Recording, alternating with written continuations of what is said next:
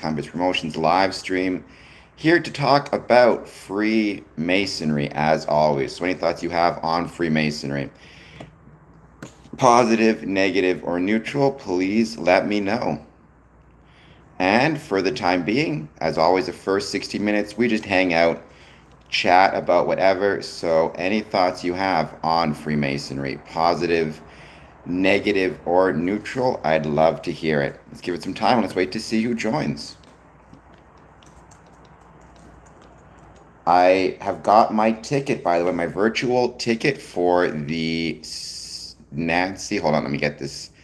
Let me get this once again to make sure I got the name of it correct. Hello, Mr. Dane.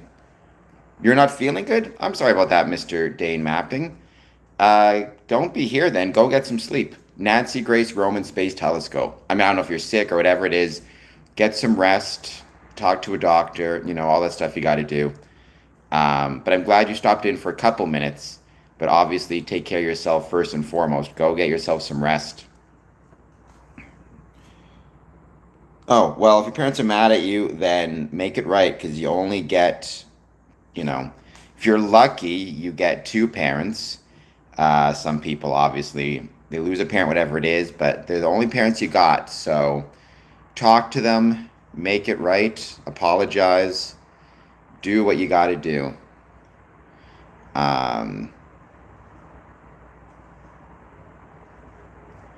Well, she should be. Empty the dishwasher. And don't forget, I don't know how old you are, but if you're under the age of 18, make sure you have your parents' permission to be on stream as well. Because I'm guessing you probably shouldn't be here if you're in trouble. So, to everybody, I always say, if you are under the age of 18, make sure you have your parents' permission to be on stream. And for the time being, we're just going to wait to see who joins. As always, please take a moment, hit like, hit subscribe, and any thoughts you have on Freemasonry, positive, negative, or neutral, let me know. See you next time, maybe. Empty the dishwasher.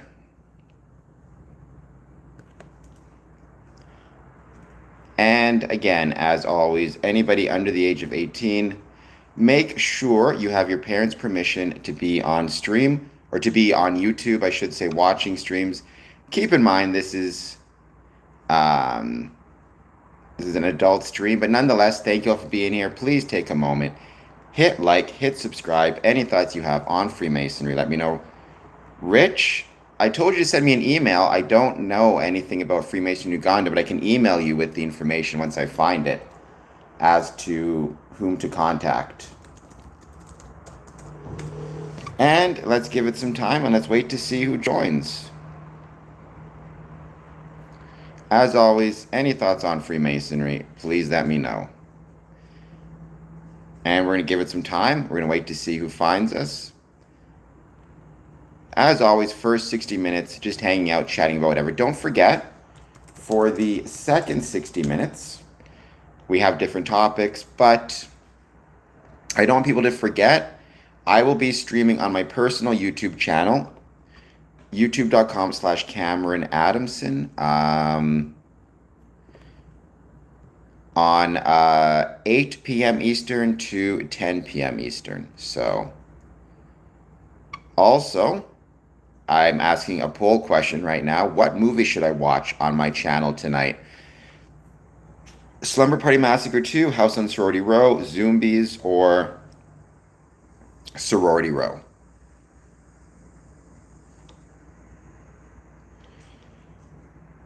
Shoot, Bruce and Dad. Yeah, I mean, if you want to use a Masonic metaphor, the relationship between Canada and the United States is built of stone.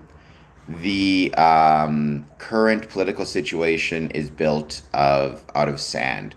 Donald Trump is not going to be there forever. Obviously, things change. So, yeah, I'm not going to let this stop me from, both loving my American friends, family, and my American Masonic brethren, and maintaining the relationship that I have with them, because it will do no good, I think, for anybody to see that relationship end long term.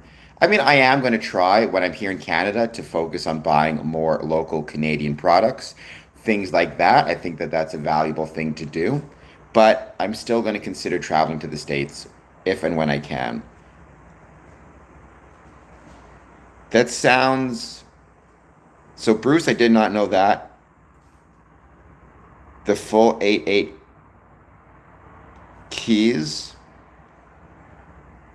What's with the number 88 in there? That is sometimes concerning. But Canada, we do try to be chill. I try to be chill when I can. I don't always succeed in that, for the record. But look, the relationship between Canadian and American Freemasons is amazing, and it's been around for a long time. You notice it more here in Windsor because literally Detroit is right across the river from me. So obviously, I'm always thinking about, amongst other things, our relationship to the States.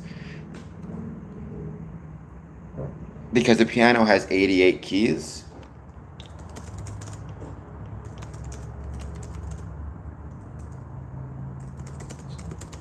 So you're a piano player? 52 white keys and 36 black keys. Well, there you go. So do you play the piano or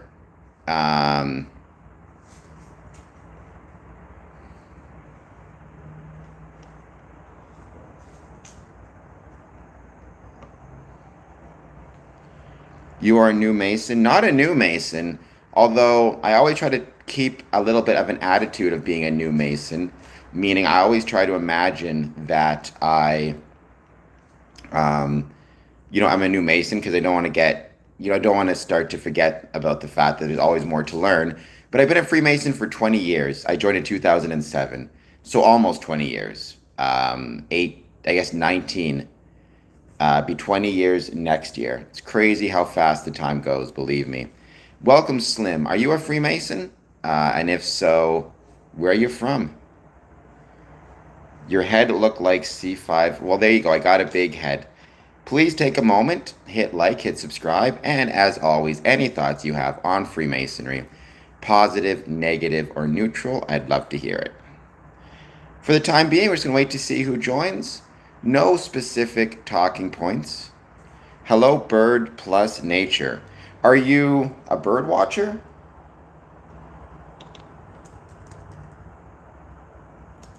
South Carolina is awesome. I say that I've never had the chance to visit it, unfortunately, but I'm told it's awesome.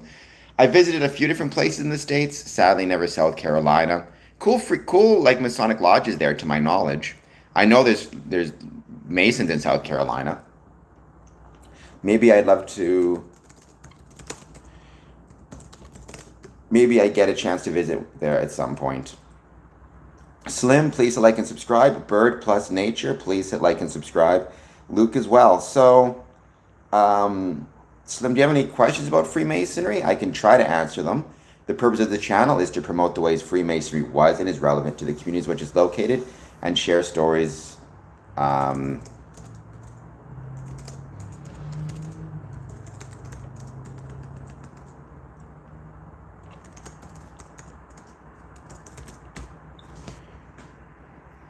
And to turn my passion for Freemasonry into profession.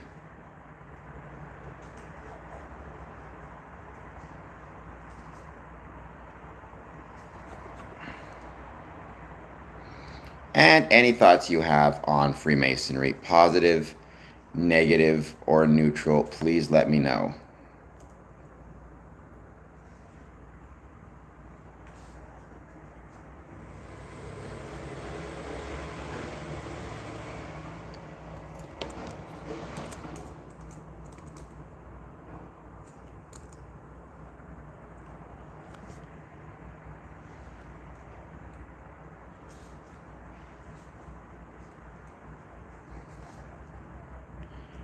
So, Mr. Trump wants to change the name of Lake Ontario. I'm guessing Trump Lake or Lake America. So, he is a very challenging person to like. That's what I'm going to say. But hey, what are you going to do? It kind of is what it is, right? All we can do is try to make it through a very challenging time.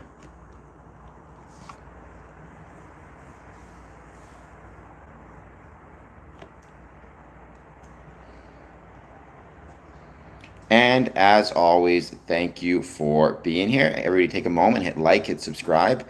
And any thoughts you have on Freemasonry, positive, negative, or neutral, I'd love to hear them.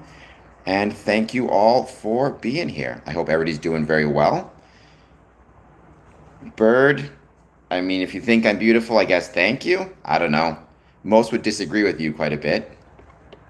But let me know how you're doing. And any thoughts you have on Freemasonry, positive, negative, or neutral, I'd love to hear it. Haha Lolo says, "What's up? How's it going? I'm doing well. Just here to talk about Freemasonry. So any thoughts you have, let me know."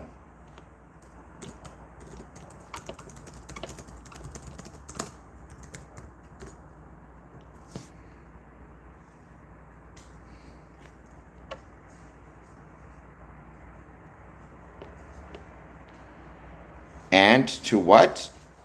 Freemasonry, which is a civic organization that has existed for over 300 years. The oldest, I would say, fraternal organization in the world, to my knowledge.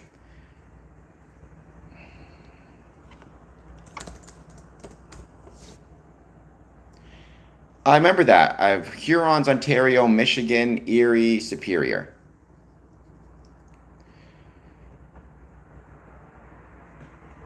Oh yeah, to what name, Dad? You mentioned he wants. I'm gonna guess Lake Trump, probably, at this point, or Lake Michigan, or who knows.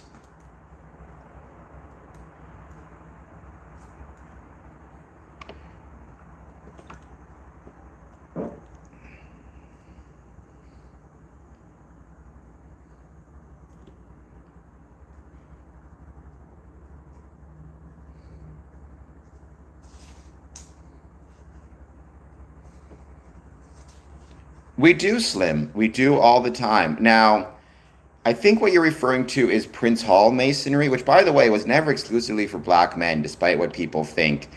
Prince Hall Masonry was for both black and white men, but it was started to ensure that black men could join a Masonic order.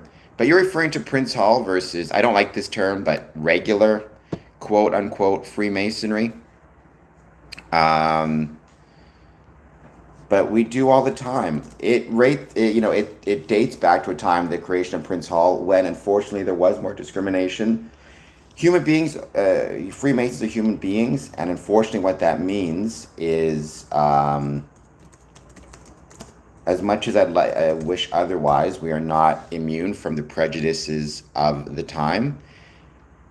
And unfortunately, what that meant in this particular case is, a gentleman named Prince Hall was denied admission into a lodge in Boston. So he, to his credit, started Prince Hall as a way to ensure, through the Grand Lodge of England, as a way to ensure that black men would have a fraternal organization they could join. Lake America, of course he does. JG, well, I'm a Freemason, and whether you think I suck or not, I guess is up to you to decide. But I'd like to think I'm okay. Why do you say Masons suck? And please hit like and please hit subscribe.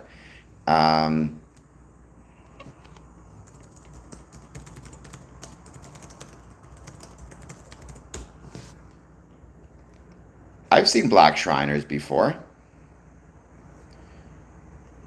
Yeah, Trump considering naming Lake Ontario as relations with province sour. Ugh. He's a pain in the butt and a very annoying fellow. Please, once again, take a moment to hit that like button and subscribe button. And any thoughts you have on Freemasonry, positive, negative, or neutral, let me know.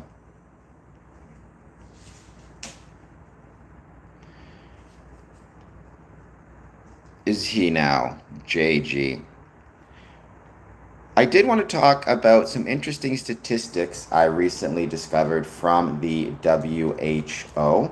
And this is something I've talked about before, the way Freemasonry alleviates loneliness amongst individuals, and why that's so important. Because I am born in Winnipeg, live in Windsor. According to the World Health Organization, and I believe this to be the case, by the way, based on my research, loneliness contributes to 871,000 deaths globally each year, pursuant to the World Health Organization. Um, I mean, but there's both direct and indirect effects, right? But even indirectly, if you're lonely, people are not going to be able to tell you or warn you if they see problems developing. Like you're going to be less aware of, for example, if you develop things like dementia or other mental health conditions, if there's nobody around to notice and warn you if you seem to be struggling. Um, we got a mega in the crowd. It looks like a couple. Well, how's it going? Thank you all for being here. Please hit like, please hit subscribe. I love America. I've said it a million times. I think Canada is the greatest country in the world, in part because we have the greatest neighbors in the world. Having said that, I'm not a big fan of your current government, but governments change, right? And so that's the most important thing you need to keep in mind. Governments change. Trump's not going to be president forever. And that's something that we within Freemasonry need to remember as well. That when we're talking about our Masonic brethren, we should try our best to, remember them, remember that they are our brothers, and whatever's happening right now, it will change over time. It will get better. I mean, you can define it back and forth. I prefer ours to yours at the moment, but who knows what will happen. Part of patriotism is loving your country, not necessarily the government. Um, right? Within Freemasonry, one of the things we're taught, and this has been since the Anderson constitutions, is to ensure that we are remaining respectful of the civic magistrates, not just of where we live, but where we work as well. Are you French? No, I'm not French Canadian. I have great respect for France, for not France, excuse me, for Quebec and for French culture in Canada, but I am not. I was born in Winnipeg, live in Windsor. Though Windsor has actually a very large francophone population, as does Quebec for that, as does, excuse me, Winnipeg for that matter.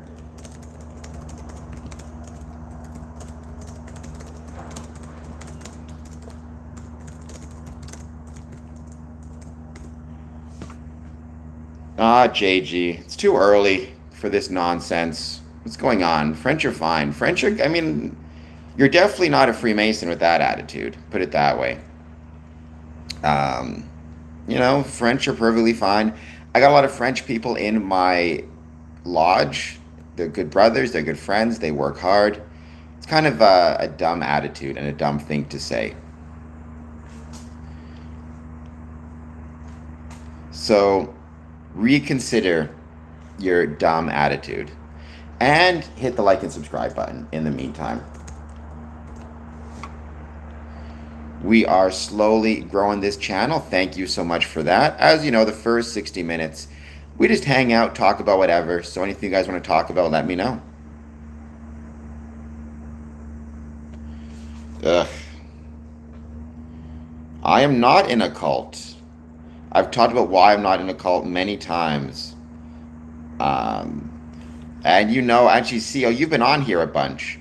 So you should know why it's not a cult already, because I've already explained it many, many times. But Freemasonry is not a cult. Freemasonry is a civic institution or civic organization. No, Freemasons are not cults. I mean, at least you said cults and not cult, so you're closer in the sense that Freemasonry is decentralized. There are multiple different Masonic lodges and Masonic governing bodies, but Freemasonry is neither a cult nor cults. Hopefully, Dad, fingers crossed. I mean, like I said, Trump cannot be president forever. Things change over time, and we're just going to see what happens. But I don't think we can allow the present moment to affect our relationship with the states for a variety of reasons. But also, it's just not a healthy thing they're right next to us. We kind of can't pretend like they're not there. Um,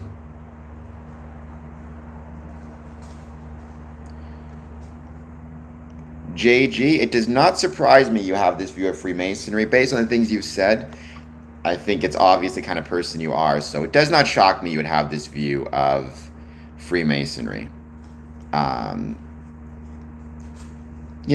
kind of people who dislike other groups based on nationality or race or ethnicity or language are usually assholes and usually will have negative views of Freemasonry, amongst other things.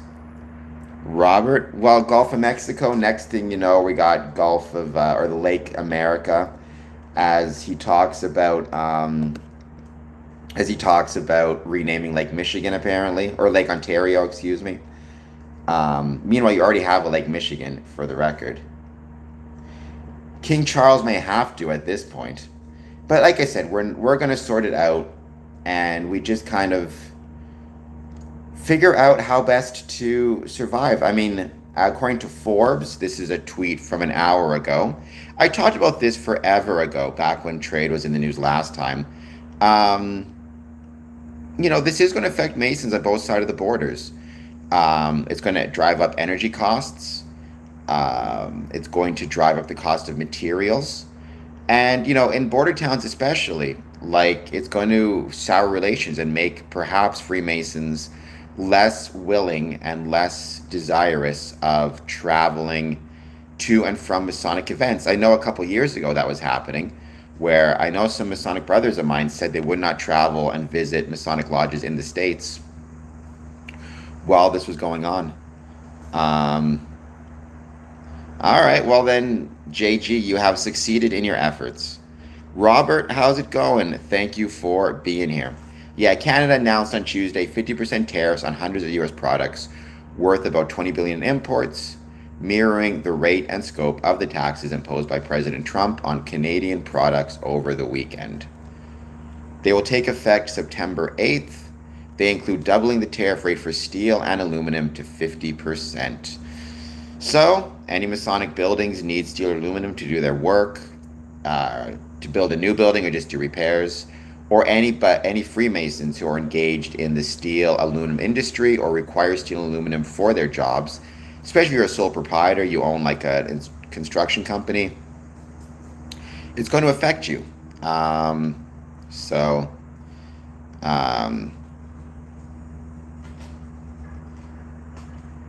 don't know what that means, Min, but yes, I got a big forehead. All right, JG. And to everybody watching this, please take a moment, hit like, hit subscribe. We're going to hang out for a bit. Any thoughts you have on Freemasonry, let me know. But I've said it a million times, you cannot separate the condition of Freemasonry from the condition of the communities in which it's located. That is political, economic, social, and in this case, tariffs. They certainly hit amongst other things, they certainly hit the economic conditions. They certainly hit the political conditions, and it's going to affect Freemasonry.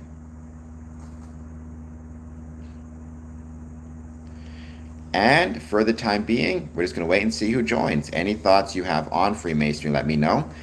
And don't forget to check out my personal channel, youtube.com/@CameronAdamson.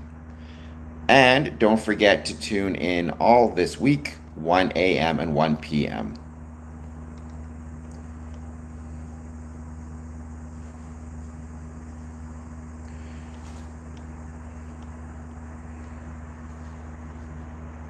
And for the time being, we just wait to see who jumps on to say hello. Yes, I mean, most Masonic lodges, it's annual dues, right? So as a general rule of thumb, most Masonic lodges, it's annual dues. I'm sure there are some that pay monthly or who knows, but it's the exception, not the rule. I got big strong arms because I'm in a wheelchair, but I do not. I sit in front of this and I talk about Freemasonry. I don't know if that's a good thing or not, handsome. I question it, but yes. I mean, you're not wrong. I mean, there's something about Freemasonry that speaks to me in a way, there's whatever it is that you like and you appreciate speaks to you. Freemasonry doesn't mean free as in it doesn't cost money. Freemasonry refers to free as in a type of stone called freestone and the freedom to travel and visit other lodges. Um, well, there you go, Kay. Feeling better today? Good, Super Mayo, and welcome back. Thank you for being here. I can't believe you're 47. Calm down. I'm not 47. Why are you trying to make me older, Super? I'm 42. What did I ever do to you? And thank you, everybody, for being here once again. I hope that you all are doing well. I am not an arm wrestler. That's an interesting question, Light Free.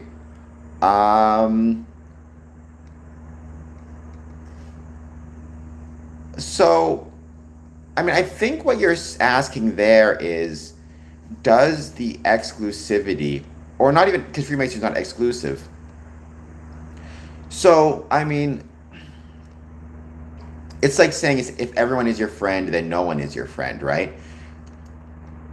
But I think if everyone in the world was a Freemason, the world would probably be a better place, and there would still be a point to being a Freemason because you still would get benefits out of it, presuming you enjoyed it. It'd be like saying if everybody played football, right?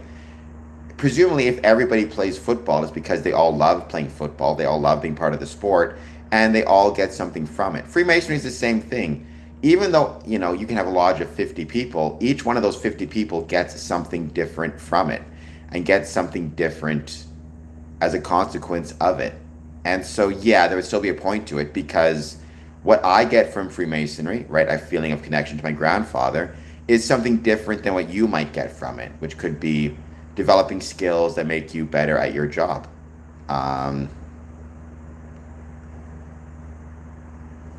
Jasmine, the purpose of the channel is to promote the ways Freemasonry was and is relevant to the communities in which it's located and to share stories of Masonic interest. So please hit like, please hit subscribe, and any thoughts you have on Freemasonry, let me know. I love mathematics. Mathematics is something I love. In fact, I got a couple of, now I'm not smart enough to really understand it, but I got a couple of mathematical equations, special theory of relativity, entropy. I think we as Freemasons should care about mathematics because it demonstrates the rational nature of the universe and is one of the languages used to express geometric principles. So Jay, please hit like and subscribe.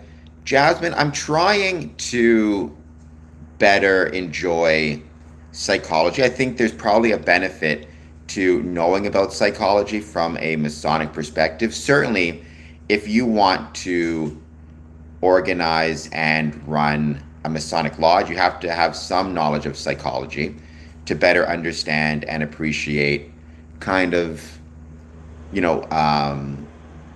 interpersonal dynamics and things like that without question, right? There's not that many secrets. Honestly, the gaming, there's not that many secrets. What matters, I mean, the truest secrets of Freemasonry is that there is no secret, if you're being honest.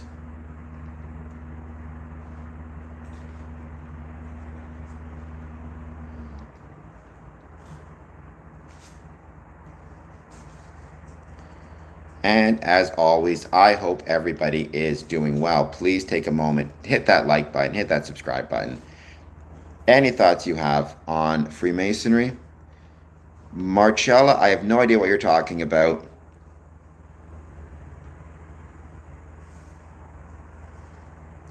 But as always, thank you for being here. And any thoughts on Freemasonry, let me know.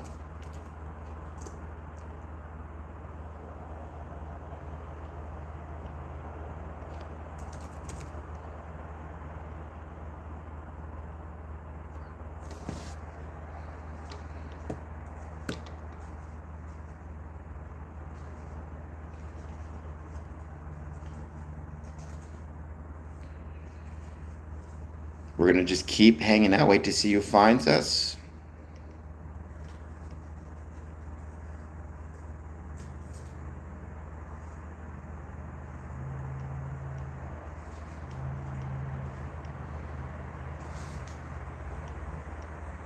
Any thoughts you have on Freemasonry, positive, negative, or neutral, let me know. First 60 minutes, we just hang out, wait to see who joins.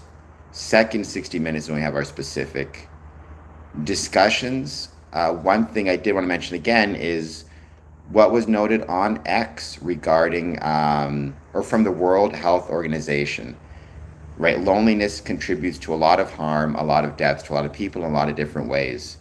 And I do want to discuss that a little bit. I've posted about that a lot on this channel. Hello, Paul Carvings.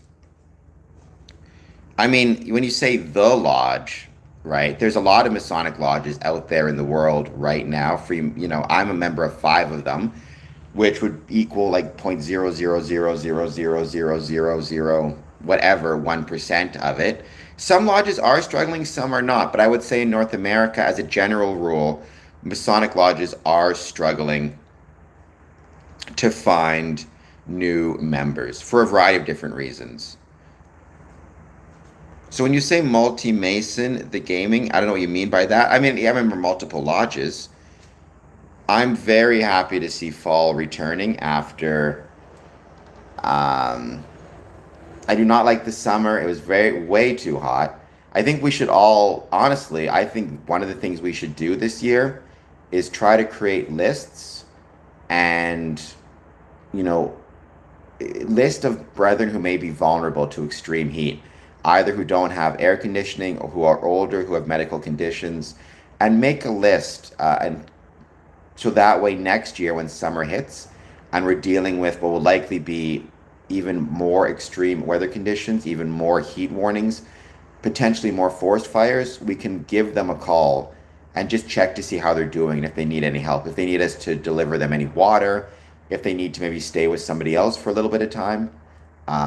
We need to focus on all of those things because, unfortunately, I think the weather conditions are likely to get significantly worse if we don't deal with this. Hello, flash warning. I'm not sure what a Master Mason outline Bible is. I mean, I know what a Masonic Bible is. But that's really cool. Please like and subscribe. Yeah, and I visited a lot of Masonic lodges in Elko, Nevada, and I loved it, by the way. Elko, Nevada is incredible. And in Las Vegas as well, so obviously thinking about them. So Masonry is global, but it's decentralized. There is no single governing body that controls Freemasonry around the world. So in Ontario, the Masonic lodges in Ontario are organized by, under the auspices of the Grand Lodge of Ontario in Canada. In Manitoba, it's the Grand Lodge of Manitoba. In Texas, it's the Grand Lodge of Texas. And they are all ultimately,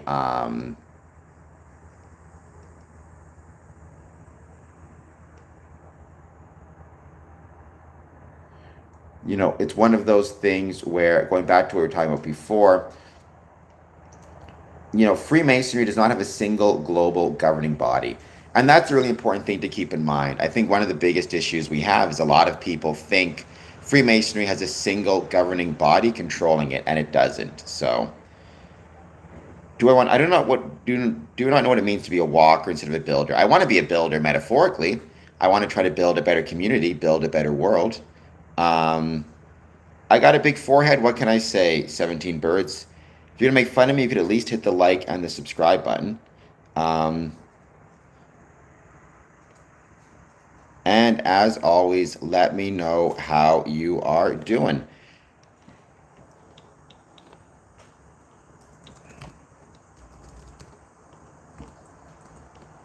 Don't forget, tonight, 8 p.m., going to be on my other channel, my personal channel, youtube.com/Cameron Adamson, @Cameron Adamson. Going to be watching scary movies, hanging out. I'm doing that every day this week, 8 to 10. Hoping to see if I can grow my personal channel a little bit. So, yeah.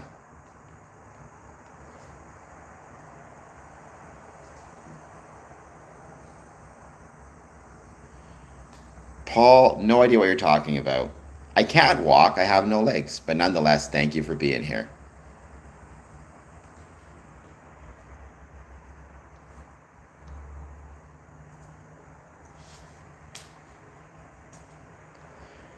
And we're just hanging out, waiting to see who joins. Any thoughts you guys have? Anything you want to share, talk about? Please let me know.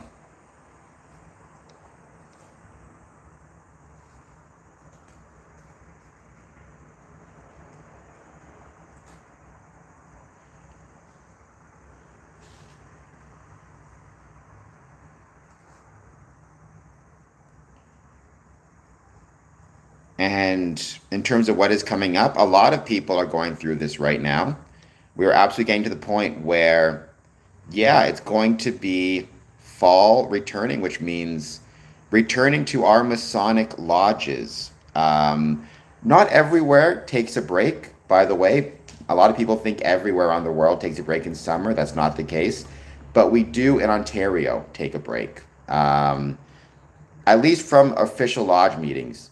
That doesn't mean, by the way, that we can't engage in other activities like barbecues, celebrations, virtual meetings, travel, but we no longer have official meetings over the summer as a general rule.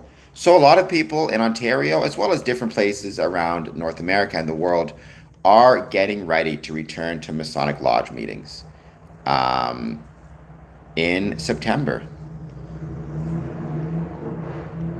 I mean, the gaming, I mean, that's one way to put it. I don't know if I would say necessarily um, that Freemasons make freedom. I think Freemasonry, I think civic institutions in general do absolutely, um, amongst other things, create a community and society in which freedom is more likely to thrive.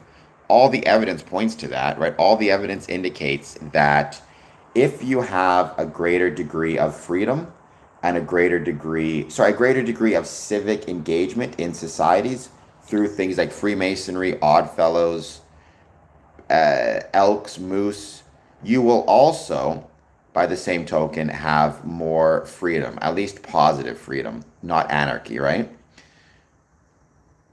A walker, someone who gets nothing. I mean, what I get from Freemasonry, everybody could debate. What I get from YouTube, you can debate as well.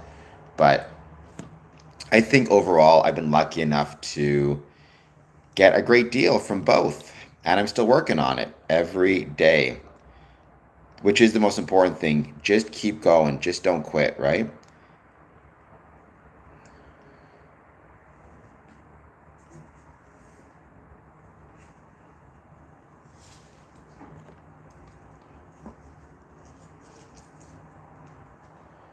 That's an interesting question, Lorna. What percentage of my close friends? I mean, off the top of my head, I would say 50, 60%. I do try my best to, um, I do try my best as much as I can to um, have a life outside of Freemasonry. I know, despite the fact, um, despite the fact that I'm on here talking about it all the time, I do try to have interests outside of Freemasonry. Scary movies, professional wrestling would be the two biggest ones. Writing, reading. I enjoy movies, so I suppose I have been lucky enough, and you need that. If your entire life is about Freemasonry, you will burn out so quickly and so easily. So, yeah, I would say 50 to 60%. And my advice to anybody out there who's, involved in Freemasonry and is loving it, try to make sure you maintain some interest and enjoyment outside of Freemasonry. Otherwise, you'll drive yourself insane and get burned out so quickly. I don't know if it's a good, I wouldn't say gentle. I mean, unless you're using that very, very, very metaphorically. Um,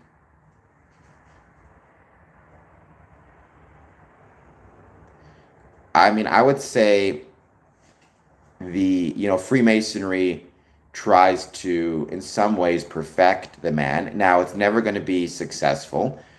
I don't care how hard you try.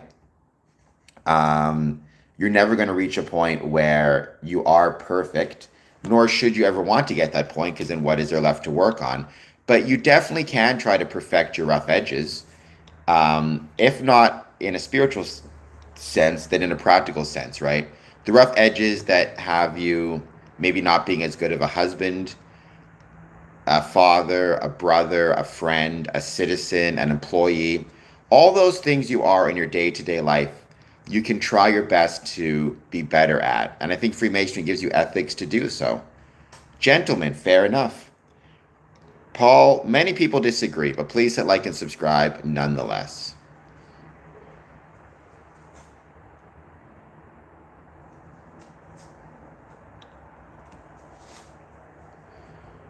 And any thoughts you have on Freemasonry, positive, negative, or neutral, let me know. Again, we're just hanging out, chatting about Freemasonry.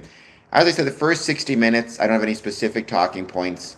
We just hang out and chat about whatever. But there are some things I want to talk about. The second 60 minutes, recent reports around loneliness contributing to deaths, which I think is really important to discuss, and a few other things as well. So, including virtual attendance at a upcoming NASA space launch and why that's important to Freemasonry.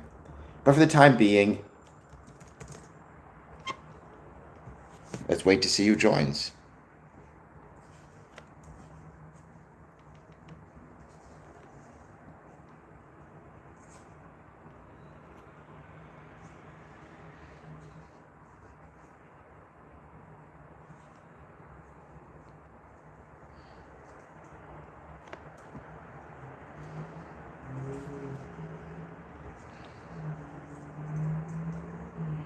For the time being, let's wait to see who jumps on, who says hello. Please hit like, please hit subscribe. Any thoughts you have on Freemasonry, positive, negative, or neutral, let me know. And we're going to keep hanging out, wait to see who finds us. Again, first 60 minutes, as always, we just wait to see who wants to join, who wants to chat. So, well, I mean, there are, it's funny because plumbing is a trade, right? Interestingly enough, stone masonry, people don't realize that stone masonry was actually very integral to early plumbing. The famous Cloaca Maxima, which was the famous sewers in Rome, which helped Rome with sanitation, as a consequence of which helped Rome become the superpower it was an example of both plumbing, sanitation, and stone masonry, as were the aqueducts for that matter.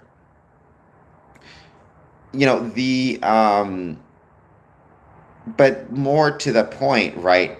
Plumbing is a profession. Stone masonry was and is a profession. And so, of course, it makes sense that stone masonry would,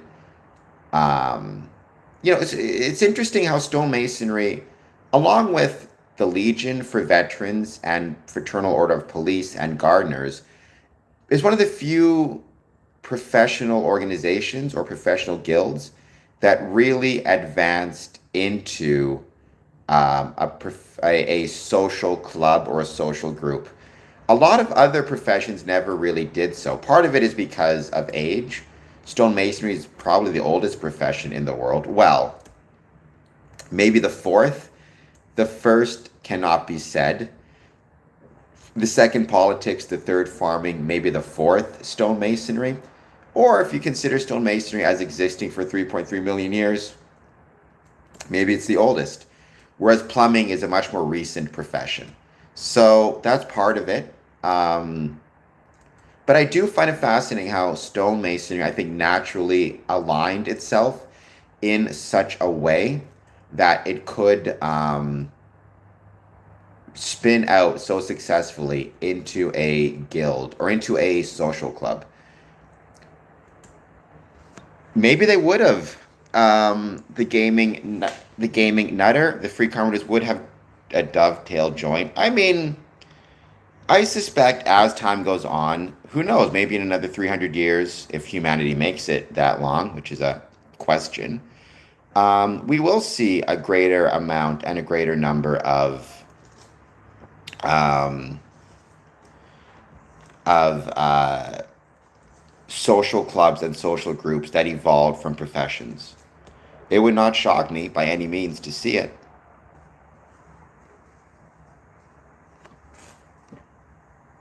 Right? The biggest one obviously is the Freemasons, but I'd say the Legion is up there. The Free Gardeners, sure, blacksmiths. I mean, another one that came out though was the Free Gardeners, which was horticulturalists. And I say that, many unions, to be fair, do have social nights and social events and involve women and like involve the wives or the husbands or the girlfriends or the kids of its membership, so or the boyfriends of the membership, right? So there are a lot of unions that seem to be focusing more on social engagement, which I think is a really good thing, and I think we need to see more of that in society. Um, if we, I think we need to see more civic engagement in general, and unfortunately, a lot of people or fortunately, derive a great deal of their identity from where they work, and so trying to combine the professional and the social, I think, is really important. Lafayette, welcome. Thank you for being here. I mean, Austin, I would say it's the opposite direction there on who is being bad to whom, but we'll see what happens, I guess. Um, there was the recent report about tariffs coming into effect on September 8th. Now, it could be that this is all a whole bunch of saber rattling and nonsense, right? Like, we are already like none of this stuff is taking effect right now. I think in Canada, the tariffs are set to take effect September 8th. In America, January 1st. So we'll see. Would I talk about the teachings? So, Return of Beware Mouse. I'm not sure what you mean by my Anne. I talk about the ethics of Freemasonry all the time. However, um, in fairness, I've talked about this before as well. Um, the ethical teachings of Freemasonry, you don't need to be a Freemason to experience them. Freemasonry is just one avenue of many through which you can learn. So, for example, uh, the ethics of tolerance, kindness, dedication, treating others well, showing up on time. I mean, all of those things are by their nature something you learn through Freemasonry. Those are the ethics of Freemasonry. Democracy, the value of democracy, right? Those are ethics that come from and through Freemasonry, and you can learn from Freemasonry. I mean, hey, I've talked with the Free Gardeners in the past on this channel. Freemasonry has a really fascinating history with and as it relates to agriculture and agricultural societies. Like, I forget the name of it now. I gotta look this up. People always ask me what I'm doing. I'm looking stuff up on my internet just to confirm.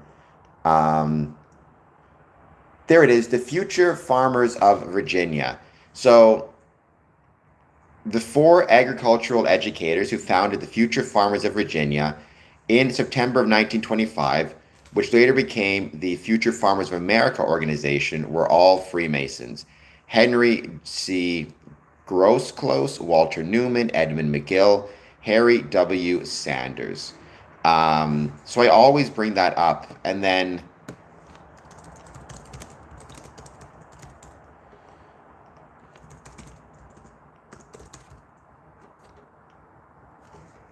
there's also another agricultural group.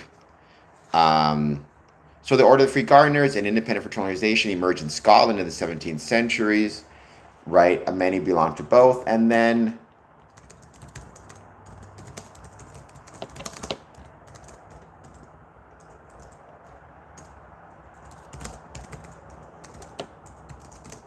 there was also I'm trying to remember the name of it now. Um, the National Grange. There's another one. I just can't think of what it was called. But as soon as I can figure it out, I'll let you guys know. But anyways, Freemasonry has a fascinating history as connected to agriculture and agricultural societies. So there is that as well. Banshee. I have a cat, if that counts for anything. Please take a moment, hit like, hit subscribe, and let me know how you're doing. And any thoughts you have on Freemasonry, let me know. Please hit like, please hit subscribe. I mean, I don't. I mean, there's a difference between being lonely and being alone. I tend to prefer my own company. I don't mind being by myself. It's not something, um, it's not something that I think about much. And I also have a purpose, right? Freemasonry. I think loneliness comes from very often a lack of, um, I think very often that comes from a lack of having a purpose. And that's where loneliness comes from.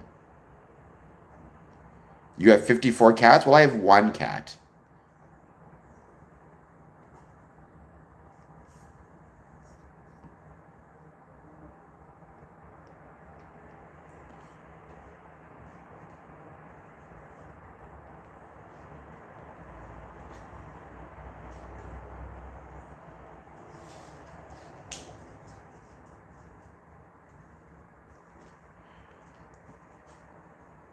Have they ever allowed, so Clint, well, I mean, Banshee, this is my job.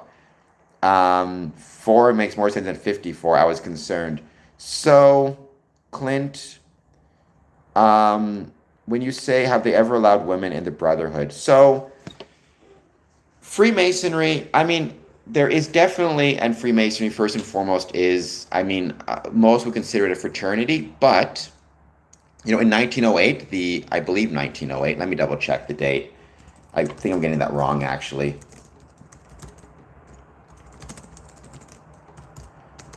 Let me see. I think I'm getting that incorrect. No, I was right. 1908, excuse me. So the Order of Women Freemasons was formed in 1908. It is recognized by British Freemasons. They call each other brother. They also exist in Ontario. They meet in our Masonic buildings. They are considered part of the Masonic family, certainly through UGLE. Now, their meetings are women exclusive in the same way my meetings are male exclusive. And I do think it's important that we have those fraternal connections. But the Order of Women Freemasons is nonetheless an important part of the Masonic family. On top of that, we have co-masonry, which is not recognized in many places, but it is part of the Droit Humain. In fact, one of the brothers I talked about yesterday, who was an abolitionist, was actually very pro, to my knowledge, co-masonry. There's Eastern Star, which is for men and women, and that's been around since 1850. Let me double check the start date of that. Or maybe 1880s. Oh, 1850, I was right. Dr. Rob Morris started it. Eastern Star is for men and women, and they're men and women meeting together. And then there's International Order of Rainbow, which is for young women ages 11 to 21. So yeah. So it's been around a lot longer than quote unquote social pressures. Return of Beware Mouse. Okay, I mean, Eastern Star is a wonderful organization, and it's a very valuable part of the Masonic family. When you say I have not tried as I'm afraid of the initiations, I mean, part of joining Freemasonry, part of anything in life is it's a leap of faith. But what I will say, and I've said this before, is there's nothing illegal, immoral, or against one's civic, religious, or, you know, any other types of responsibilities in one's life. And there's nothing unsafe, anything to that extent. So please take a moment, hit like, hit subscribe. Any thoughts you have on Freemasonry, positive, negative, or neutral, I'd love to know. I do not know what the chronograph is. John Michael, welcome. And by the way, don't forget, consider becoming a member. Become a member on Patreon. Super chats, gifts, All that stuff helps out big time and would be much appreciated. I do not know what the chronograph is, so I have no idea if it's came to my lodge yet or not. I don't think so.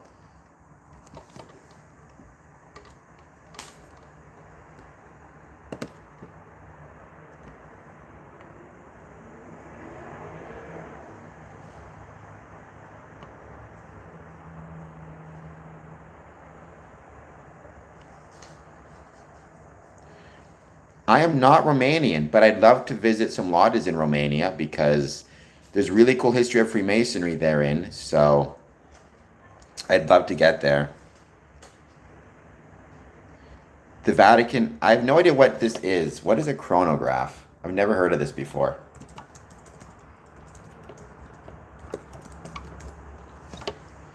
A chronograph is a type of watch, which is a stopwatch combined with a standard watch. So, I mean, some Masons have them, I'm sure. Ask Dr. Caldwell, how's it going? St. Louis is incredible. I was in St. Louis a few years ago. I loved it. Genuinely an absolutely beautiful place. I loved being in St. Louis. I thought it was so cool. So I'd love to get back there at some point. I've been very lucky to travel. Recently, though, most of my travels, like I've traveled to a lot of different parts of the States, but recently, most of my travels have been either to Chicago or out of the United States altogether, or in Canada. I haven't really had the chance to travel to parts of the state anymore as much as I'd like. But I was in St. Louis a few years ago. It was really beautiful and has a great Masonic building. Like Return of Beware Mouse, I think it's okay to be a little bit nervous during your initiation, right? I don't. One of the reasons I don't spoil the initiation is I want you to experience it, not have expectations of it. But I can assure you, everybody's been through it who's a Mason, including me. Nothing dangerous, illegal, immoral, or against one's civic, religious, or moral responsibilities. Um, if I was born again, Canada, asked Dr. Caldwell. And every Mason who is Canadian should say Canada, just like every Mason who is American should say America. I am a Canadian first. I'm a Canadian first. I am a Mason second. I love Canada, greatest country in the world. Um, Stonemasons do, literally. Freemasons, maybe metaphorically. Thank you, Mark. No, I'm not going to have any more moderators for now. I'm kind of figuring out how to do this. It's going well. I'm not having too many issues right now, so I don't think I need any more moderators at the moment. I've said it a million times. Canada equals greatest country in the world. Watch scary movies and get ready for streams. So that's what I do most of the time. Thank you for being here. But thank you for liking and subscribing, Mark. I do appreciate that.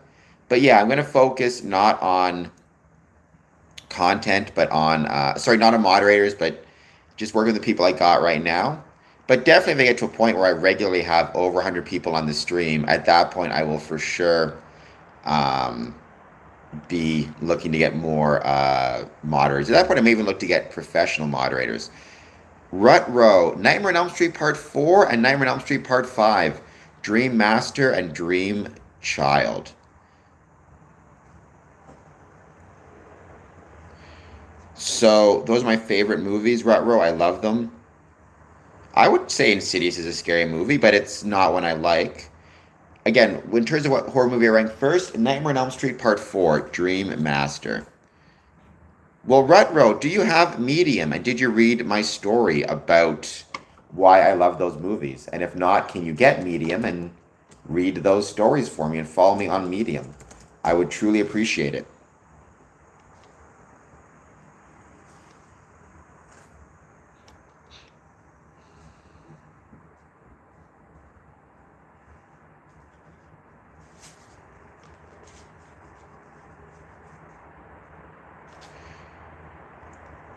John Michael, hello, how's it going? So I like psychological horror movies too. So Medium is basically YouTube for writing. In the same way on, YouTube I can record myself and publish it. On Medium, I write stuff and publish it.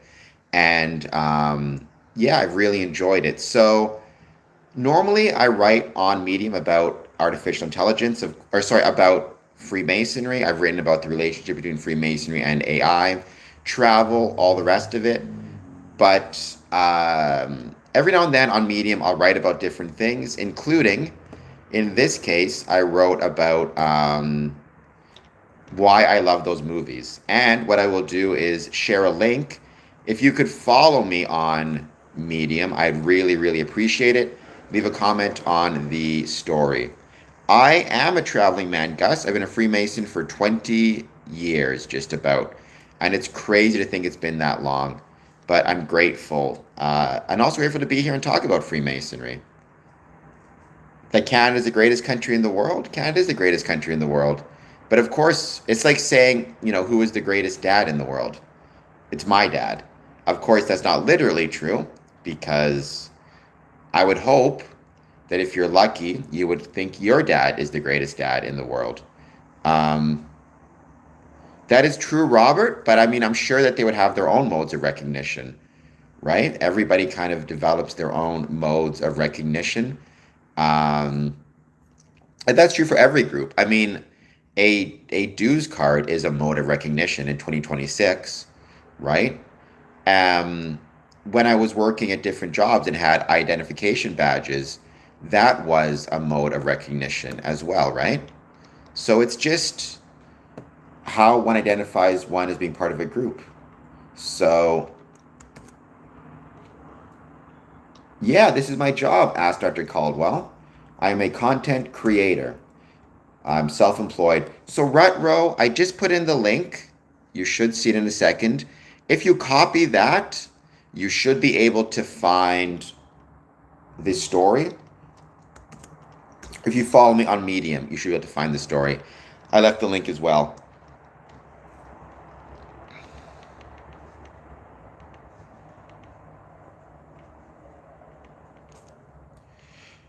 When you say you have no sponsor, I mean, if you already joined Freemasonry, you no longer need a sponsor. That's not to say that there's not a value in maintaining a relationship with your sponsor. You should have had two as well. I'm not really sure what you mean by that. SP Lodge. I don't know if you're referring to London, England, which I assume you are, or London, Ontario.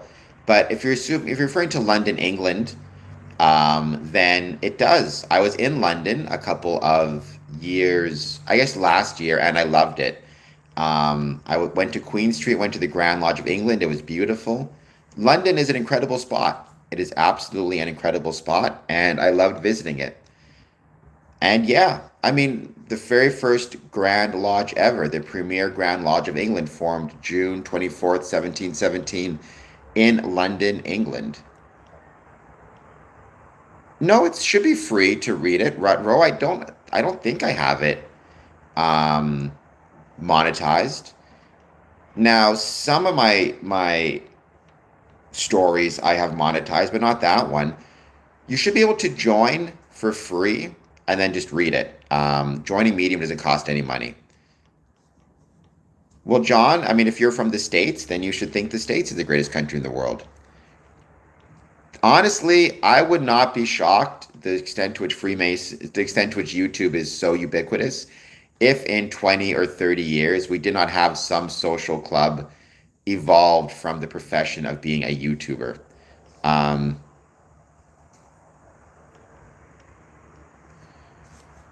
Return, I'm not really sure what's going on. I don't know if you joined Freemasonry or not. I don't think you did. What you need to do is find the lodge in your area to which your sponsor belonged, knock on the door, and express your interest in joining. Explain you had a sponsor in the past, but he passed away, and that you're looking for potentially new sponsors.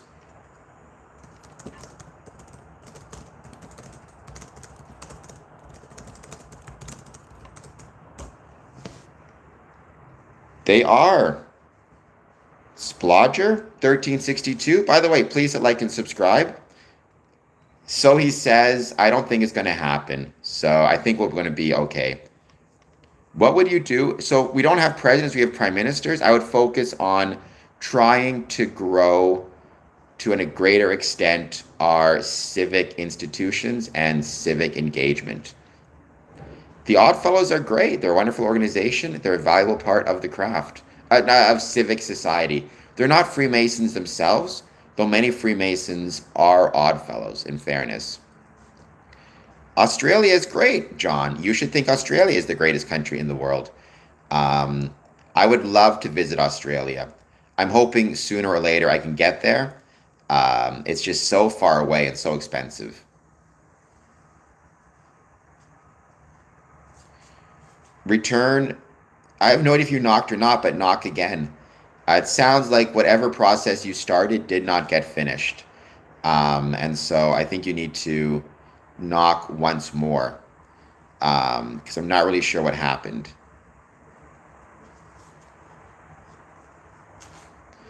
Hey, I love the tall cedars in Lebanon, right? That's a reference to King Solomon's temple as well, obviously, when Hiram, king of Tyre, sent the cedars to Lebanon.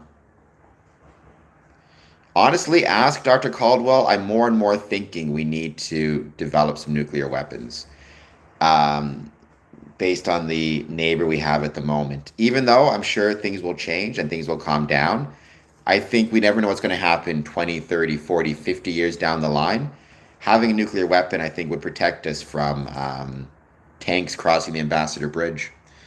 Um, John Michael, thank you. And don't forget, John Michael, like, subscribe, share this stream with other people, comment on videos. Believe me, all of that stuff helps out big time. Yes, I loved meeting Robert England. It was incredible. He was a really cool dude and a really friendly dude. Not as much as I enjoyed meeting Lisa Wilcox, as you probably noted in the story. Rutro, don't forget if you can follow me on Medium, but also leave a comment on that story.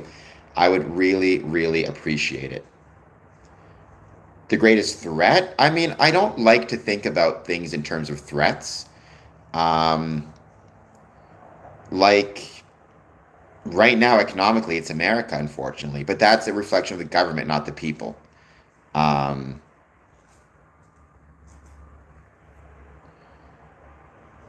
Well, I mean, if you don't want to proceed, you don't have to return. There's nothing to be scared of. But some people just decide, you know what, I feel like it's not for me. And that's perfectly fine, by the way, and completely reasonable. Robert England was in V.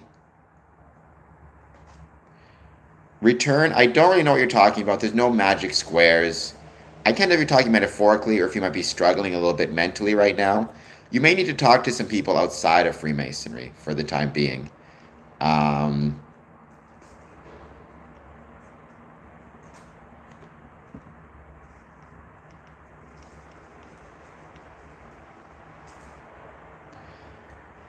Maybe, but I think, look, at the end of the day, any group and organization, any country, any society can be a threat, can be an ally. It depends both on what we as Canadians are willing to do, but also what the other countries are willing to do or choosing to do. Obviously, we don't want to be friends with anybody for any reason. We want to have mutually beneficial relationships. Shoot, John. I have not visited Monaco. I would love to. I've said a million times, I'm a traveler. My favorite place in the world is just not here. I love to travel. I love to be anywhere else I can be. This is no different here. Like I would love to visit Monaco. Whoa, Will J. I'm lucky enough to have known many brethren who are Muslim, many friends who are Muslim, many colleagues who are Muslim. They're great people. And they are as much an ally as anybody else. Why can't I support both? Asked Dr. Caldwell. Why can't I support both? I'm a member of a Masonic lodge in Israel, Lodge Holy Land number 50, and grateful for that. But I also wish um, nothing but the best for the people of Iran. I would love to see, Freemasonry return one day there, but obviously I'd rather a country in which everybody is alive and, safe, and there's no Freemasonry than the opposite. Um, I mean, Islam is a religion. The people who follow Islam, in my experience, are generally good. But like everything else, there's good and bad. Same thing is true with, United States of, um, United States with the Catholic faith, the Christian faith, Jewish, whatever it is, right? The faith itself, in my experience, usually the faith, if properly applied, is good. But it's the way that people apply it that's the issue. Um, I mean, rut row, there is some truth to that. Again, as somebody who, I'm not a religious expert by any means, right? Islam is, I think the Islam people would argue, um, I think a lot of people would argue that, at least if you're Islamic, you'd argue that Islam is kind of the continuation of the Christian faith. That would be a question for religious scholars or experts. But I think we can all find certain parallels within different religious beliefs, including within pagan religious beliefs. Um, First of all, no. Ah, man, that sucks. It's ironic that you said that orthodoxy is cool. I just came across an article on Blue Sky as of 5 minutes ago saying Dolly Parton dead at 80. That's a shame. I mean, I'm not a huge fan of hers or anything like that, but everything I saw seemed like she was a super nice person. Um, so, oh, it sucks. Why would you ask that question, though? Orthodoxy is cool. Obviously, we are not connected to the death of any famous people, including Dolly Parton. Um, yeah. To all of her fans, that sucks. To her family and friends, that obviously sucks even more. Well, Orthodoxy, be smarter. Just because someone puts a theory on social media, you got to use your head. Why would it be involved with the death of Dolly Parton? Um, Rut Row. Jolene's a pretty good song. I mean, again, I was never a huge fan of Dolly Parton. I remember as a kid she had some TV show or something. But she supposedly did a lot for people. Like I know there's a lot of stories about her charitable efforts and charitable work. And nothing but respect to her for that. Especially because she doesn't have to, right? She could have just stayed in her mansion and lived off of her money and done nothing. The fact that she chose to um, help out so many people, I think, is a good thing. So good for her. Well, I think they were good friends, right? Rutro, like her and Miley Cyrus. Well, because her and Miley's father were both country music superstars. So, yeah, it makes sense that they would be good friends. I think she was her godmother, if I recall correctly.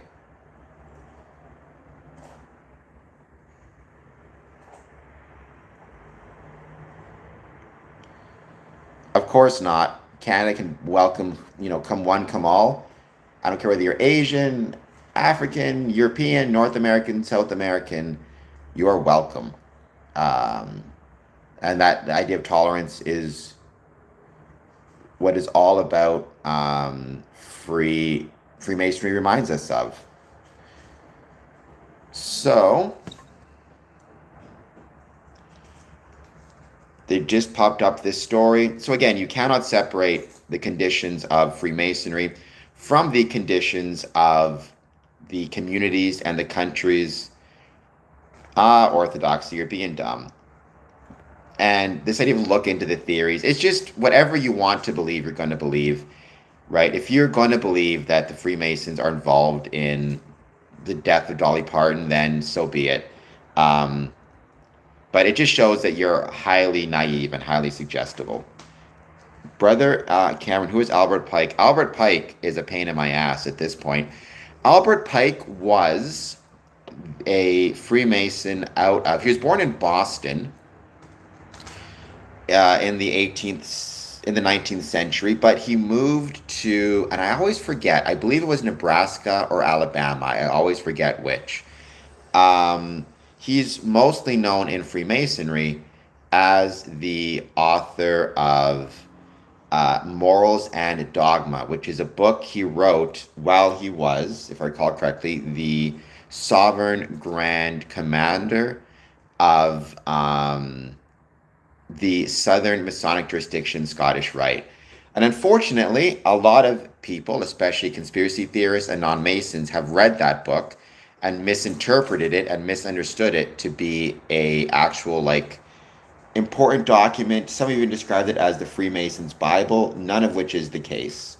It is not a Masonic Bible, nor is it a piece of jurisdiction for Freemasons. It is Albert Pike's view and thoughts on Freemasonry, which people are free to agree with or disagree with as they so please.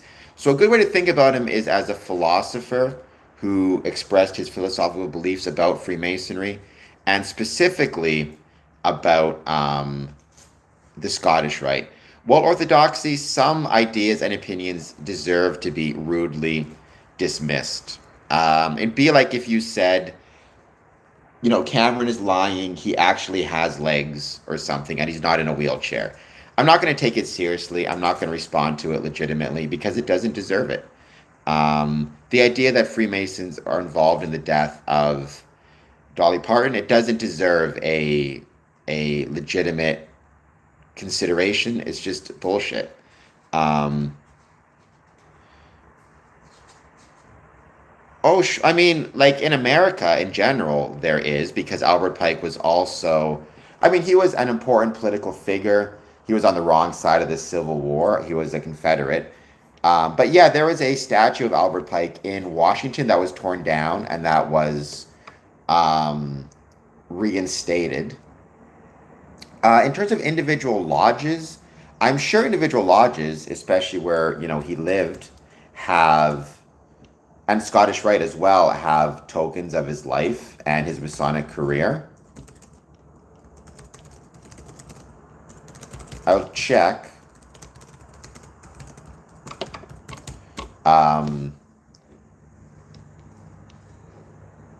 It was Arkansas. I always get it wrong where he lived. I'm always saying he lived in Nebraska, Arkansas. One day I'm going to get that right. There is the Albert Pike Museum inside the House of the Temple in Washington, D.C. I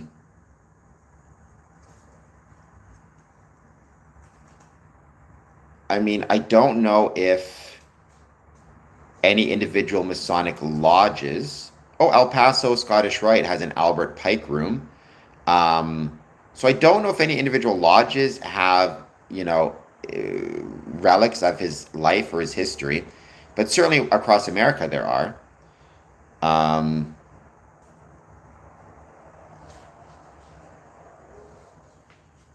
I don't think he would have referred to himself as Supreme Grand Pontiff.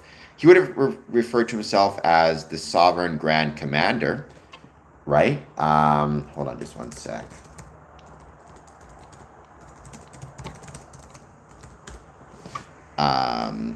Sovereign Grand Commander, of Supreme Council of Ancient and Accepted Scottish Rite. I don't think he would ever refer to himself as the Pontiff. So the gaming, you're wrong about a few things. First of all, we absolutely are allowed, and we are encouraged. We are actually supposed to snitch on brothers if we find out that they are committing a crime. We are to be compliant with the laws of the country in which we live or work. If we find out a brother is committing a crime, for example, we should inform the authorities. When you say must believe in God, you must, as a Freemason, believe in a supreme being. That supreme being is up to each individual Mason. It could be, a religious belief, like Christian, Muslim. It could be more spiritual. Must do charity. We are encouraged to be charitable. However, that charity must be bound by prudence, right? Must be bound by prudence, meaning no Mason would tell me I should let every homeless person into my apartment to live here, right? Because obviously that's not a prudent thing to do. That puts me at risk. I don't have the space, etc., etc. So our charity is expected to be bound by prudence, which the gaming I've actually written about um, many times in the past on my social media, but also on Medium. You can find that article there, um, or that story there.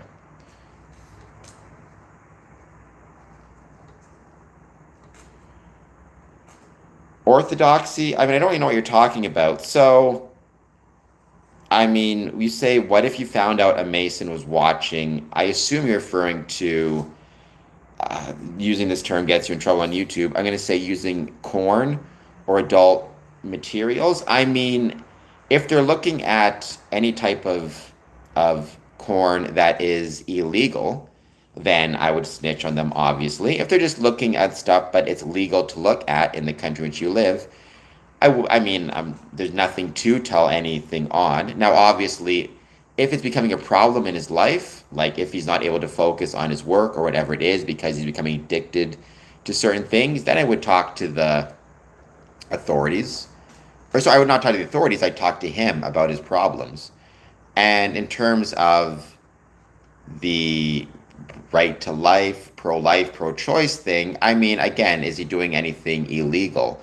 It depends on where you live, I suppose. But if you live in a country where, and I'm pro-life, by the way, but that's my personal opinion. Or sorry, I'm pro-choice, but that's my personal opinion. But if you live in a country where um, reproductive rights, including pro-choice, is protected, then I don't know what you would be telling the authorities about. If you're in a country where it's not the case, that becomes a different question and a different story. Um, well, I mean, their spouse could be upset by it, sure, but that's not. I'm not a marriage counselor or a spousal counselor. Um, so, no, John Michael, the Sovereign Grand Commander and the Grand Master are different. And this goes to show a misunderstanding of kind of Masonic governance, right? So the Grand Master, the most worshipful Grand Master, is the highest authority for Freemasonry in a jurisdiction. The Sovereign Grand Commander is the highest authority for Scottish Rite Freemasonry in a jurisdiction. But they are not, like, the Grand Commander does not answer to or is not the Sovereign Grand Commander. They all ultimately are responsible for different organizations. Um, and within the different organizations, they're responsible for different jurisdictions and different rules, but they're different offices. So at the end of the day, the Sovereign Grand Commander, like Albert Pike, if he came back to life today and had his old position, he would not be able to tell my most worshipful Grand Master what to do or how to proceed or how to operate. Um, Pain, I did not serve in the military. I think you might be asking because I was missing my legs, but I was born missing my legs. So I never served in the military. But I do have nothing but respect for those who do. Being part of the military is nothing but respect for military. Whether you agree or disagree with, the foreign policy itself, it doesn't change the fact that you have to have respect for the military members. By the way, Payne, please like and subscribe. You can think that the gaming nutter. I'm sure many Freemasons agree with you, many disagree with you. So, as of right now, or as of 12 minutes ago, CBC reported Canada announces dollar for dollar counter tariffs against U.S., 7.5 billion in support for workers, businesses, as Trump makes several social media posts about Canada, says U.S. may rename Lake Ontario. Ugh. Ottawa has announced dollar for dollar counter tariffs on 27.6 billion worth of U.S. goods, which will go into effect September 8th. It also unveiled 7.5 billion in support for workers and businesses. The counter tariff targets U.S. steel, aluminum, appliances, clothing, seafood, and dairy products, The support gives impacted businesses access to loans and financing programs and allow workers more flexibility to apply for employment insurance. U.S. President Donald Trump said today the U.S. may change the name of Lake Ontario to Lake America. He also accused Prime Minister Carney of lying to get political support. Of course he did.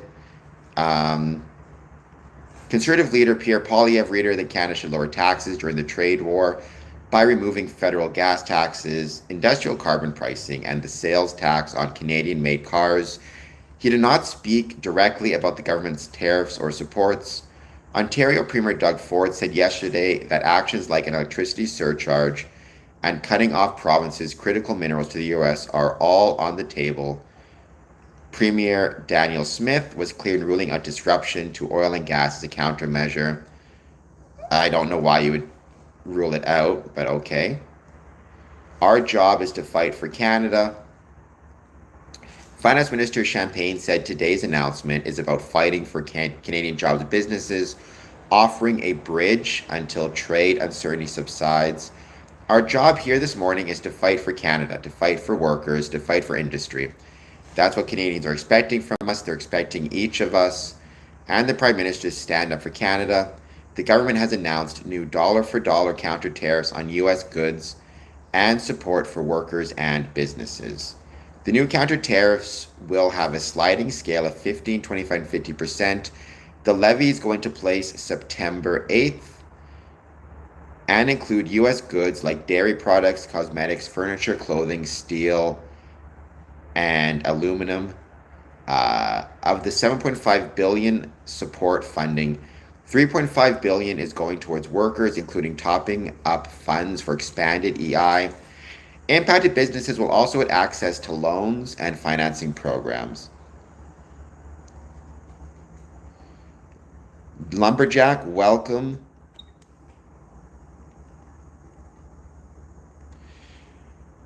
The game, you can believe whatever you want. Every Freemason is going to have different views on the subject. It will not be discussed in lodge. It will be discussed, on YouTube, on social media. It gets discussed all the time because, of course, it does. But that's not the same thing as on a Masonic, in a Masonic lodge.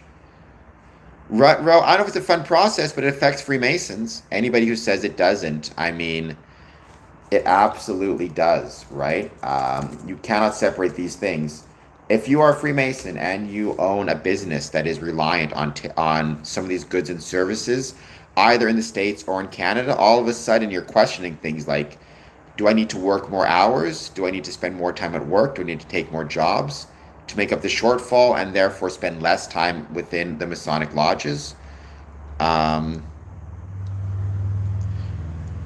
Yeah, there's no such thing as that after birth. That would just be murder, and they should go to jail.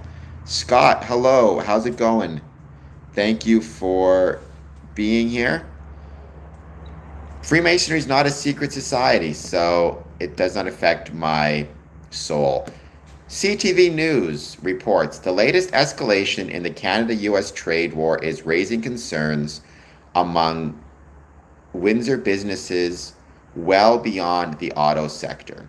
Local business owners say they are already dealing with higher costs and uncertainty while worrying that additional tariffs could eventually be passed on to consumers.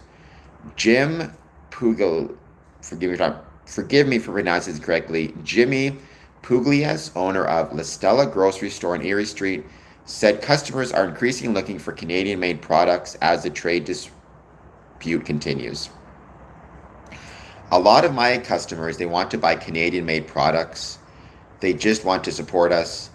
Pugliese said higher costs are already adding up for his business, including transportation. The biggest thing now is the freight. We're paying a lot of money in freight. He said shipping one pallet from Montreal now costs about $4.50. Hope everybody's okay. Compared with previously receiving it at no charge. Oof. I may go and close my window. Be back in just 1 second. So you don't know what's happening out here, but we got, oh my gosh.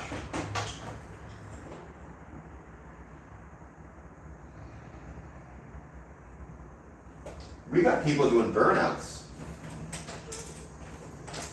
You know what? I'm going to talk about this story in a second. I don't know if you guys want to see this, but it's kind of interesting. So let's go take a look out my window for a moment. We can't always talk about Freemasonry, although I will talk about it more in just 1 second. I don't know if you guys can see this. Let's see if I can get this turned around. I don't know if you guys can see the smoke there. Some dude doing burnouts in the parking lot. I mean, masonry is good. Individual masons have a good and bad side because that's human nature. But masonry itself is good. The ethics of it are good. The extent to which people are able to properly apply it is kind of a different story, right? But that's true for life as well. Like within our day-to-day life, we all deal with issues related to, do we take the ethics that we've learned and are we able to apply them appropriately in our day-to-day life?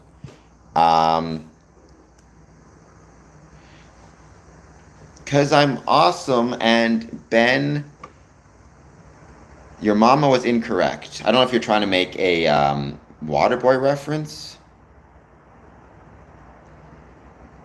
Tony, that's awesome. Congratulations. Keep up the good work.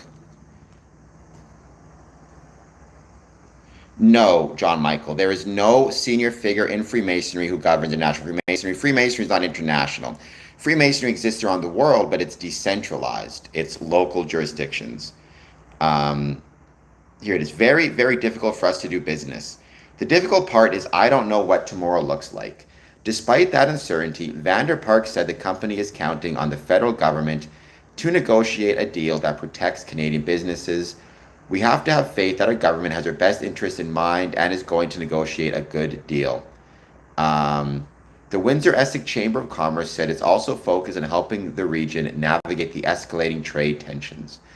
Chamber President and CEO Ryan Donnelly said in post to social media that the organization will focus on advocacy, collaboration, and identifying opportunities to strengthen the region's long-term competitiveness and resilience. The Chamber has previously worked with Invest Windsor Essex on a regional economic trade task force aimed at helping local businesses navigate the trade dispute. As trade tensions continue to escalate, the Windsor Essex Chamber of Commerce will remain focused on advancing regional prosperity through strong advocacy, informed leadership, and meaningful collaboration. At Black's Bakery, a Windsor tradition, owner Valerie Black said tariffs could increase the cost of equipment and parts needed to operate her business. It's only going to end up having us put our prices up, right?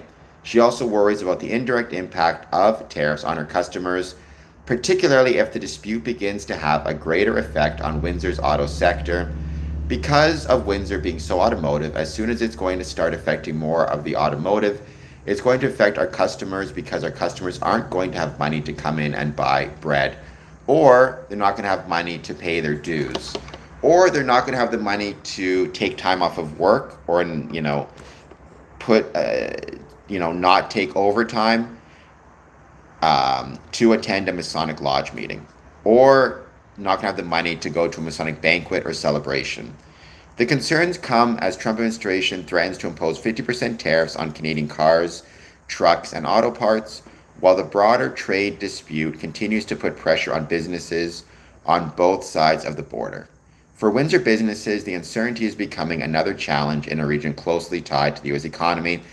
It's not just the uncertainty of businesses, it's the uncertainty of individuals. If you're not sure how much things are going to cost tomorrow, maybe you decide to save a little bit more money and not spend as much. And maybe as a consequence of that, you decide, you know what, I'm not going to pay my dues or not going to pay them on time because I'm uncertain as to how much it's going to cost me to eat, how much it's going to cost me to live, whatever it might be, The Masons in South Alabama are as good as gold. Yes, they are. The gaming, I don't know what you're talking about. Again, some Masons are good, some Masons are bad. It's human nature. But the ethics of Freemasonry are good. And the ethics of Freemasonry, without a doubt, encourage good behavior, so long as that can follow through across the board to the individual. But that's also up to us to guard our west gate properly, right? Canadian Industry Minister Melanie Joy suggested that the levies were selected with the upcoming U.S. midterm elections in mind. We're also targeting products that will target states in the U.S., and so we're being wise and strategic to put political pressure, and that's what we think is the right thing to do now. These types of retaliatory tariffs are just some of the arrows Canada has in its quiver in a growing trade war with the United States. Beyond tariffs, Canada also has other tools at its disposal, including restrictions on key exports to the United States. Here's what Canada is doing now, and what could come next, and what each move could mean for Americans. The first move is tariffs. Besides steel and aluminum, the retaliatory tariffs are concentrated on sectors such as paper products, construction materials, home appliances, and agricultural products, including dairy and seafood.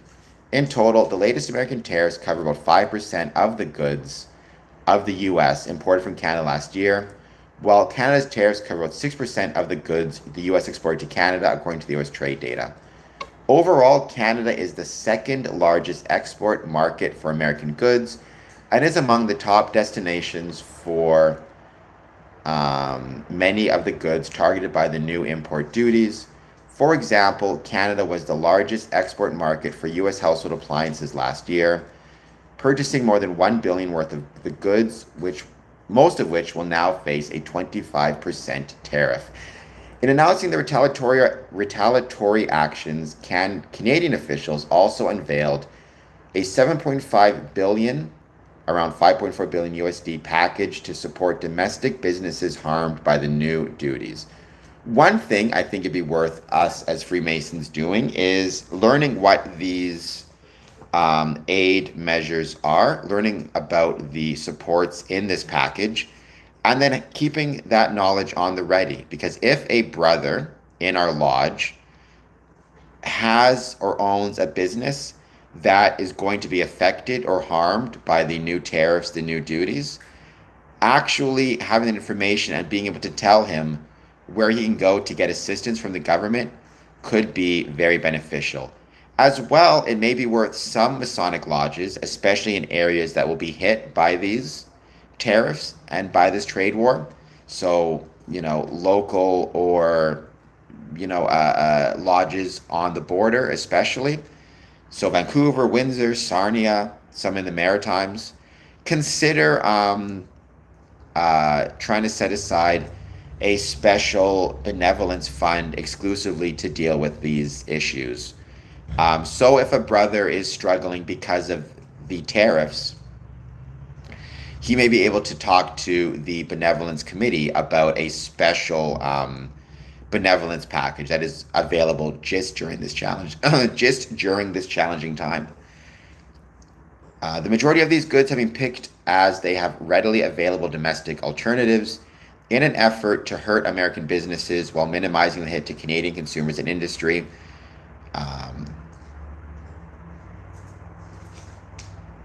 Whoa, orthodoxy. Are you suggesting you want America to attack Canada? Because that's going to get you banned. That's a dumb thing to say. If you want to have an actual war or a fight, you need to think very carefully about what you're saying.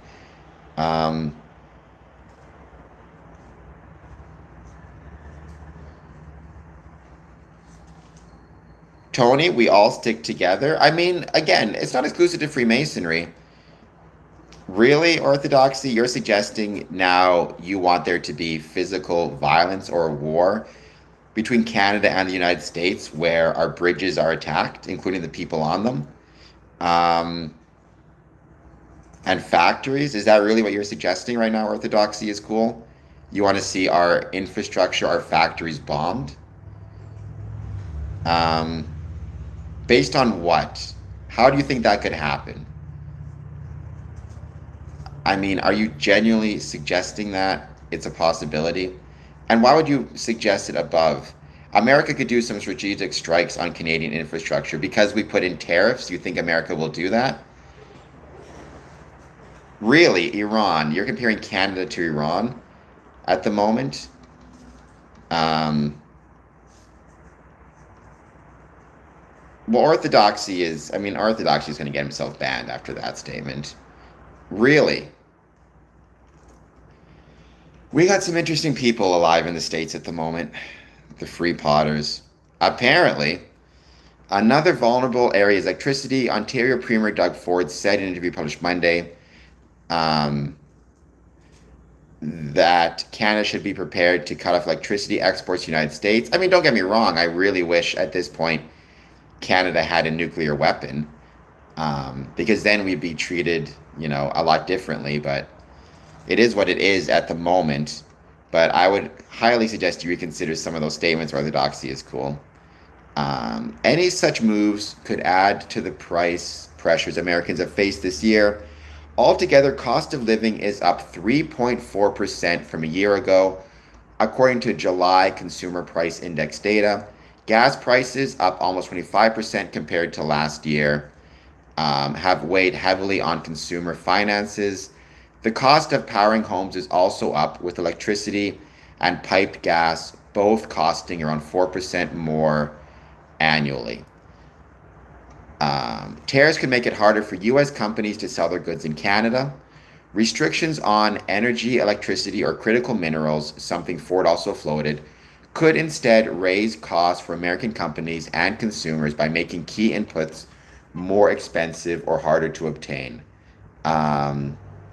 For instance, last year, Ontario briefly applied a 25% surcharge on electricity imports to the United States. The Ontario government estimated at that time it would affect 1.5 million American homes, costing up to 400,000 CAD every day if the surcharge remains in place. Restrictions on these key Canadian goods could quickly be felt by U.S. businesses and consumers, making it harder to stay afloat. So I think, first of all, I bring this up in the same way I always bring these things up. We cannot separate the conditions of Freemasonry from the conditions, economic, political, social, that exist in, our cities, our countries, and our communities. And tariffs and the trade war is going to result in economic, political, social conditions, which are going to be very harmful to a lot of people. So because of that, I think we need to consider a few things. First of all, I think we as Freemasons need to kind of, in some ways, batten down the hatches and be prepared for a lot of our brethren, especially in Michigan, Maine, Southern Ontario, Vancouver, perhaps Washington, struggling economically, with the trade war and the potential tariffs, or even if they're not necessarily automatically struggling financially now, feeling uncertainty, feeling a desire to save more of their money, spend less, because they don't necessarily know what will happen in the future. And because of that, I think we need to be prepared. We need to potentially expect brethren to struggle paying their dues, or not being willing to spend money on Masonic events like banquets and any type of event that requires a ticket. Also, I think we may see a continued reduction in Canadians traveling to the States, Americans traveling to Canada, and that could affect our attendance at Masonic events cross-border, again, in places like Windsor, Sarnia, the Maritimes, Detroit. I think we as Freemasons should consider creating, first of all, secretaries of lodges should take the time to learn what the programs and services what programs and services are being offered by the Canadian government for businesses and individuals affected by these tariffs. That way, if a brother advises that, he's struggling economically due to what's happening, maybe he can't pay his dues because of what's happening, we in Freemasonry can, take the time to let him know the services that are available to him. right? Because we want our brothers to be doing economically well. And if they are being impacted by these tariffs, we want to be able to let them know what resources are available to them. And what I might do is actually do a YouTube stream about that in future. On top of that, I think it's really important that we as Freemasons consider creating a special benevolence category in some of these areas for brethren affected by the trade war. This is a unique economic disruption. It's not going to last forever, knock on wood. So maybe, creating a separate benevolence fund exclusively for members struggling under these economic challenges and trade war is worth it. And third, I think we as Freemasons should continue to support our American brethren. Our American brethren need to continue to support us. I don't believe it will do anybody any good to allow these political fights in the moment to ultimately result in a long-term disruption in the relationship between Canadian Masons and American Masons, or even a short-term disruption. It's just not a healthy thing to do because we're going to need each other sooner or later. There's never been any times, maybe with the exception of the American Revolution, where where allowing political relationships to affect Masonic relationships have resulted in anything better for anyone in terms of Masonry or otherwise. And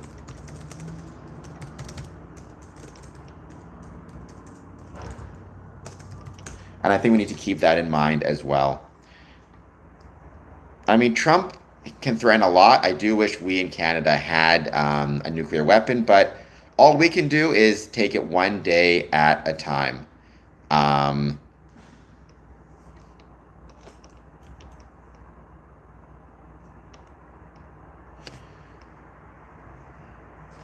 It could become bad. It could become very bad. And so part of it, what I think we need to do is take it day by day and recognize that Trump is Trump. He does not speak for America. He speaks for, he's the American president. Let me rephrase.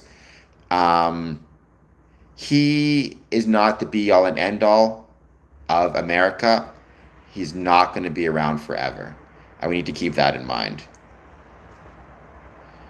I mean, I would not love to be a part of America. I think you need to be really careful with that rut row. I've not spoken to any Freemasons who would love to, or sorry, any Canadians who want to be part of America. We are Canadian. I'm happy to be Canadian. I'm grateful to be Canadian. I have no interest in being American.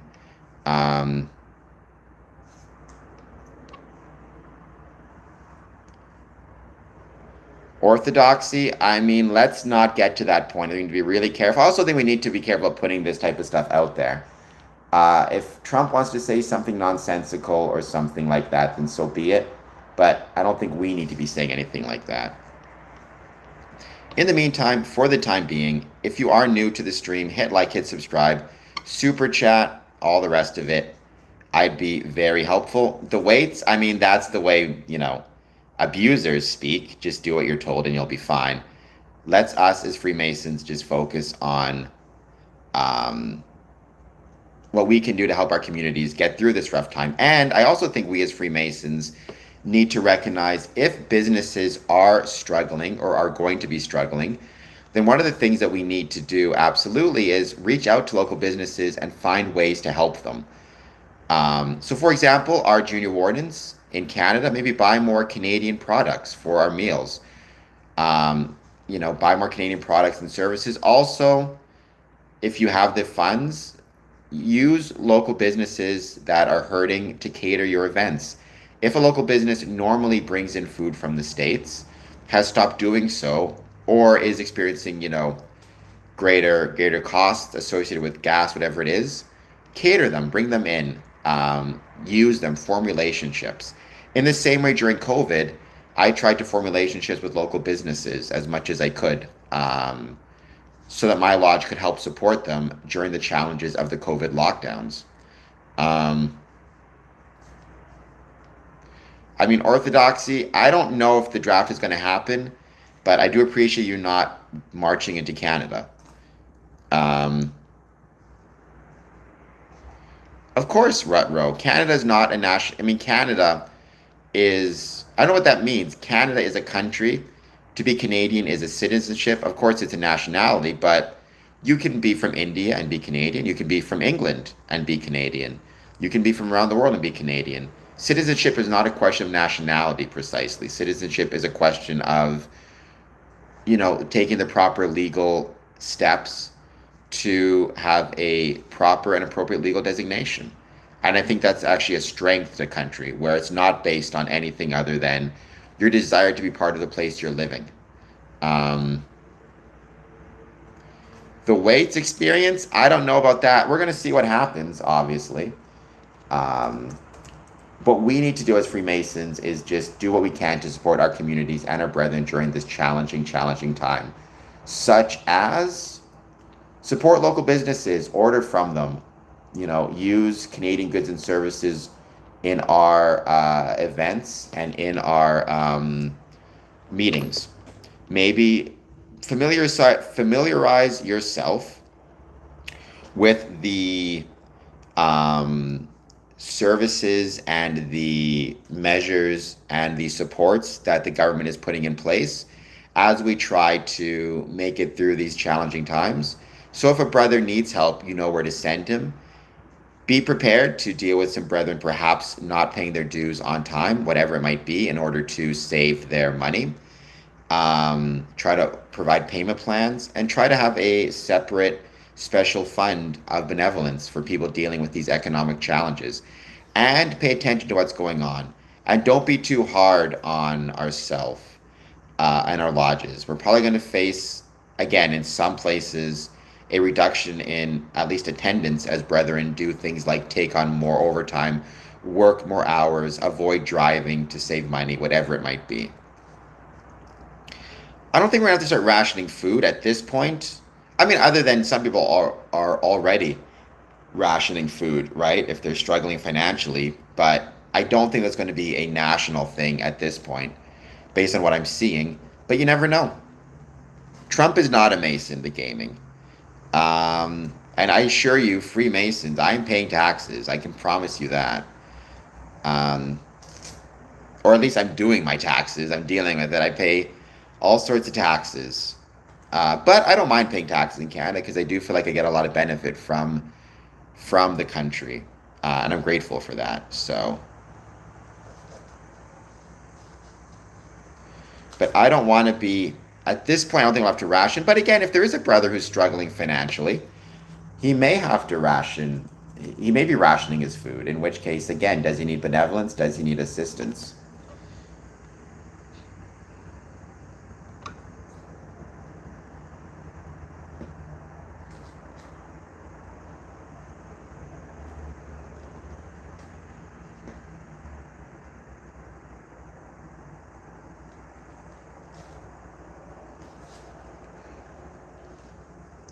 Trump, no, he's not. There's no evidence that he is. I'm not sure where that idea comes from. I've never seen any evidence that he is a Freemason. I think it's just a weird conspiracy theory that grew for some reason, which I don't know where it comes from precisely, but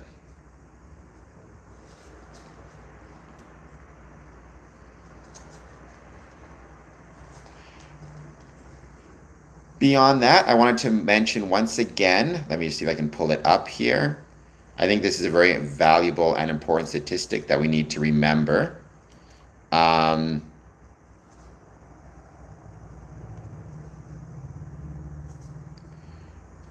dun, dun. Loneliness, this is per the World Health Organization. Loneliness contributes to 871,000 deaths globally each year. In the second episode of our brand new, so this is a World Health Organization podcast, but that statistic, loneliness contributes to 1,000 deaths globally each year. I would believe it based on my experience and my research. That is why, once again, Freemasonry is so important and it's so necessary that we have civic engagement and civic groups. It doesn't just contribute in the deaths, it contributes in both physical and mental health ailments. And so we need to consider those things all the time. Um, and how we as a civic institution can help improve people's lives and well-being, including by reducing loneliness. Gus, no. Well, orthodoxy, I think it's a good idea to maybe start a garden anyways. Growing food is probably very therapeutic, very helpful, encourages community. I mean, community gardens are a valuable thing as well. So, yeah, I would support that. Yes, Gus. By the way, please hit like and subscribe. And also, let me pull this up, something I'm very excited about because it's coming up in 3 days. NASA will be launching the Nancy Grace Roman Space Telescope on Sunday, August 30th, starting at 7:26 a.m. I plan to be there for that virtually. I have a virtual ticket, um, which I am very excited to be attending.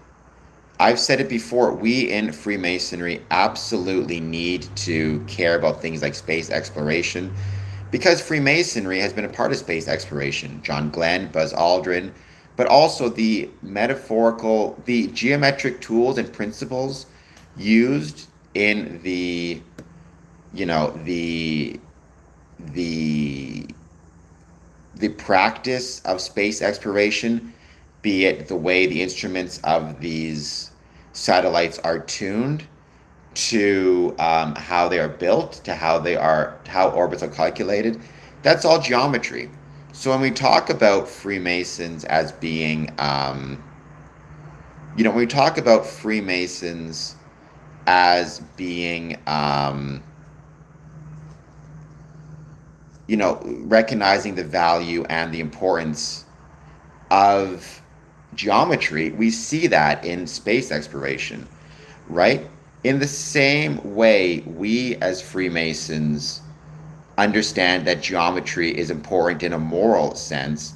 NASA, European Space Agency, understands that geometry is important in a physical sense.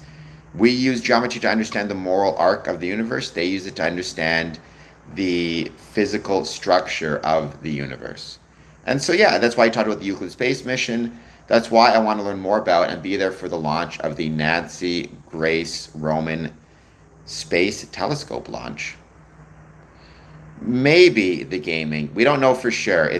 Shall we say, it is a highly, highly questioned statement as to whether Joe Biden is a Mason or not. He was made a Mason on site. The second to last day he was in office. That's by a Prince Hall jurisdiction of South Carolina. It's highly questioned as to how legitimate that is. So we don't know for sure.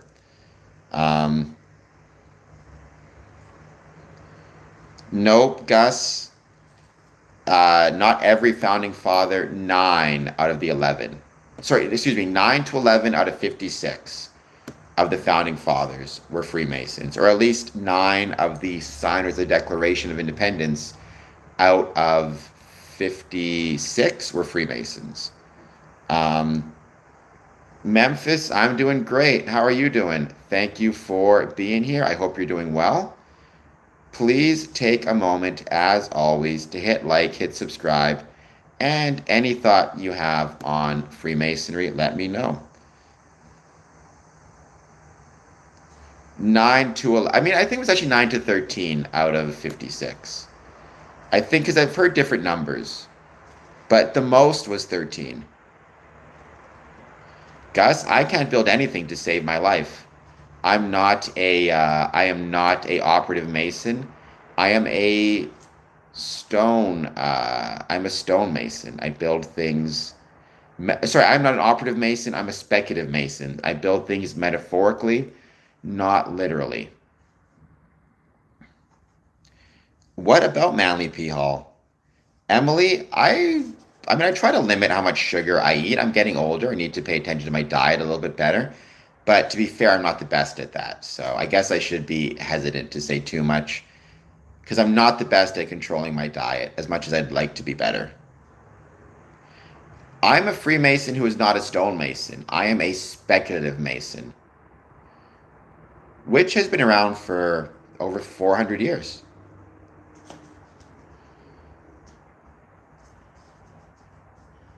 How's it taste, Emily? Freemasons are not running the new world. We're not running any world. We can barely agree on what to have for dinner. Um, well, Gus, if you're going to be a dipshit, you could at least hit like and subscribe while being one.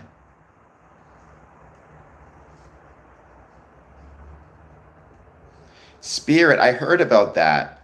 Yeah, I mean, I just heard about that now. It sucks. She was 80 years of age.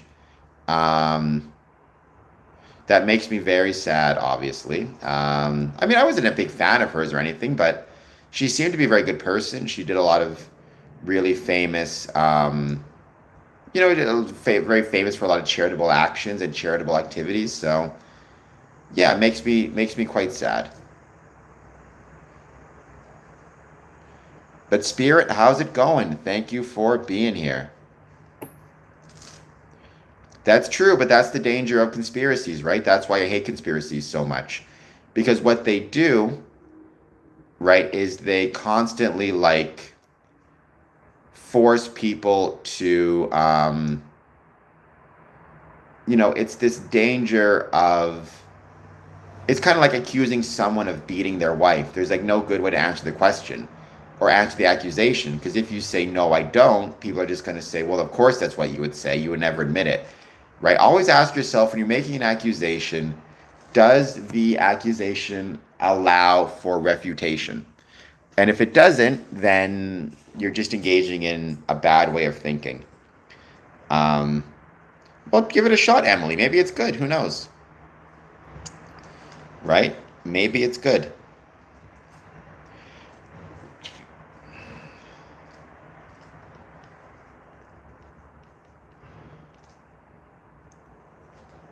I do take naps, because especially when I'm streaming for like 24 hours at a time. Dharma makes me think of Lost. That's out of nowhere. I mean, are you saying that because I'm single? I mean, yeah, no, I don't disagree with you. We should absolutely, I mean, it's a personal choice, right? Um, I think being single is not being selfish. I think there are ways that you can be single and selfish, but it's one is not inherent to the other, right? Gus, I have a cat.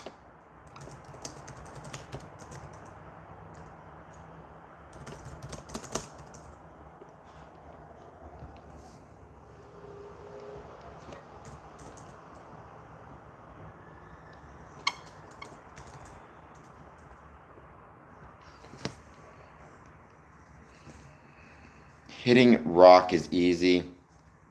I mean, I would disagree with a lot of that in a lot of different ways. That seems insane to me. Like, no, hitting rock is very hard. Are you kidding? I don't even know where to start with that one. Hitting rocks seems almost like I would not want to hit rocks. I would be, and nothing but respect for people who do, but like, my good heavens, it's very hard. I have nothing but respect for stonemasons. I think they're incredibly talented.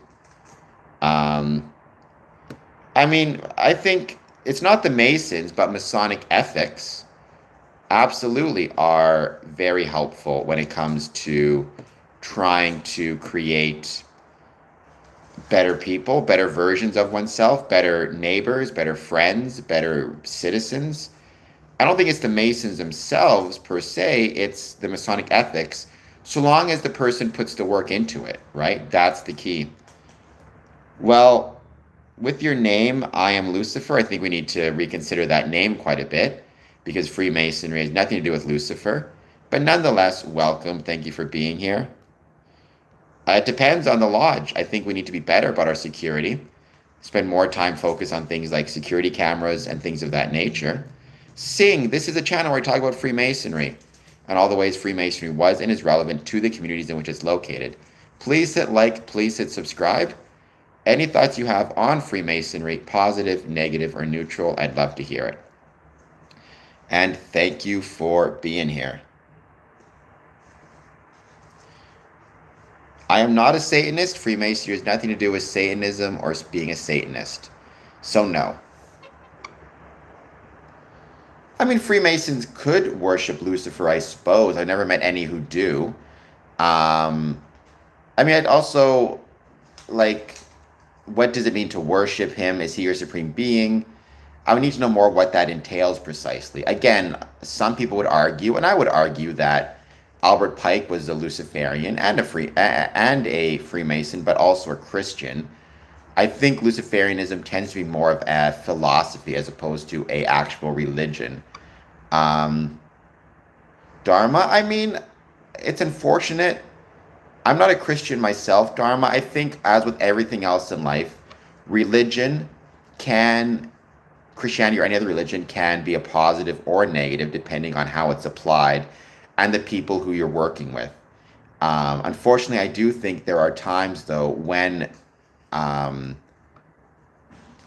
mental health, when faith, or when any faith can be damaging if it's being used for improper purposes.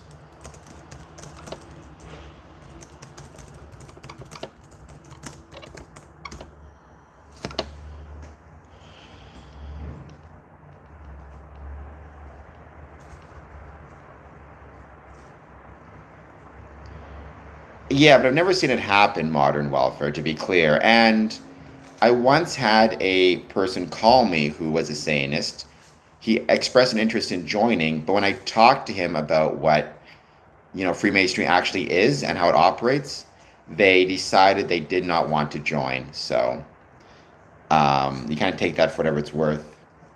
No, Gus, I've done a lot of Masonic rituals. Whether you consider them crazy or not, I guess everybody has to decide for themselves.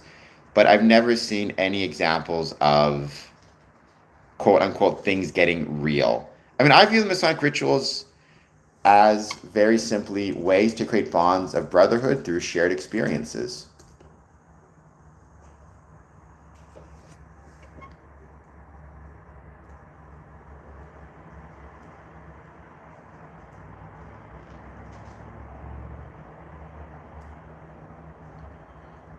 Many people say that, or Saturn as well, you get a lot. I am Lucifer. Please hit like and subscribe. Well, I mean, define worship. Freemasonry is not a religion, so it's not really set up to worship per se, at least not in a religious context. You could argue there's like civil worship, if you will. So there is that also. Or, maybe like, because there's a worshipful master, things of that nature. Oh, the joining question. Gus, to be one, ask one. So you need to find a Masonic lodge in your area, approach them, and express your interest in joining. That's the first step. There's many steps after that, but that's the first step. Approach them and express your interest in joining. Don't wait for an invitation or anything like that. You need to do so. What's your area, Gus? So I know about the law of attraction and meditation. I don't really know what you mean by manifesting. I mean, I don't believe in manifestation. If you're saying, if you just choose to believe something, it has to be true. That's not necessarily something I believe in. I believe you have to put work and effort into something, and then you see what happens. I mean, the worshipful master is just one officer in the Masonic lodge.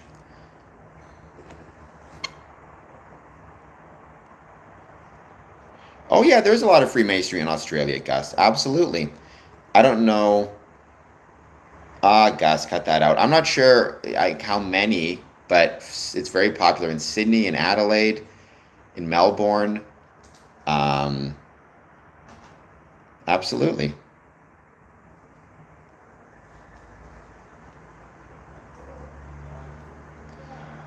Well, you would approach the Grand Lodge in Sydney and express your interest in joining. Well, I mean, you are seeing a lot more people argue against this idea of to be one, ask one, and encouraging people to just approach the lodge directly. or I'm sorry, encouraging us to approach people directly. And I'm not opposed to that. Like, look, I don't want to recruit people on this channel. That's not my purpose. My purpose is just to talk about Freemasonry, why I love it, and let people decide for themselves if they want to join. But having said that, certainly if this channel reaches people and they end up deciding they want to join Freemasonry, then I think that's great. And I'm very happy that they would want to do so. But you have to be really careful and remember this is not a recruitment channel. No, Gus, we're not going to give you a wife or a job. You'll meet more people, and who knows? Maybe you meet, I don't know, maybe you meet a Mason who's looking to hire somebody and you can give them your resume. But that's just the networking benefits that come from knowing more people. You get those same benefits in theory from playing football and being part of a football team. Nice, Tony. What part of Canada?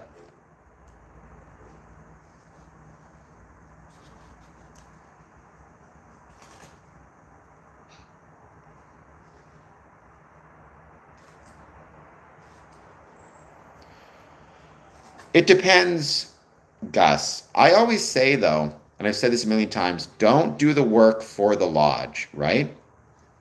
Meaning, if you have a criminal record, but you want to join Freemasonry, approach the lodge, express your interest in joining, explain what happened, how you got the criminal record, and the steps you've taken since that time to, to make different choices, to make better choices, and, et cetera, et cetera. And you kind of go from there, right? But you shouldn't do the work for the lodge. Now, the lodge may decide, depending on how severe the crime was and how you talk about it and whatever else, that maybe they're not going to let you join, and then so be it. But there are many people who, it's not an automatic denial, put it that way, in most jurisdictions. The more severe the crime is, the more recent it was, et cetera, et cetera. Those are the things that are going to change and affect the likelihood of you being able to join. Well, again, Gus, I mean, 4 years is a long time. I don't know how severe the crime was that you committed, but the lodge may say no. And that's just one of those things. They have the right to say no, right? But you can still approach them and express your interest in joining and go from there. So you're never selected to join Freemasonry, whether it's Scottish Rite or Craft Lodge. You first and foremost have to express an interest in joining and put in an application. And it works the same way on both accounts. You express your interest in joining, and either the Lodge or the Scottish Rite body or the York Rite body will decide. Well, I mean, again, Gus, all I can say is it's up to the Lodge to decide. So you go to the Lodge, you express your interest in joining, and the Lodge will tell you yay or nay. Everybody has different benefits, Gus. So it's tough to say because there's no two people get the exact same benefits. Like for me, my grandfather was a Freemason. He passed away before I was born, but I still felt that being a Mason makes me feel connected to him, which is something I'm really grateful for. So that's a benefit I get personally. You develop benefits around things like certainly I become better at things like meeting management, memorization, skills and abilities in that sense. Those are things that I've become much greater at since being a Freemason. I make friends I would not make otherwise. I get to visit people around the world. I'm lucky enough to travel and know there's going to be a Masonic Lodge somewhere. There's a social safety net aspect to it. I know that if I start to struggle financially, I can approach the Lodge and express my interest in joining. So that's a benefit as well. Like I talked about just before, right? We as Freemasons can and should be learning about the products and the services and the supports for Canadians struggling with the current tariffs and how to, and give them that information. Then there's all of the more psychological benefits. It helps you with Maslow's hierarchy of needs, right? Be more self fulfilled. Um, Masons have been shown to live longer because, again, the less lonely you are, the more healthy you are. Things of that nature. Hello, bad. If you're just looking for a job, joining Freemasonry is not your best approach. There's not enough Freemasons to justify it. Whatever you heard, you need to be really careful. The gaming. It sounds to me like a lot of what you heard is nonsense.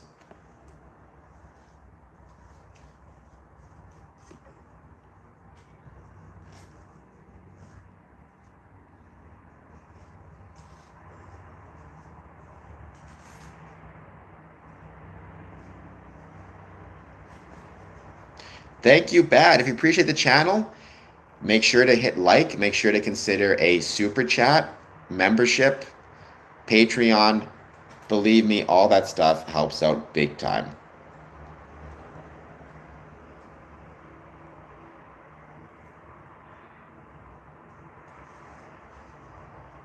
Hello, Just B. What if I have invisible leprechauns in my apartment, Gus? I mean, the problem with what you're saying, right, is like anything is possible. All I can do is rely upon my knowledge, my engagement, and my experience and my observations to be able to know the truth, at least as far as I can tell. Is it possible that when I leave this world, I could find out I was completely wrong the whole time? So be it. Anything is possible, right? But I think we need to be honest about these things and what is and isn't possible, or what is and isn't likely, and then make judgments based on that. It'd be dumb to, for example, assume that there's invisible leprechauns in my apartment, and be dumb to assume there is some small percentage cabal of evil Masons controlling the world. Um, I did, Emily. I just heard about it. Again, I wasn't a huge Dolly Parton fan or nothing, but it's still sad because from what I heard, she was really a really good lady and really nice. Did a lot of good community service. So it does make me sad, of course.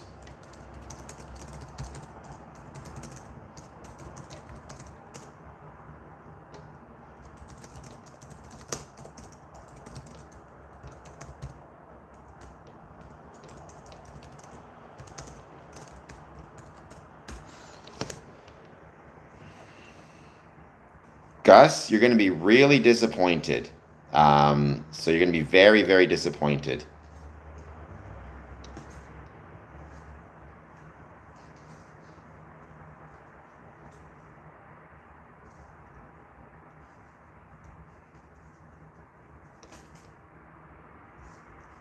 Emily, you're not wrong. You're not wrong.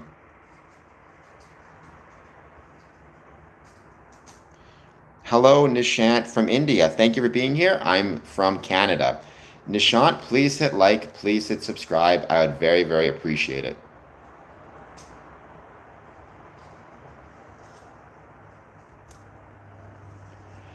Yeah, I agree with that as well. Oh, I think I caught the fly. Nope.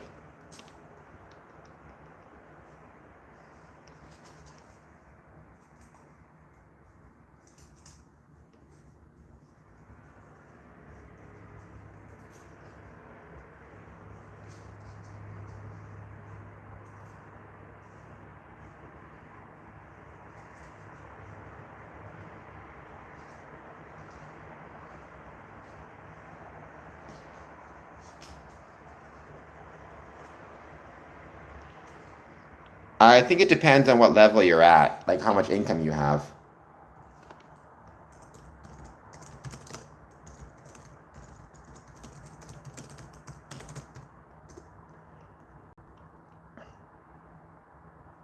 What is something good that Canada makes? The people, right? I think being a Canadian creates some really great people. Beyond that, I would say maple syrup, coffee crisp, ketchup chips. I mean, this is interesting, actually, Emily. One thing I've talked about a lot in the past, they're very good, Gus. I don't know why you're asking that question. They need to be better, but they're very good. Depends on the lodge as well. I've said, like, when I'm traveling, I always try to bring with me some Canadian goods and um, some Canadian, maple syrup or pins or coins, just something to celebrate um, this really beautiful, items that I can bring to celebrate.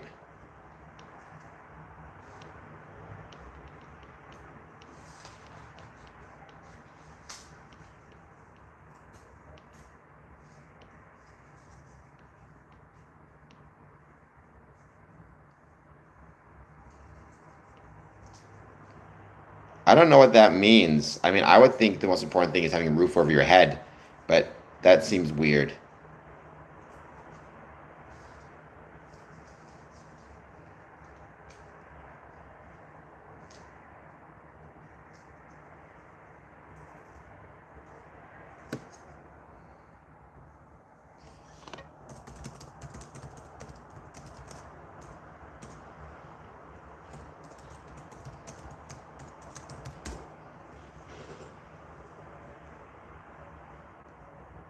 I mean, India, I know a lot of really cool um, Indian, both brothers and Indian friends. It seems like an incredible place. I'd love to visit it. The history of Freemasonry in India is fascinating as well. So,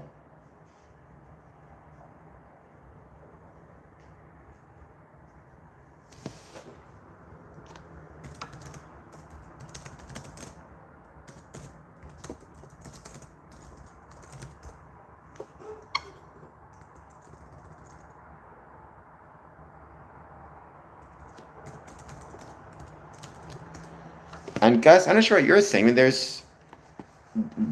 I mean, I can speak for Canada. We have plenty of Indians who immigrate to Canada, who come here as students.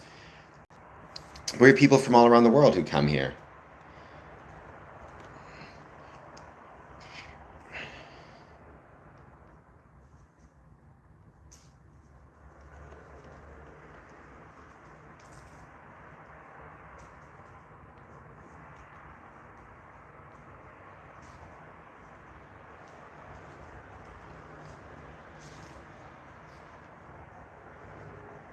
Sherry, Charlie, welcome. Thank you for being here. Please take a moment, hit like and subscribe. Please hit like and subscribe. We got some weird discussions happening about, how many Indian people are in Australia. I have no clue. But I'm not really that interested in one way or the other. Again, this channel is here to talk about and promote the ways Freemasonry was and is relevant to the communities in which it is located. Um, well, thank you, Sherry. Did you hit the like and subscribe button? I mean, don't get me wrong, India is on my list of places I would love to visit. But traveling is not the cheapest and it's only going up as gas prices grow, fuel costs grow. So it's challenging to figure out the best way um, to grow, to travel, I should say.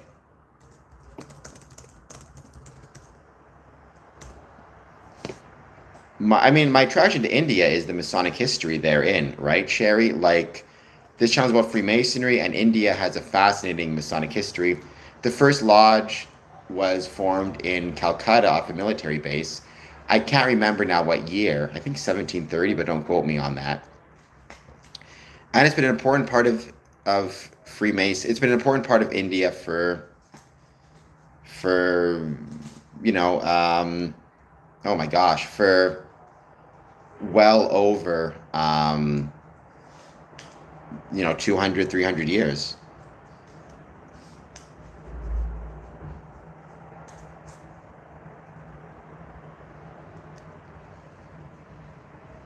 Well, so to be a Shriner, the qualification is you must first be a Mason and a Master Mason. To be a Mason, the qualifications are relatively easy, like um, You have to believe in a supreme being. The nature of the supreme being is up to you. You have to be of the correct age, at least 21 or 18, depending on the jurisdiction. 21 in Ontario, for example. You need to approach the lodge of your own free will and accord, right? You cannot be approaching the lodge because somebody else told you to like get a promotion, or you cannot be joining because you want to get rich or famous or something like that. After that, you go through the process. The lodge speaks with you, you speak with the lodge, and eventually you go through the process and the lodge votes for you and accepts your application.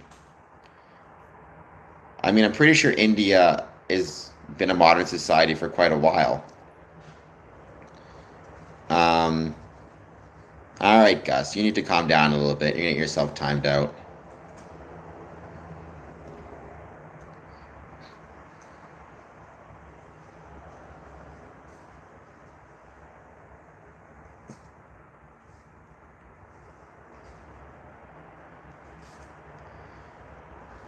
All right, we're putting everybody in a timeout for a second. I'm not going to argue about India.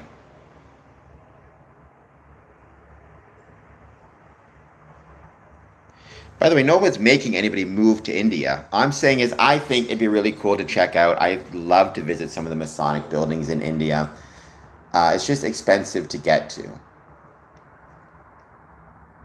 But I would love to visit it. I'm sure it'd be incredible. Really beautiful place, I'm told. Very friendly people. And I said a lot of my good friends are from India, so, or good brothers and friends are from India. So fingers crossed, one day I can get a chance to visit it. Who knows? For the time being, though, we're just going to keep hanging out and wait to see who joins.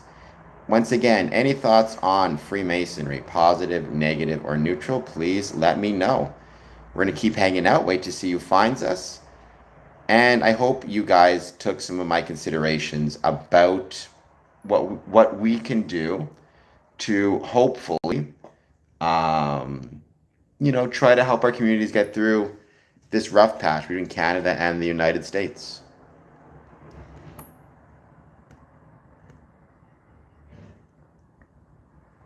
No, Masonry exists in most countries. Masonry, you could argue, Masonry exists in every country in some way. Or at least Masons are in every country. Like, for example, in Iran, where Freemasonry is illegal, there might still be Masons there who left the country, became a Mason, and came back. You see that happening a fair bit. Or it could be, for example, Masons, are envoys or workers. There's also Freemasonry on, amongst other things, there's Masonry on military bases in the Middle East. But yeah, Freemasonry is not exclusive to America. There's Freemasonry in Canada, Australia, England, Scotland, India, all through North America, all through South America, all through Central America, all through Africa, etc., etc. I mean, I don't think the Catholics are worse or better. I think everybody is just trying their best to do what they can.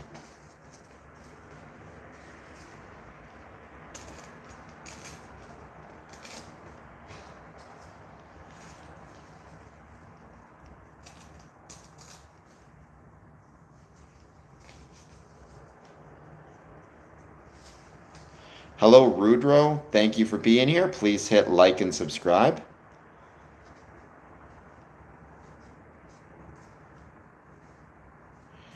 Well, if you keep complaining, you're going to get yourself not just timed out, but hidden. Once I time you out, if you complain about it, usually that results in getting banned from the channel. Oh, for God's sakes.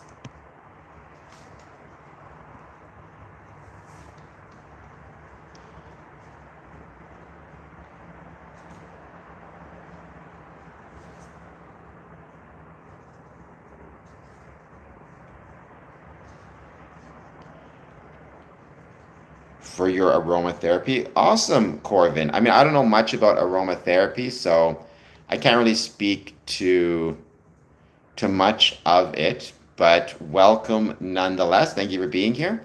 I mean, I'd be interested to learn more about aromatherapy and Freemasons in the sense that could it be helpful to some of us? If we're struggling, how does it work? As always, whenever it's any type of therapy or therapeutics, always speak to your doctor.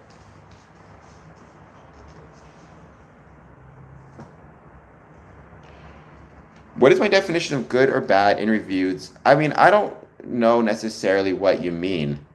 Um, like, to me, the extent to which Freemasonry is good or not good is the extension to which it is relevant to our communities and relevant to the communities in which we're located. So, Freemasonry is good being so that it's relevant, that it matters. Like, here's the simplest definition of good that I could give for Freemasonry. If your Masonic lodge were to disappear tomorrow, how many people would care and how many people would notice? And if the answer is a lot, or the more people would care and notice and be affected, the better Freemasonry is and the closer Freemasonry is to being good. I mean, unfortunately, Nishant, you have to get used to a lot of people speaking nonsense on social media about a lot of things, including things that you love. It happens to me with Freemasonry all the time. You just kind of have to grow to accept that, yeah, if you're going to be on here, people are going to talk nonsense. If you want to push against that, then what you need to do is start your own channel talking positive about India. Freemasons do roll with the Eastern Stars. The Eastern Star is a wonderful part of the Masonic family, and I'm grateful for them. Please hit like and subscribe. I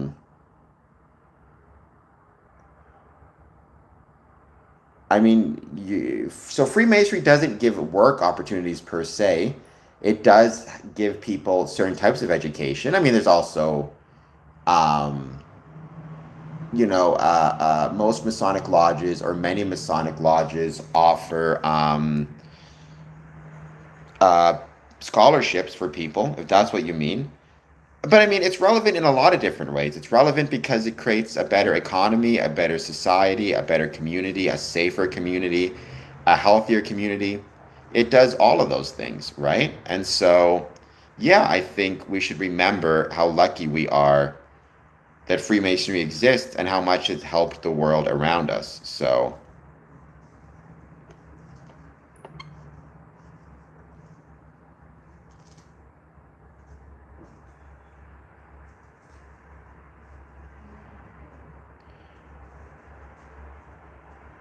it does sound, I mean, when you say like everybody will know, that does sound a little bit like a threat in some ways.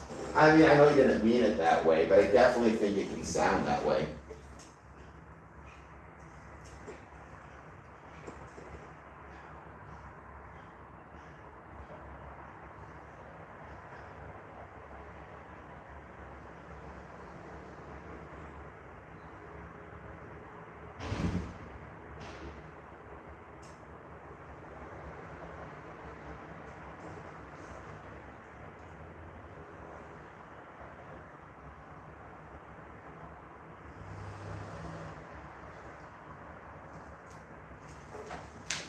Sorry about that. I just had to run and grab something. But I've been lucky enough to know enough Freemasons to be able to say that, or sorry, not people from India, to be able to say that India is absolutely an awesome country, a wonderful place, good Masonic brothers, and a great Masonic history. But my advice, Nishant, is if you want to, talk about how much you love Freemasonry, then, or sorry, about India, excuse me, then start a YouTube channel and talk about it. That is something that, again, you don't need much. Look at me here talking about it on YouTube, right? It's if you love something and you care about something, then you can start a YouTube channel about anything if you care about it. Carolyn, I wish you best of luck. Please like and subscribe. I wish you best of luck. I understand that it's probably I went to law school. I understand it can be very scary, but I have no doubt you will do a great job. I'm glad you're going to therapy. There's no shame in that. I've been to therapy before. Um, so good for you. Just keep up the good work. Keep trying your best. I'm sure you're going to do well. I know your intention is nothing like that, Nishant. It just, the idea of everyone will know sounds a little bit.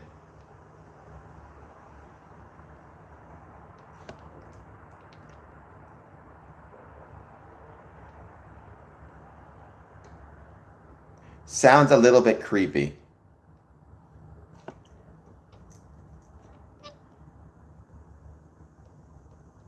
I mean, I speak one language. I mean, I speak two languages, Nishant. I speak English and bad English. So the fact that you speak in you're speaking English and Hindi is nothing but impressive, and you should be proud of yourself. So keep up the good work, and thank you for being here. And as always, please hit like and please hit subscribe. Um, Mike, you need to calm down. Can't welcome. As always, thank you everybody for being here. Please take a moment, hit like, hit subscribe. Here chatting about Freemasonry and just kind of shooting the poop, shooting the shit, if you will. We talked about some ways that we as Freemasons potentially need to pay attention to what's happening right now in the world, especially between Canada and America, and how Canadian American Masons can try to help our communities get through this challenging time. Epstein, oh, for heaven's sakes, what a name. No, I think America is great. I love America. I've said it before, Canada is the greatest country in the world, in part because we have the greatest neighbors in the world. And I still believe that to be the case. But I understand a lot of people are struggling right now. There's a lot of issues in America, which is okay. We're all doing our best. And we shouldn't forget that the government does not reflect the people, right? Yes, the government of America is what it is, and we're going to see if and when it changes. It has to change sooner or later, obviously. I don't think we should allow this moment and this government to affect our views on the country as a whole. So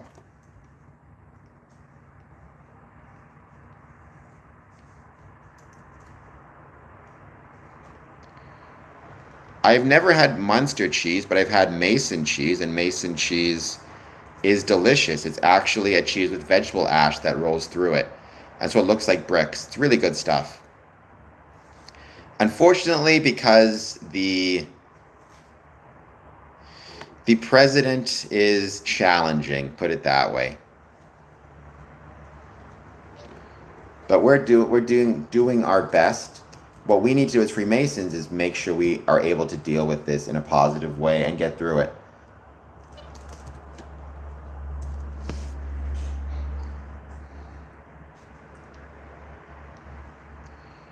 I don't think Canada's better than the US, except for the fact that I live in Canada and therefore I think it's better.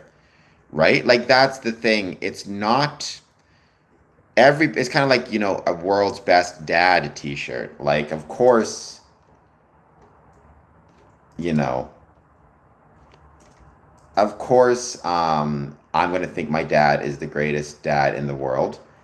But that doesn't mean everybody is going to feel the same way. They will love their dad. At least I hope they do. So, you just need to keep that in mind. Every Mason I've always said this, I'm a Canadian first, and I'm a Canadian first, I'm a Freemason second. But I've said it before, Canada is the greatest country in the world, in part because we have the greatest neighbors in the world.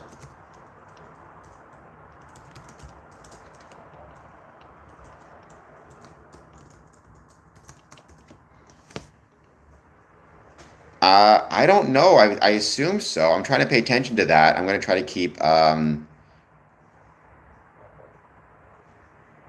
keep track of what could be getting marked up.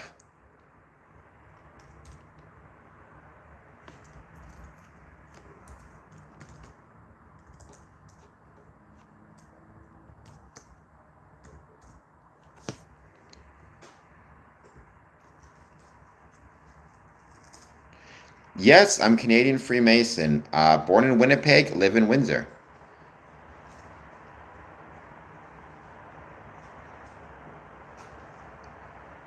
Which I've said before, in my opinion, greatest country in the world. In part because we have the greatest neighbors in the world, but can't use name, I would say not. Again, the people, I hope the people love their country, in North Korea as well, but the government is the issue, right? And I mean, North Korea, to my knowledge, is one of the places where there's pretty much no Freemasonry. Again, that's not to say there might be envoys that go there that are Freemasons, but well, I mean, certainly astrology or astronomy is incredibly important part of Freemasonry, like without a doubt. If you, um, I mean, if you check I Am Lucifer, I don't know if you've seen any of my videos where I've been to Masonic lodges in South America, but very often in South America, they actually paint on their ceilings this celestial canopy of stars and astrological symbols. It's really beautiful. Um, so I would say you should check that out if you get the chance because they're really incredible. I mean, Freemasonry is not a secret that only members can know. Everybody should know about Freemasonry. Some of our Masonic ceremonies are private, Carolyn, but that's different than secret, right? Um,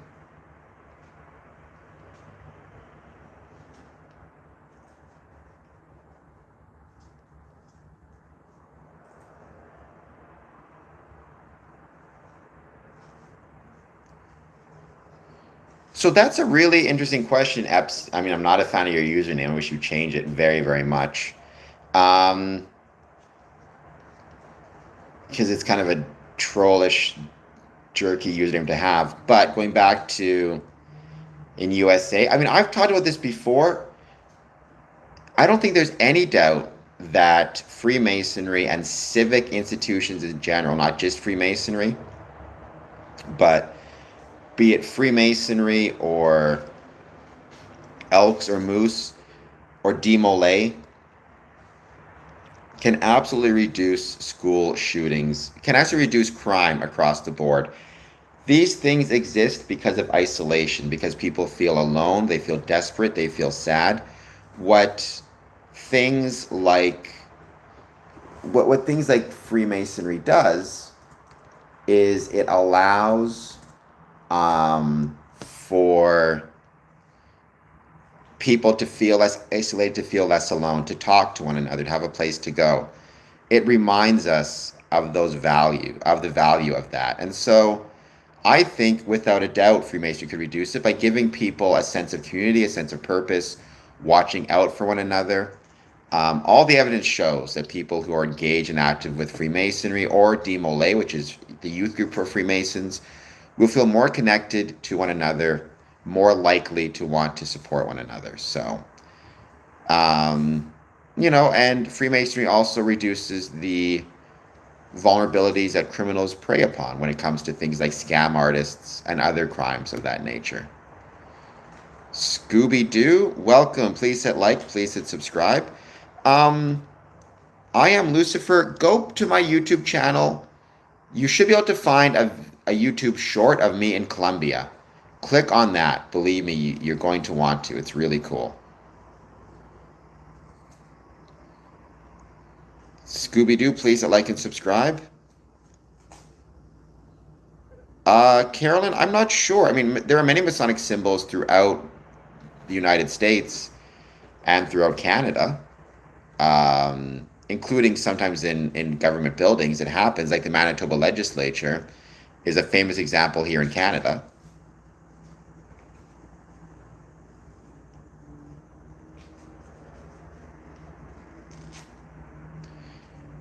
As always, we're going to keep hanging out. Wait to see who joins. Please hit like. Please hit subscribe. We're getting closer and closer to 5,000 subs, so let's see how quick we can get there.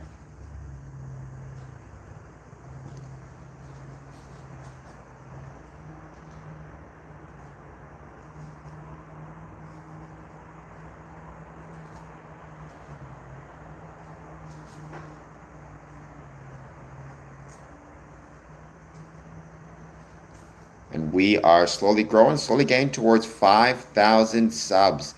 I do have some special events coming up this week, which I'm going to be announcing soon. I'm also doing a lot of stuff on my personal YouTube channel, youtube.com/at Cameron Adamson. So I hope you guys will find me there as well. Tonight, I'll be back on at 8 p.m. Eastern.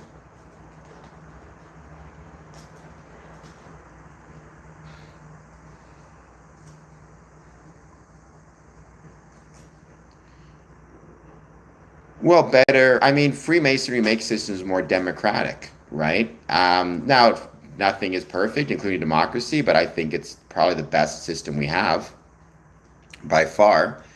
And I'm grateful to have it. And I think Freemasonry strengthens democracy by forcing people or by providing a space and a venue for people of different beliefs and different ideas to come together and work and to see that it is possible. The whole point of democracy has to be that people of different opinions can work together to a common good, and can mitigate or ameliorate those opinions or compromise on those positions, right? You think your religion is the best. I think my religion is the best. Because we don't live in a theocracy, thank you for becoming a member. Because we don't live in a theocracy, we are ultimately able to work together for a common good. Also, it just creates trust. Freemasonry is an institution of the community. It's a civic institution. So, of course, as a consequence of that, it makes sense that we as Freemasons would be supportive of that, right? Would be supportive of a democratic society. And most Freemasons have been involved historically on some level, some way, some shape, some form with the development of democratic institutions. Um, in the Philippines, in America, in Canada, Simon Bolivar in Colombia, was it? So, and thank you for becoming a member, Scooby Doo. Much appreciated. One of the things about membership is, if you have anything or any ideas that you have that you want to see, me talk about or discuss, please let me know. I try to listen to my members when they give suggestions. I won't make any promises, but I definitely want members to feel comfortable contacting me and making suggestions as to what they want to see. So thank you so much for that. I really appreciate it. No, not working is not going to hurt your car. Is not going to hurt your ability to join Freemasonry. I mean, now there are yearly dues. So if you're struggling financially because you're not working, I would be worried about having you join just because I wouldn't want to put additional um, financial pressures on you, right? Um, and so I would want to make sure that you could afford to pay the dues. And also the danger is you're not working now, you join Freemasonry. Maybe a week later after joining, you get a job. The danger of that is you're not going to feel comfortable, for example, maybe taking time off work to go to a lodge meeting. You can't pick your schedule. I mean, I want people, nobody's ever going to be perfectly healthy or perfectly set in their life that there aren't competing interests. But I don't want you to have so many competing interests that, your ability to dedicate yourself to Freemasonry is limited, or, you find yourself in, for example, financial challenges or something to that effect, right? Obviously, that's not good. That's not what we want. No doubt. Well, for heaven's sakes, if you're 13, you should be on a different stream. This stream is not for kids. I mean, make sure you have your parents' permission to be on stream, etc., etc. But stop being weird as well.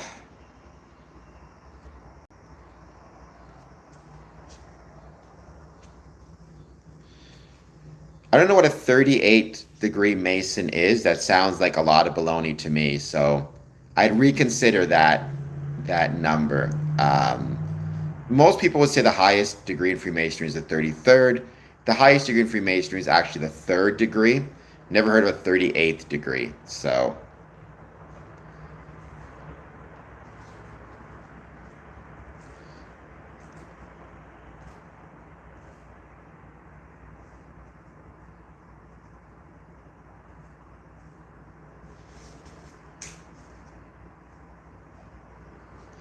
once again, please take a moment, hit the like button, hit the subscribe button. Any thoughts you have on Freemasonry, positive, negative, or neutral, I'd love to hear it. And thank you so much for being here.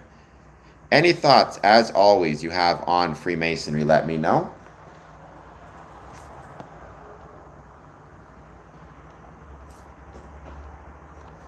As we wait to see who's going to join, who's going to hang out with us, let's think about ways we as Freemasons can help our brethren who and our communities who may be struggling during this current trade dispute.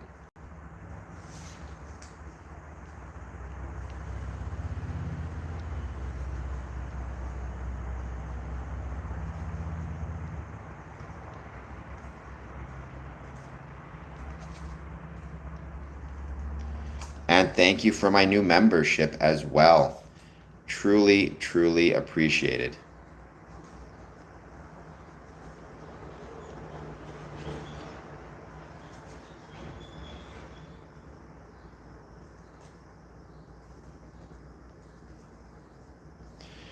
So I love scary movies and horror movies. I, wrote about it.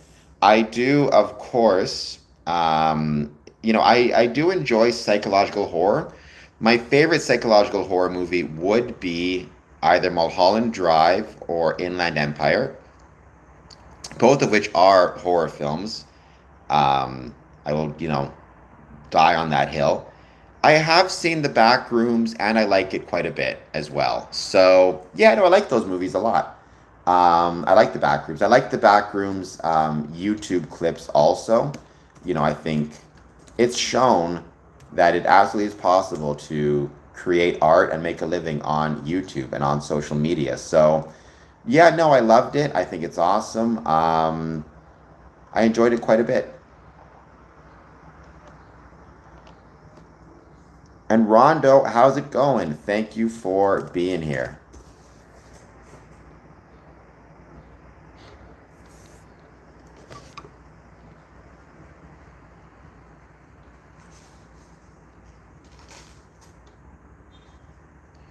The scariest movie, Requiem for a Dream, 1,000,000% Modern Welfare. And there's a Masonic element to that movie as well, meaning we have a responsibility to, take care of ourselves, take care of one another. The whole point of that movie is the lack of connection. People being alone, people lacking connection, or feeling as though they lack connection, and then using substances, drugs to bridge that gap. Um, when you have a stronger civic society, you have less examples of such, right?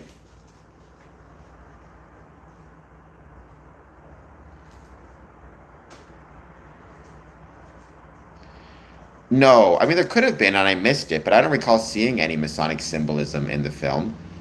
But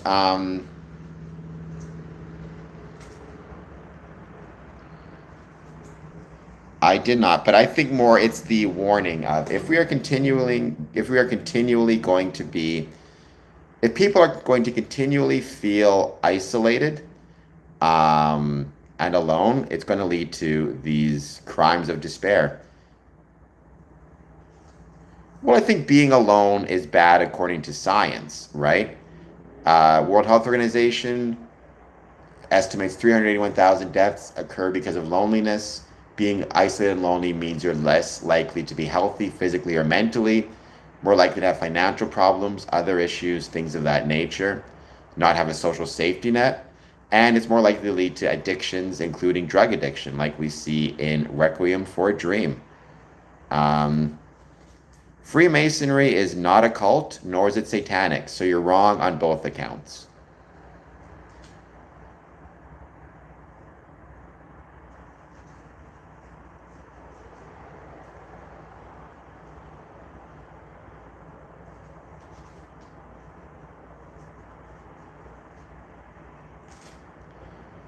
Alex, do you believe in a God? I believe in a supreme being. I don't like to use the term God because God, people have specific references of different religions, like using God in certainly like Canada, most people think the Christian faith. I believe in a supreme being. My supreme being is the rational nature of the universe as expressed through science and as expressed through geometry. Um, oh, I liked the substance a lot, Robert. I really enjoyed it. I don't think AI is the devil. I think AI is a tool. I think the extent to which it's going to be good or bad for society is going to be really complicated and depend on a lot of different factors. But I don't think it's inherently the devil or satanic. I mean, at the end of the day, it just is what it is. Yes, there are some examples of, like the Grand Lodge in New York, I think, going after people for trademark infringement for using symbols, but it's so, like, relatively limited what you can do that the symbols just, it is what it is. And we took the symbols from other places as well. I mean, the square and compasses go all the way back to Chinese mythology. I just think you need to be really careful that you're not making people think you are a Freemason. Um,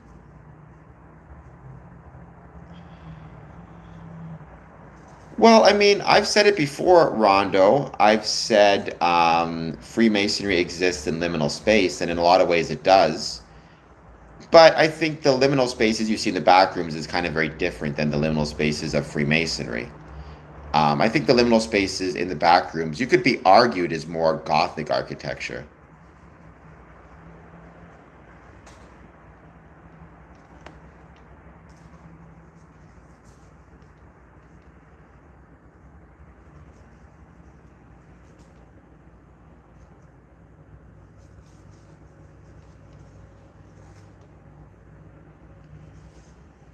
Scooby Doo.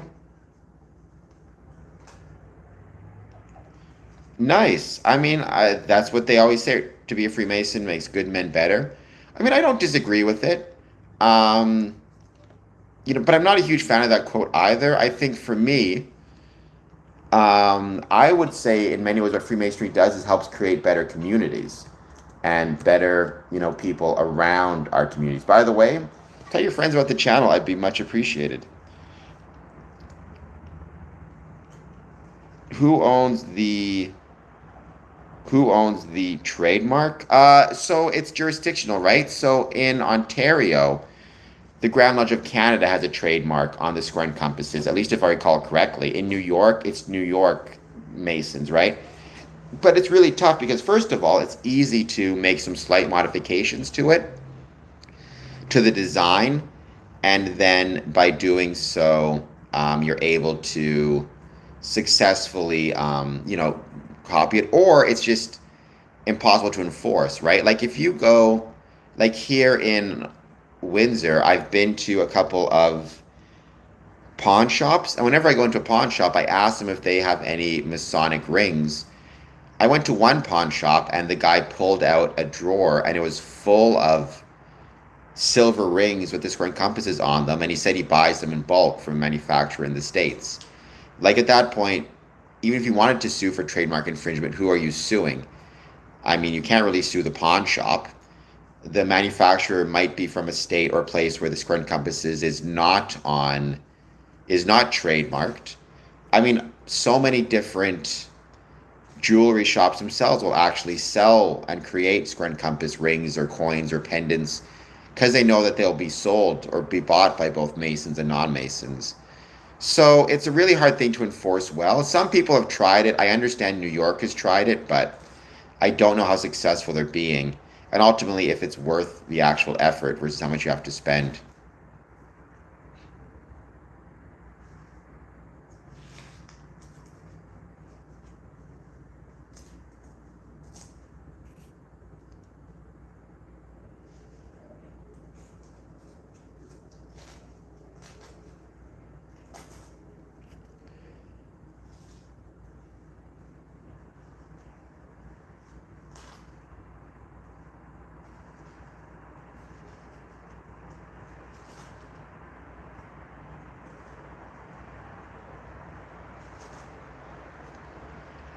I have never seen a square and compass with Baphomet on it. I'm sure it exists, though. I would have no doubt. And again, kind of is the problem, right? Or is the issue in the sense that if you take a square and compass symbol, you add Baphomet to it, is it still protected under trademark and copyright? I don't know how that would work.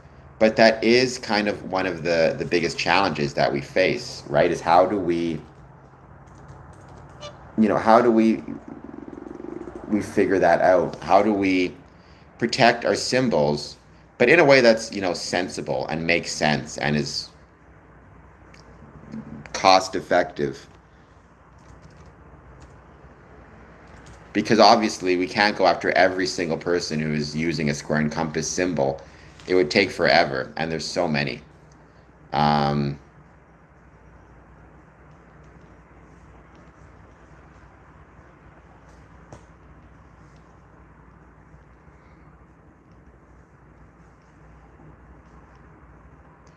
it does. I've talked about how it does many times, and I'm grateful for all the times I've discussed it, right? There's no doubt in my mind that Freemasonry helps create better communities. And so, yeah, hit that like button, hit that subscribe button, and that's why I'm so passionate about it. One of the many reasons I'm so passionate about it. And I love to talk about it. Right now, my goal is to get myself to 5,000 subs on this channel and also to grow my personal channel. By the way, Scooby Doo, do you follow me on any other platforms? Because if you go to the description to this video, you can find me on Patreon, on Medium, and on Instagram.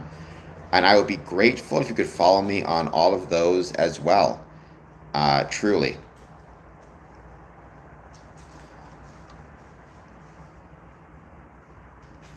And I can also leave the links in the description. You can follow me on Patreon for free. You can follow me on Medium and and Instagram for free as well. Or you can pick like paid amounts. It's up to you. Or just completely for free. Either way, it helps very much.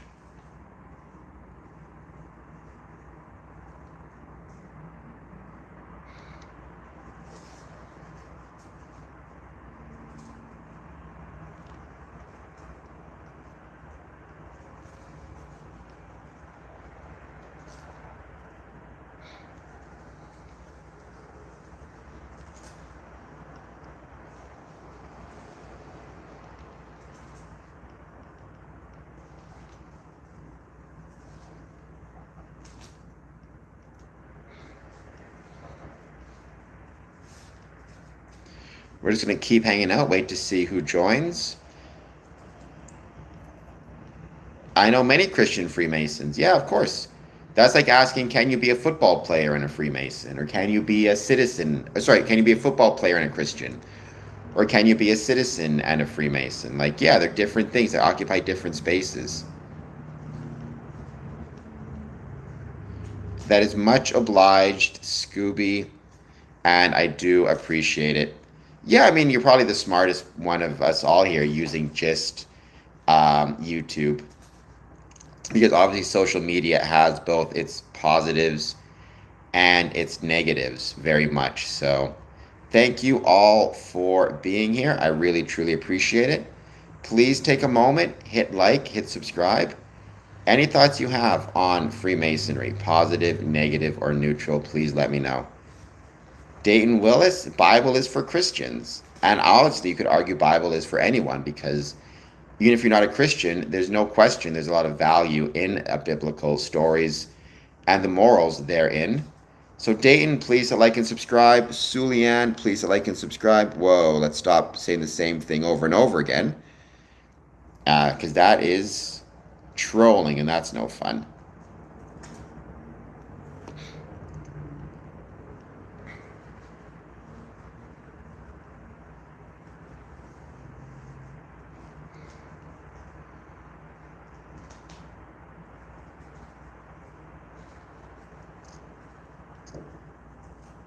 Jake, you're getting weird, but thank you.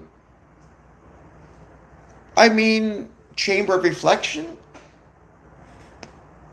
Yeah, you could argue that there is a connection between the two. Certainly, self-reflection and kind of being asked to self-reflect, whether it be through the back groups or the chamber of reflection, is important. But chamber reflection, I mean, it's more about reflecting particularly on your own mortality, things like that.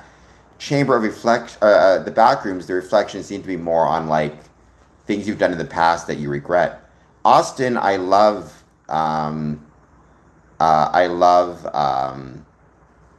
scary movies, as I've talked about. In fact, my personal channel tonight at 8 p.m., youtube.com/@CameronAdamson, I'm going to be watching a scary movie. We'll do a watch along on Tubi. Well, Jake, I appreciate it. Please hit like and subscribe. There you go. As Scooby says, I woke him up. I mean, if you are Christian, obviously the Bible is your volume of the sacred law. If you're not, that's okay too, right? Because there still is, without question, a great deal of value within biblical stories and within the Bible. I don't think there's any denial of that.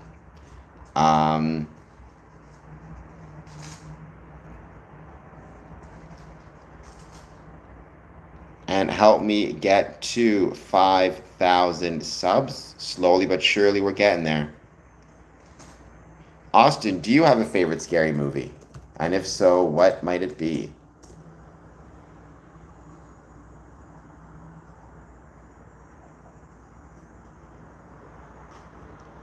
Okay. Austin, do you follow me on Medium? Because I've written about my favorite scary movies, and I'd love it if you could find me on Medium and follow me there. Would be much appreciative. I can leave a link in the description to this video.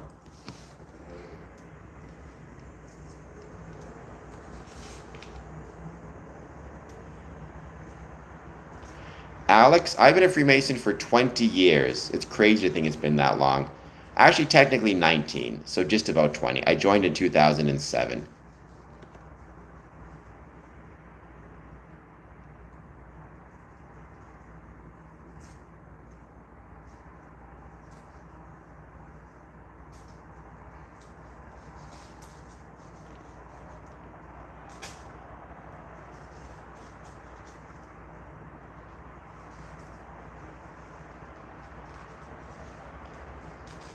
So, do you mean like backrooms obsession? Scooby-Doo? All right, hold on just 1 second, Austin. Let me get you the link. Let's see if I can find the link.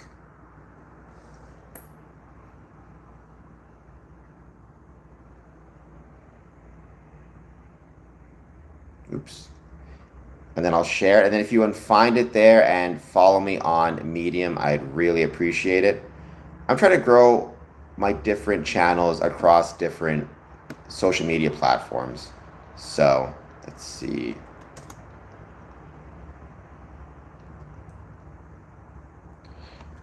All right, Austin, do you see that link? And can you either click on it or copy and paste it? Oh, you already follow me? Then I appreciate it. Then I sent you the link. You should be able to find the story easily enough. Leave a comment on there if you can, etc., etc. Scooby, same thing. You can find my link there, Blair Witch, Paranormal Activity. Okay, so the found footage genre then is what you're going for.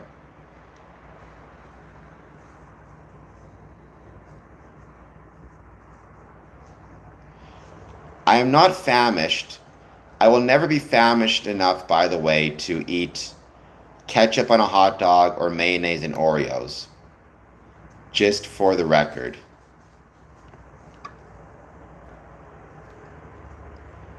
But how is it going? Thank you for being here. Actually, I had a good breakfast/lunch this morning. I usually have brunch of like chicken and roasted red peppers and pickles and luncheon meats, which is my favorite type of food. So I love that type of stuff.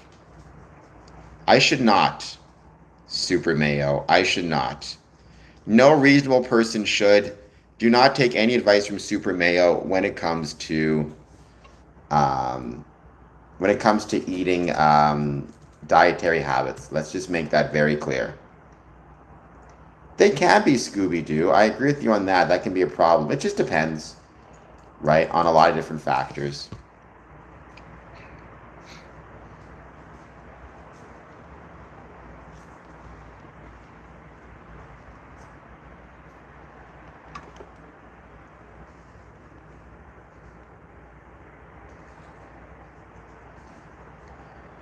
No one has modern.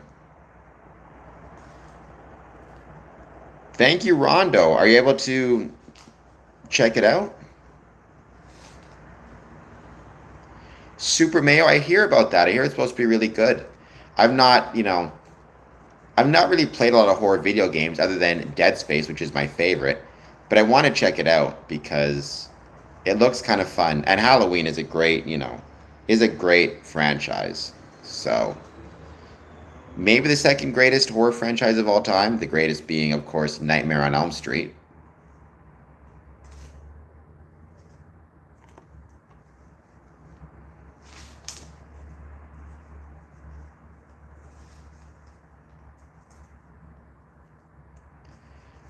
I mean, I wouldn't ban you for that. I mean, I think there's you're making a very valid point, to be honest. Yes, we should be careful about making sure that we should be really careful that we are not doing drugs for a lot of reasons, including absolutely it can affect our teeth. Oh, I've never seen La Lorena, but I want to. Alex, good. I've said it before. The scariest movie, not my favorite, but the scariest, is without a doubt Requiem for a Dream, which I love that movie, but it definitely is the scariest. People don't realize, I think, how frightening it actually is, because it's a lot of people struggle with that and are going through versions of that. Requiem for a Dream, it's terrifying. Hills Have Eyes, not a huge fan of Hills Have Eyes. It's okay, but it's not my favorite. La Lorena, that came out like what, 5, 6 years ago, if I recall correctly.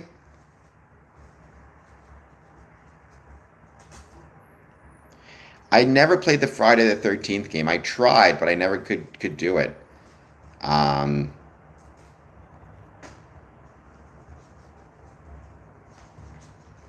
a lot of people say that's their favorite game, or sorry, favorite scary movie, Jeepers Creepers.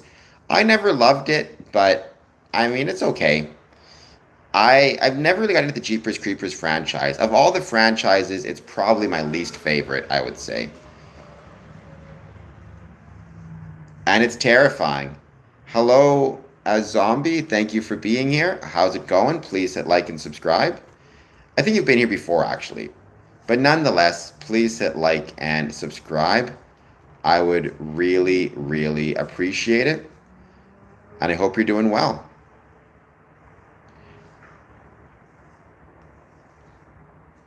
The OG of Halloween, it was great. I think so many of us as kids, like we saw it and we just fell in love with it. Saw it as in IT, as in the television event called it. I will say this, like, I miss those TV events. We don't have those anymore. You get together on like a Sunday night or Saturday and there'd be some like Stephen King show coming out. It was really, really good. I've been in a casino a whole bunch because it's right next to me. Speaking of, that is, and I don't gamble, by the way, I use the free coffee. That is something I was thinking of, though. People seem to like my videos from a casino. I don't know why, but they seem to like it when I'm there. So what I was thinking of doing is next week doing a 24, maybe like I spent, whatever, a whole bunch of time in a casino. And then end it though with me at Nero's Steakhouse and taking pictures of the courses at the steakhouse. I don't know for sure if I'm going to do that or not. I haven't decided. But I think it might be kind of interesting, and I think people might find it interesting. Um, Ask, I am. I mean, I'm not a full time YouTuber, I'm a full time content creator, right? So that is something I want to make sure to separate the two. Because I produce content across a variety of platforms, not just on YouTube. I'm very lucky that I'm able to do that as well. Um, but yeah, I produce content across a variety of channels, um, such as, or a variety of platforms. I mean, Facebook, Instagram, YouTube, Medium, and I love doing it.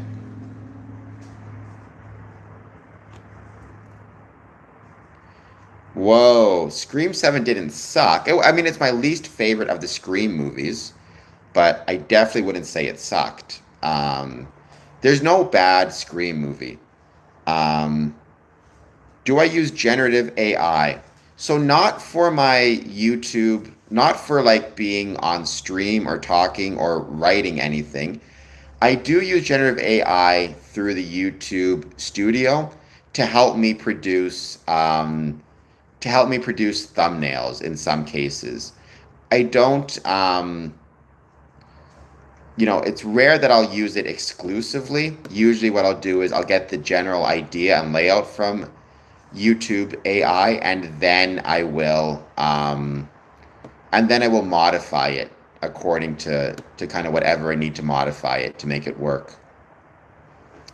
And that's about it. Other than that, I don't really use any other AI.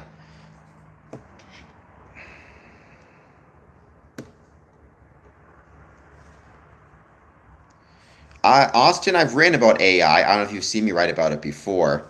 I view it as a tool. So I think, like every other tool, it has positive and negative possible connotations. I think ultimately it's about how we use it.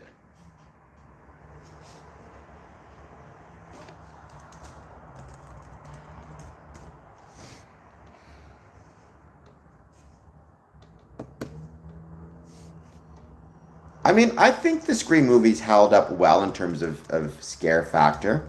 I think there's not a negative connotation within them, right? Like, or not a negative or bad movie within them. I mean, certainly, I think you could argue that the best one is, to me, the best one is part four, part two, or part one. They're all up there in terms of being really good, but I would think part two is my favorite personally. Um, followed by Followed in a close second probably by part two. I just resaw part two a little while ago. It's really underappreciated in terms of how good of a movie it actually is. So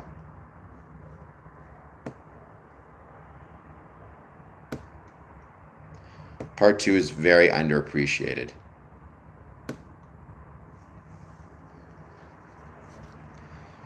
Sinister is supposed to be good. Oh, Scream 4 is super. I would put Scream 4 at the best. I think you can make an argument for Scream 4, Scream, or Scream 2 all being the best. Um, the original, the sequel, or part 4. It's very hard to argue against those, though,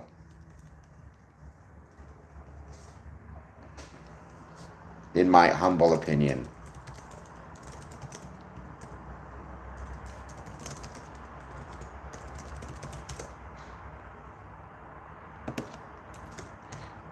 Not as many, by the way,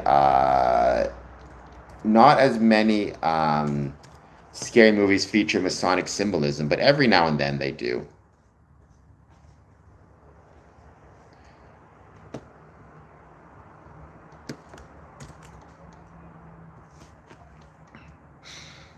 Scream 1. I mean, I won't disagree with that. And like I mean I disagree personally, but objectively, I think that's pretty fair. Like Scream is really hard to beat.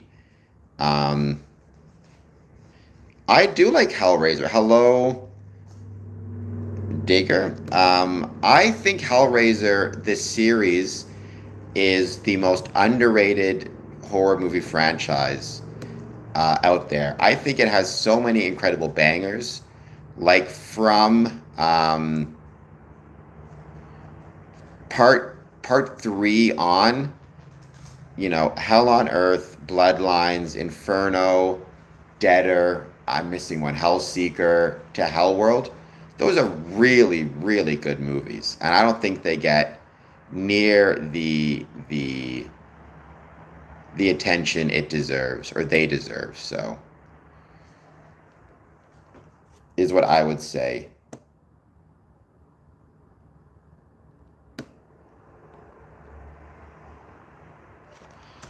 I think Deader is a genuinely great movie. By the way, if you guys enjoy my discussions on scary movies, first of all, tune in to my personal YouTube channel. And I talk about scary movies a lot more on there, including tonight at 8 p.m. to 10, where we're going to be watching Zombies, I believe, right now is what the audience has decided. And also find me on Letterboxd.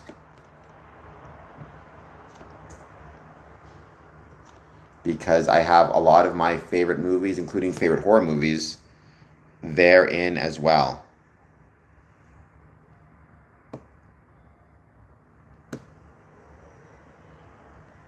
I have seen Wishmaster. Obviously, anything with Robert Englund, I'm going to appreciate very much. So yeah, I did like Wishmaster. The sequels got a bit much, but yeah, I did enjoy it quite a bit.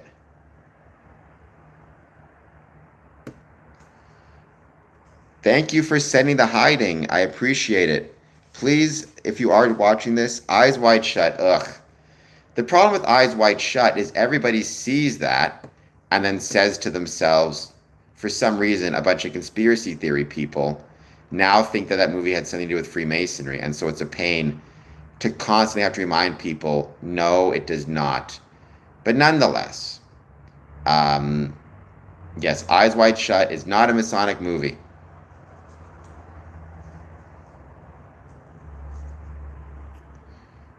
I mean, I do like Robert Englund. Oh, thank you for the gifts once again. Do I believe in gravity? Yes, I believe in gravity. In fact, as a Freemason, I love gravity because gravity, according to Einstein's general theory of relativity, gravity is simply geometry. And we understand gravity through geometric principles and ideas. So, yes, thank you for all the hidings. I will check out Elysium. Um,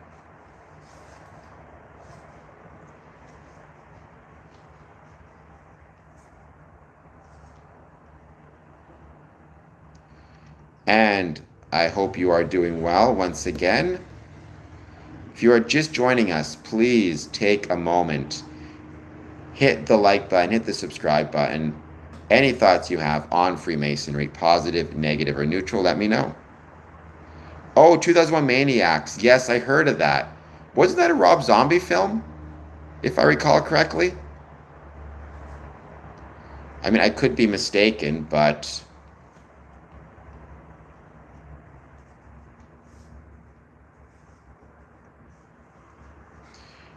I agree. I think the world will be a better place the more masonry we have and the longer it lives. And I think civic institutions will be better as well.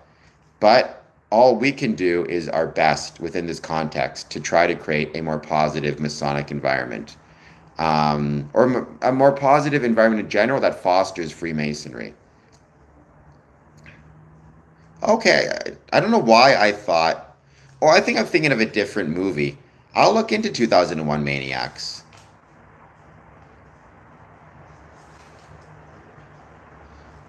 I would bring Freemasonry to I would go to Mars if I could bring Freemasonry. That would be incredible.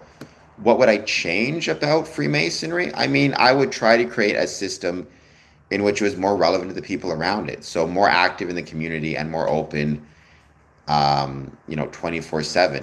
Have lodge buildings that hold community events or Martian events, I guess it'd be, as often as you possibly can, to give just some examples.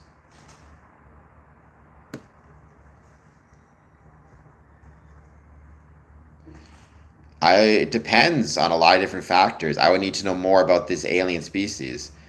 What if the alien species, secretes an acid that will eat my face off, for example? But I would not be opposed to it, in theory.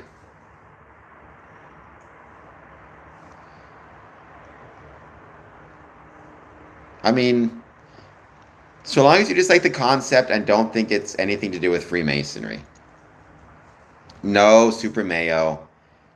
Super Mayo coming in with the jokes.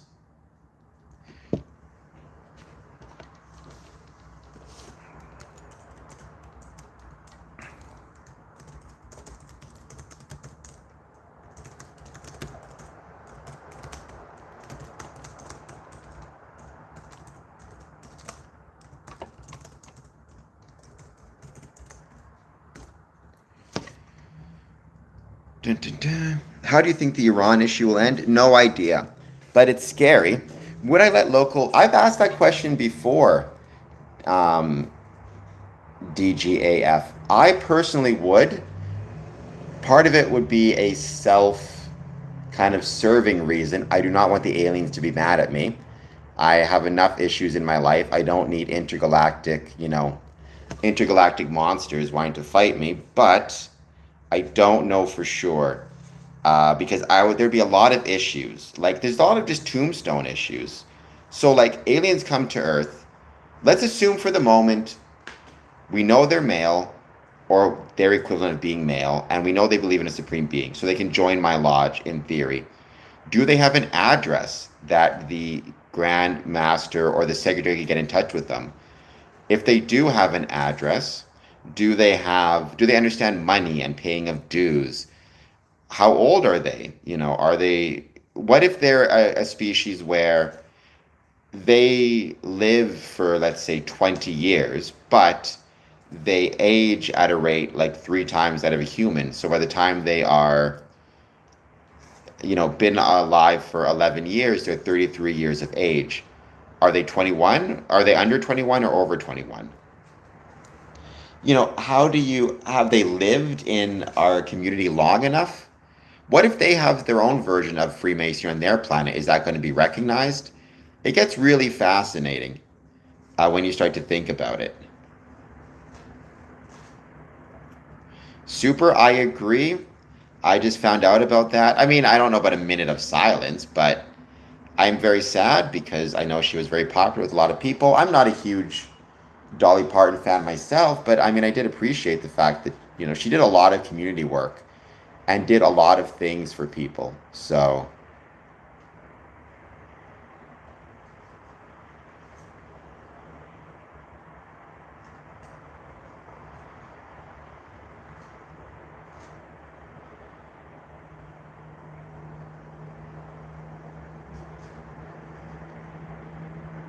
the disrespect.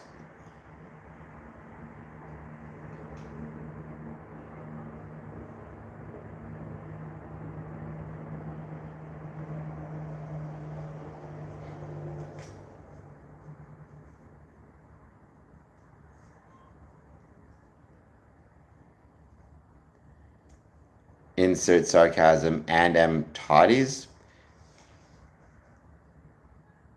What star? If I was living on Mars, I mean, I would go red.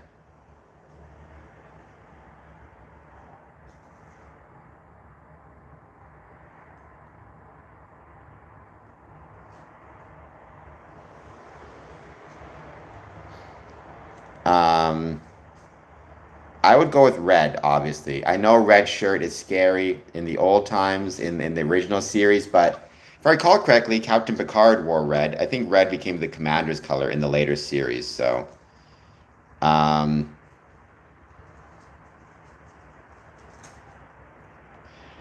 it happens. They get older. The question is, are we creating new legends to replace them?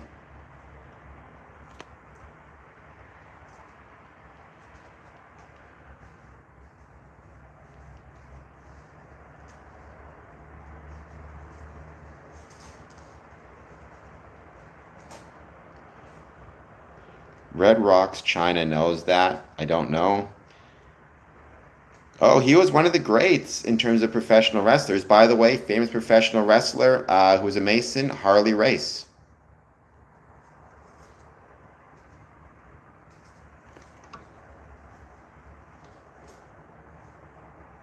Well, that's because you're a smart one, Scooby Doo. Thank you all for being here. Once again, please take a moment, hit like, hit subscribe. No. And this is actually a really good point when it comes to AI that we should talk about, DGAF. For some reason, after Chuck Norris died, people started posting this picture of Chuck Norris in Masonic regalia, but it was a fake picture. It was AI generated. He was never a Freemason. It was not a real picture. But a lot of people believed it, and a lot of people shared it. So you need to be really careful about that and double check what you're seeing. Um, I mean, he was supposedly the Tyler of the Lodge, so I'd be terrified of trying to break into that lodge. My dad liked George the Animal Steel as well, Dennis. Welcome, Dennis. Thank you for being here. And everybody has a Macho Man Randy Savage impression, right? It's just one of those things.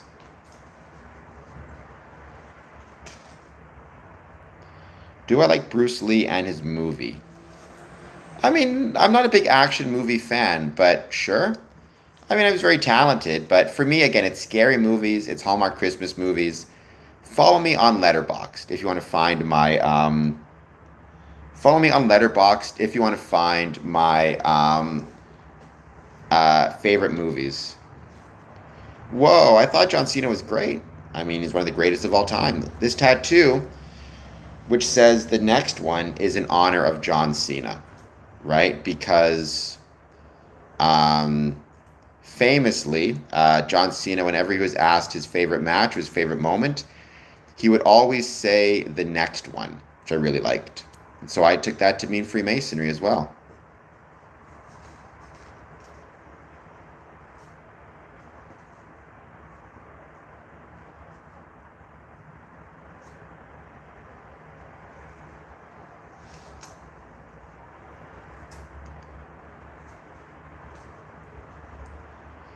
Yeah, I mean, I don't want to talk about anybody in a positive, like negatively, because I mean, Ryback's still out there. He's still trying to get work. They all are. Like, it's not. There's people you like and people you don't like. I mean, to a certain extent, when it comes to this idea, there's always going to be an element of personal preference, right? Well, he did Under Siege. He did Under Siege 2. He had some bangers back in the day. He was obviously quite successful.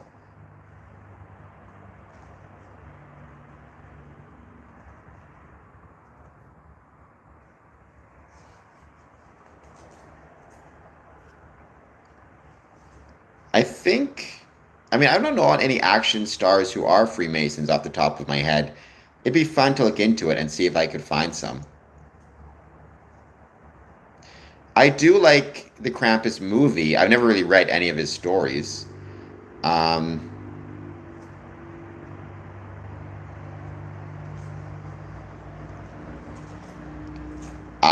sure. Just because if that was happening, I'm assuming it's happening in a ring, and there's some type of like really cool reason why.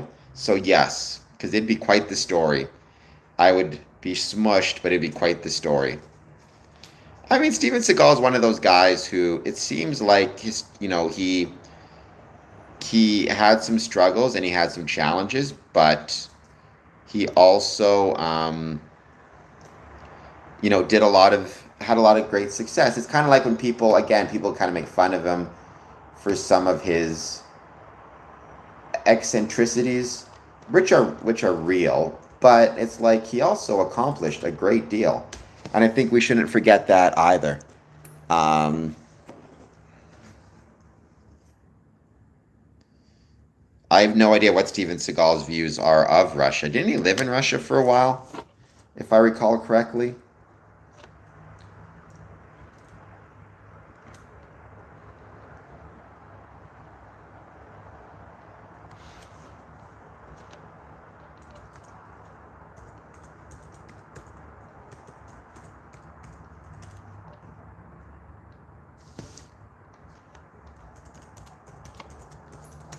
mean, Aikido is also something I don't know a lot about.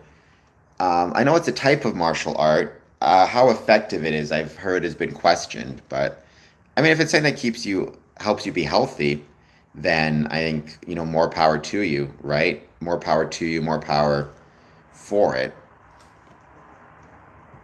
Because at the end of the day, what matters most is, are you able to find a way to be healthy? I think that's what we need to focus on.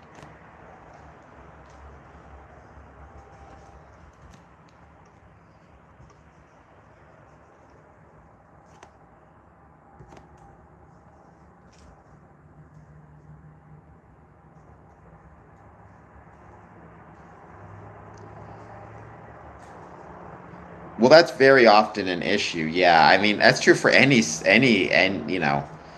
if the person is working with you, it's a lot easier. But I mean, again, I my suspicion is, like with anything in life, ultimately you will be able to find a way to make it work if you want to, right? I would think that's true for keto or for anything else. You can probably find a way to, make whatever it is you need to make work, at least in my experience. Or at least take parts of it. So I'm sure within Aikido, for example, there are probably a lot of parts of Aikido that you could absolutely um, use to your advantage and use as a lesson. But as a matter of self-defense, I don't know. Yeah, but again, you take everything for what it's worth, right? I think that's kind of my point. That's the key. So, again, I'm not an expert on it, but if you're taking and using Aikido because you want to learn self-defense, I think you have to rethink or reconsider. But I bet you within the philosophy and the idea of Aikido, there's probably some value. Also, my suspicion is if you're significantly older, you have challenges with mobility, things of that nature. Might not be the worst thing to look at going into, let's say, Aikido as opposed to anything else, just because, again, I understand it's relatively limited movements or lighter movements. So you pick what works best for you, what you think will work best for you, and you focus on that. That's my advice, anyways. That's true for even Freemasonry. Like, you might go to a lodge meeting and it might be, a super annoying lodge meeting. It's boring. You're not interested in anything.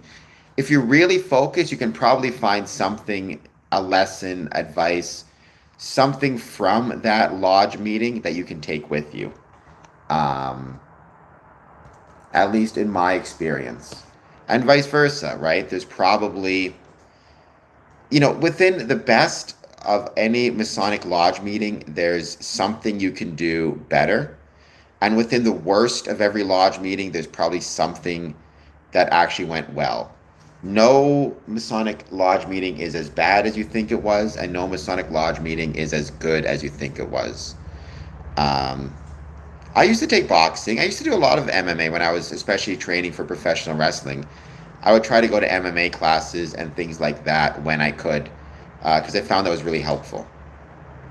Oh, I'm sure they are. Muay Thai guys are very impressive. I would not want to get into a scrap with any of them, let me tell you. It would be quite scary.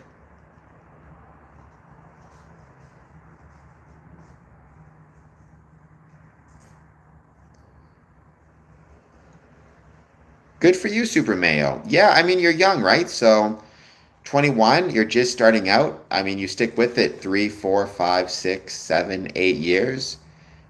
Like, who knows how great you could be at that point. I'm sure you'd be very, very talented. So good for you. I'm a professional wrestler. Yeah, I referee now. I know I have no legs, but I can still do some stuff.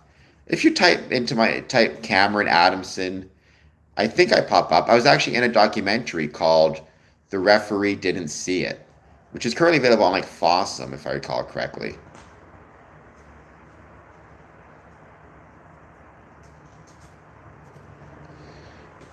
But it's on a free streaming app. It's called The Ref Didn't See It. I'm on the cover of it as well. I do not have legs. I was born missing my legs. You're learning all sorts of things about me right now, our zombie.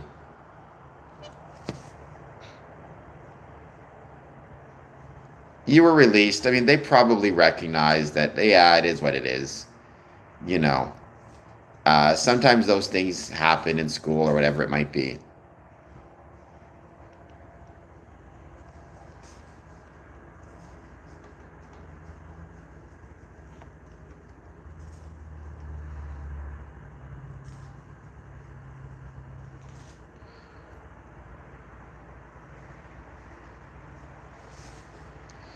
So, as always, don't forget, please take a moment.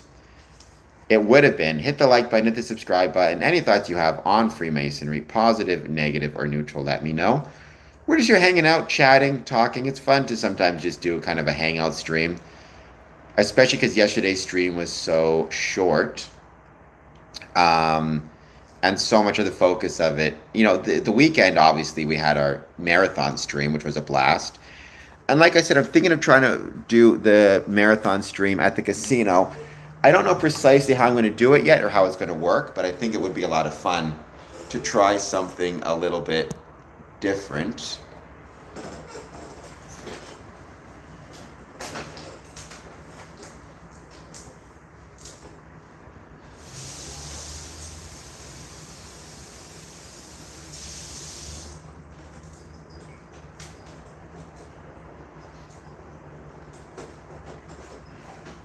I always think we should be willing to try new things as often as possible. Nice. Well, Super Mayo, if you can find the movie, once again, it's called The Ref Didn't See It. Um, mm.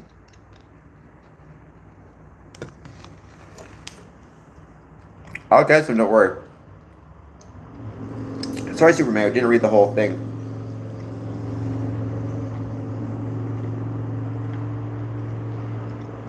I mean,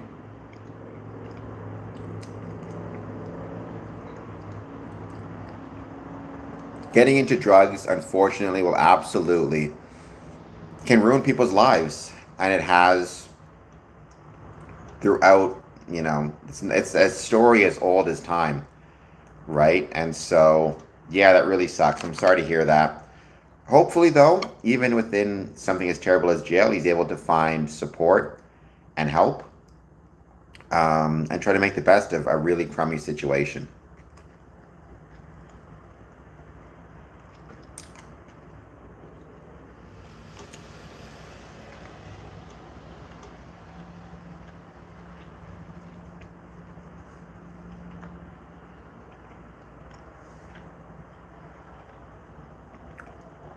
Well, thank you. I would love to be Spider-Man.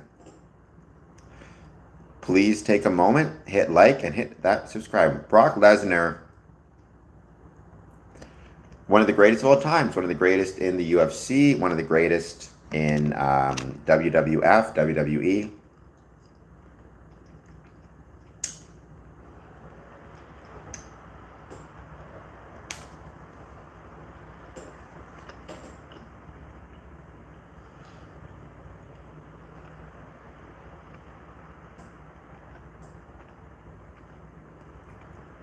I do not think you are the replacement of the King of Ireland, Dan Byrne.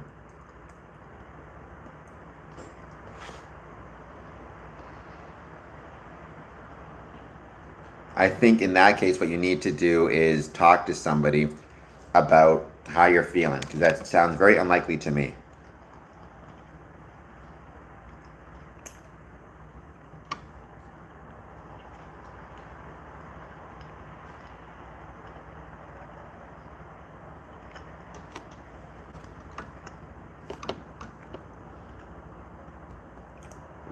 Cody Gibson,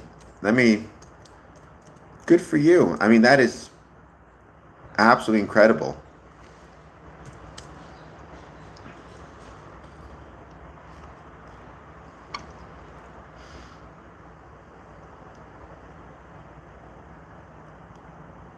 That is really cool. Congratulations.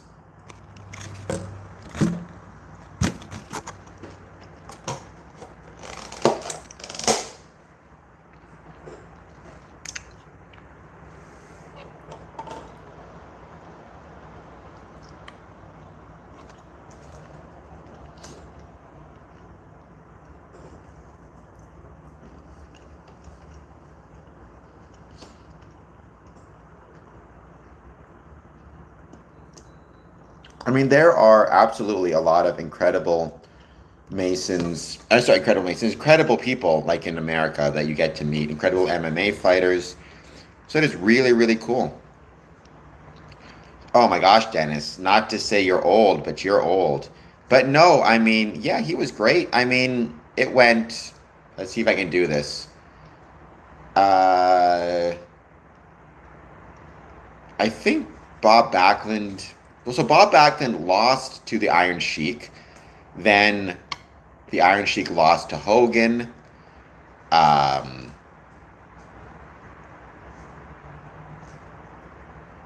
then it went what?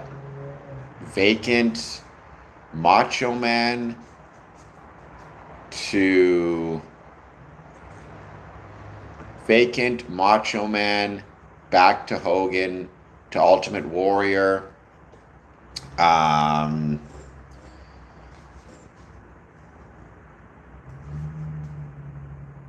to Ric Flair, to Macho Man, back to Ric Flair, to Bret Hart. I think I'm getting this correct. I feel like I'm missing some. Um, what? Bret Hart lost it to Yokozuna, Yokozuna to Hogan, Hogan back to Yokozuna, Yokozuna back to Bret Hart, Bret Hart to Bob Backlund to Diesel, Diesel to Bret Hart, Bret Hart to Shawn Michaels, and after that I don't remember.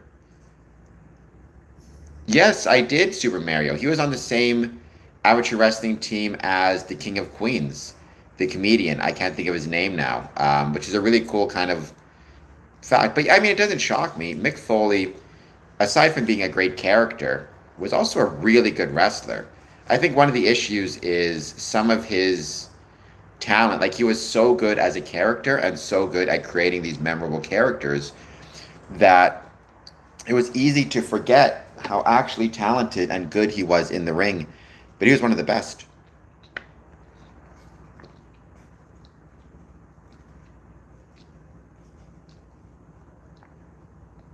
Which is not a new gimmick, by the way, by any chance.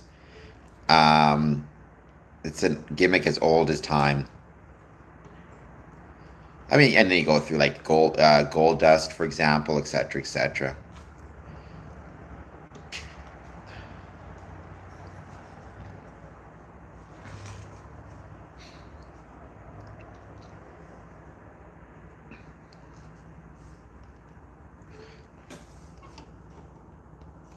Let's see what the news is saying about things. Please don't forget, hit that like and subscribe button. Still more announcements. Yeah, Canada sets retaliatory tariffs on U.S. goods worth 200 billion or 20 billion, excuse me, as trade war intensifies. Approach and calls in with opposition leaders.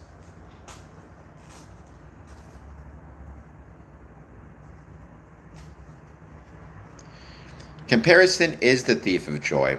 Um, Another good quote is happiness equals reality minus expectation. So, yeah, comparison is 1,000,000% the thief of joy. Um,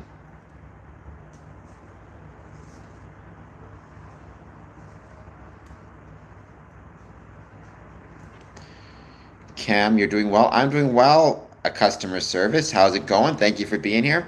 In the midst of a longer stream than usual, just because I had such a short stream yesterday. Don't forget, though, tonight, 8 p.m., I have on my other channel, youtube.com/Cameron Adamson, my Square and Compass Promotions, my personal channel.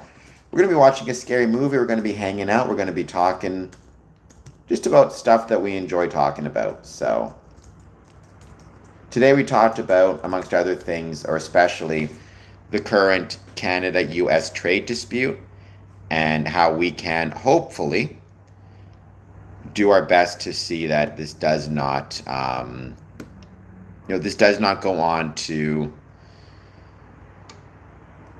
or how we as Freemasons can help try to limit the damage and the harm economically or otherwise to our communities. Yes, DARPA. Yeah, youtube.com/at Cameron Adamson. Let me just put that in the chat and please find me there and follow me there. I'd really appreciate it. I want to grow that channel before the new monetization rules take effect. Hold on just one second.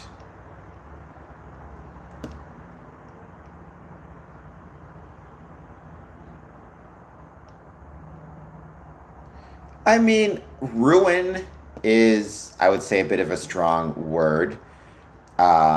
Super Mayo, as someone who has watched those movies myself and that content myself, but I definitely think it can become very unhealthy very quickly, right? I think without question, if watching that content results in you ignoring your other responsibilities, being late for work, staying up too late, or feeling like you don't need to, for example, try to form any in person or real relationships with the opposite sex or with whatever you're attracted, men, women, whatever you're attracted to, because your focus is just getting that release through adult content, then I think that's incredibly damaging and incredibly dangerous. I kind of view it the same way I view alcohol, the same way I view drugs, the same way I view anything. Um, Alcohol in and of itself might be okay for some people, but if it starts to affect your ability to, you know, your day-to-day life, financially or otherwise, health-wise, then you really need to reconsider. So my personal channel, I wouldn't be surprised, Super Mayo, especially if you're watching it all the time. I wouldn't doubt it at all. So I would advise against it. Again, I'm not going to pretend like I haven't watched it, but I'm going to say I would strongly advise against it. YouTube.com/at Cameron Adamson, CameronAdamson.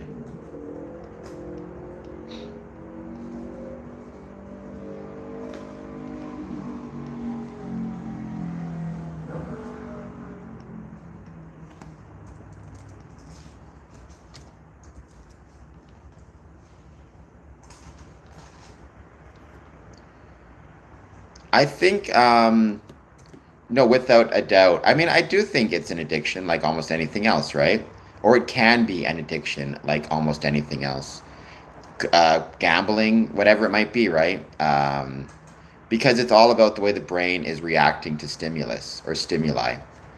And if you find a cheat code to get those reactions without needing to put in the work, of course that's going to become more popular. Why wouldn't it be, right? You never have to worry about rejection. You have to worry about putting yourself out there. You don't have to bother trying to look good or dress good or whatever it might be. So, but that's why, I mean, whether it's fraternal relationships, romantic relationships, friendships, colleagues, whatever it might be, um,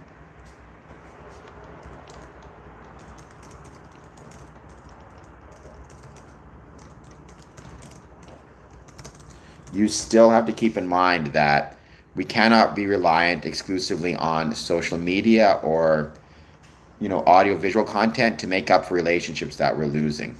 um,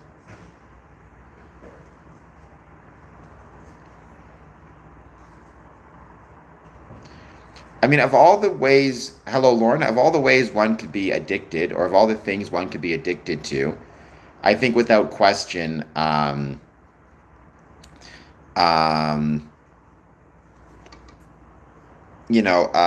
addicted to making money is probably the best. But again, even that you have to be really careful of. When you are addicted to making money, are you cutting corners or doing things that are illegal to make the money? How are you actually making this money, right? That is the question.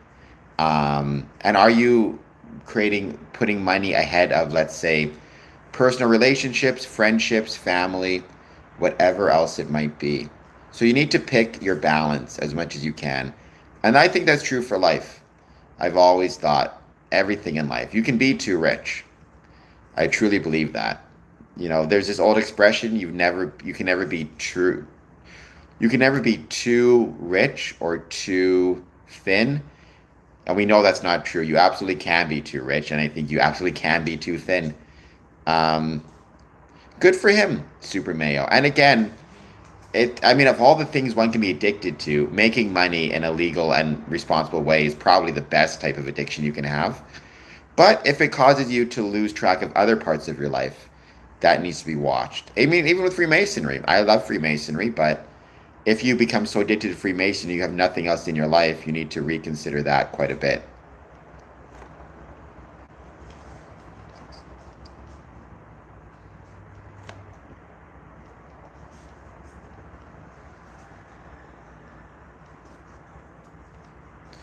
Might be true, modern welfare might be true on that one. I wouldn't doubt it.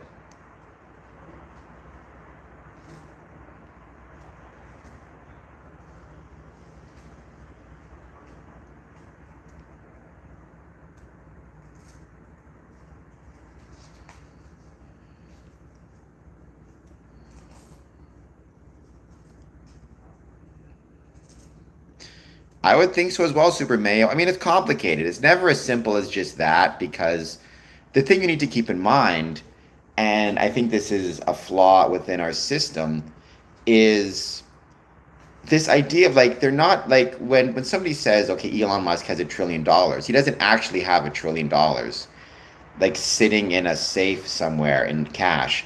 He owns property. That property is valued at a certain amount, a stocks, bonds, whatever it is valued at $1 trillion or less than. And the problem is he can use that $1 trillion valuation to borrow, but he doesn't have to pay taxes on it, which becomes a problem, right? It basically causes the money to pool and not circulate. If you consider money to be an equivalent of blood in the circulation system, when people get rich enough and they stop spending their money and just start saving it, it stops circulating, and that creates problems. Dennis, good question. You've been watching my channel. I mean, I can't speak to what every Freemason thinks, but Freemasonry has been involved in space exploration since the start. Buzz Aldrin was a Freemason, the second person on the moon. John Glenn, I think the name was, the first astronaut in America to orbit. In the meantime, and on top of that, there's Tranquility Lodge, there's the Euclid Space Mission, which I've talked about. I think to be a Freemason, we should be supportive of space exploration. In fact, Einstein's general theory of relativity famously turned gravity into geometry, which I think is really cool as well. And, geometry and an understanding of it is necessary for space exploration.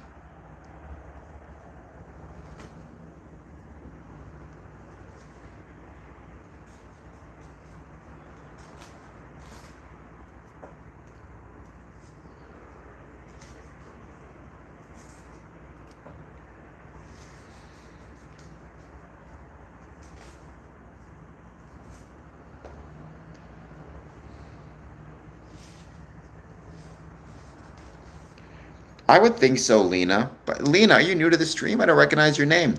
Please hit like. Please hit subscribe. I'd really appreciate it.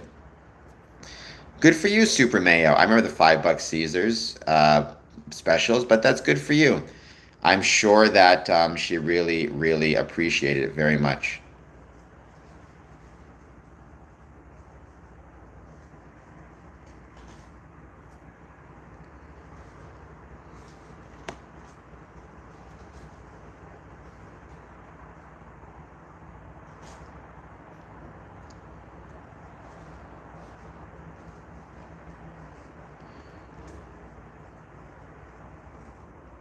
Please take a moment, like, and subscribe. I've written about that, Lena, on Medium, and I've talked about that on previous live streams.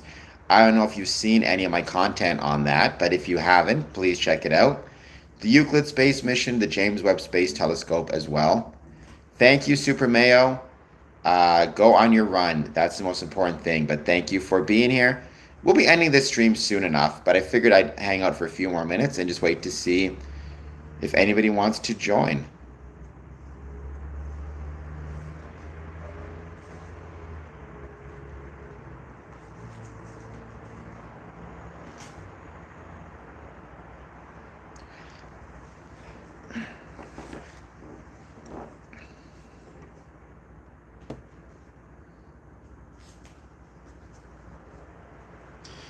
Lorna, I did. I mean, I was not a huge fan of hers or nothing, but it does make me sad as well.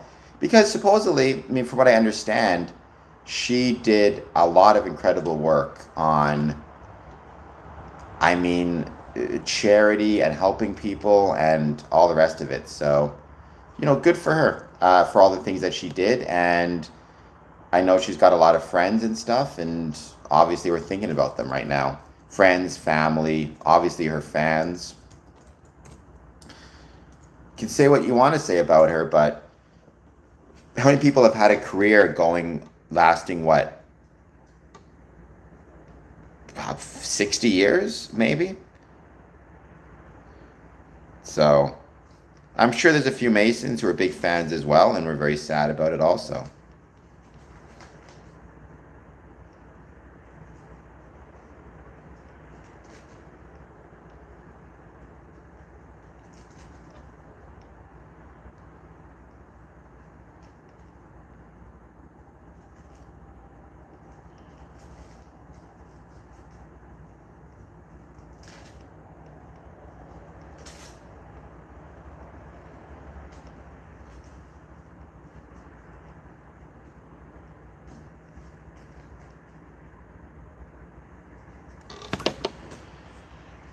We're going to give it a bit more time, wait to see who joins. Thank you all for joining us so far. I'll be back on at 1 a.m. Plus, my personal YouTube channel, youtube.com/Cameron Adamson, tonight at 8, which will be fun as well. I look forward to it. CM, good evening. Might be evening for you. It's the day for me, but thank you for being here. How's it going? I hope that you are doing well. Any thoughts you have on Freemasonry, let me know. Let's not be saying that, Google. I'm sure Joe Rogan's still around. I'm not a fan of him, but he has friends, family, people who do care about him. So let's not have any of that nonsense.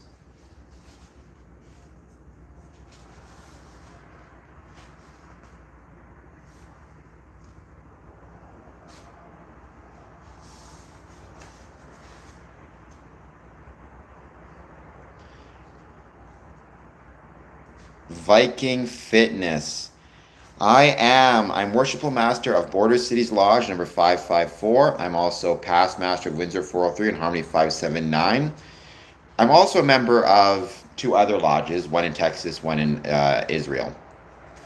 But I am a Freemason. Welcome, Viking Fitness. I'm traveling east as well, although I'm not a big fan of that term because I've already been to the east. I've been a Worshipful Master many, many times, believe me. Yeah, traveling man is a reference to Freemasons because Freemasons, right, were meant to be in some ways travelers. It goes back to the idea of being stonemasons and being professionals. We would travel from job site to job site. Um, and so the idea of, I mean, it's no different than if you look at, for example, tradespeople in throughout history. There's a reason they've been called journeymen because they would journey from, job to job. They were independent contractors. Now, obviously, being a Freemason is not a profession, but nonetheless, the basic premise of it, we're still encouraged to travel to earn metaphorical, not literal wages.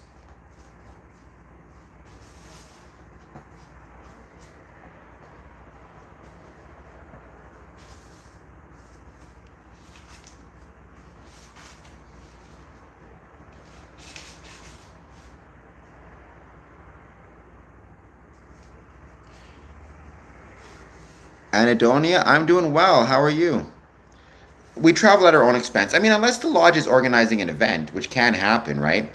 Like if the Masonic Lodge is organizing a lodge visit, the lodge may agree to cover the cost of like gas for brethren to travel if they're all taking the same car, or it may offer to help out with hotels, especially if it's like a grand lodge event, and you're sending brethren to take part in official kind of workshops. That can happen, but it's rare, right? As a general rule, you're kind of covering your own costs.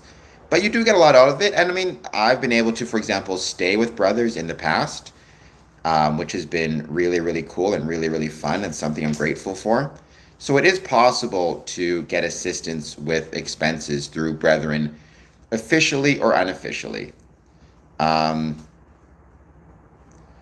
I think I do have good upper body strength. It's kind of like if you walk a lot, you get good leg strength, right? So yeah, it's kind of the part of your body you use the most is going to naturally develop certain strength kind of as you go. How's it going, by the way? Everybody, welcome. Thank you all for being here as always. I hope you're all doing very well. Please hit like, please hit subscribe, and any thoughts you have on Freemasonry. I do not know what Pepe La Gusta is, but thank you for being here, Michael. I hope you're doing well. Don't forget, super chat, comment, send some gifts. Let me know any thoughts you have, as always, on Freemasonry. We'll be ending this stream soon, but I do appreciate you all being here.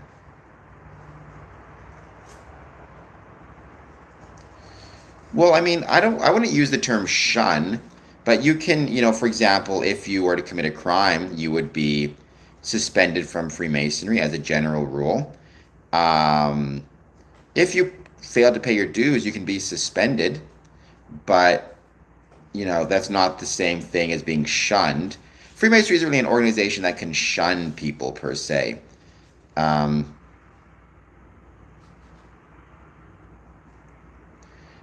mean, there might be some men called Lorna, but it's normally when I hear the name Lauren, I think of a woman. Lauren is the masculine, Lauren is the feminine.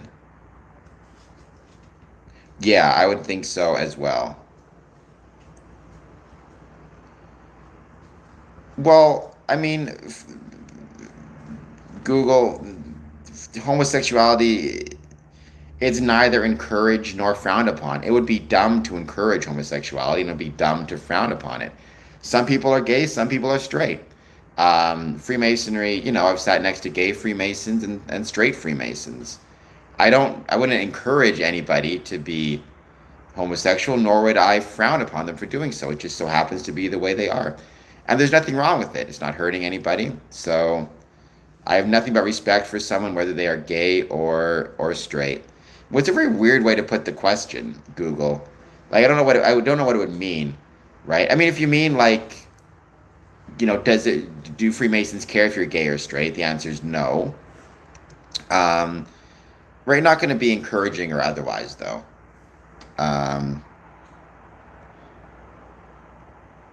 We just want people who are, of good.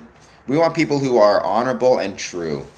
That's what matters. And you can be gay or straight and be that either way. Thoughts on the Ark of the Covenant? I have no idea where the Ark of the Covenant is, so I cannot help you with that. Despite what some of the conspiracy theories say, I do not know where the Ark of the Covenant supposedly is. So I cannot help you with that.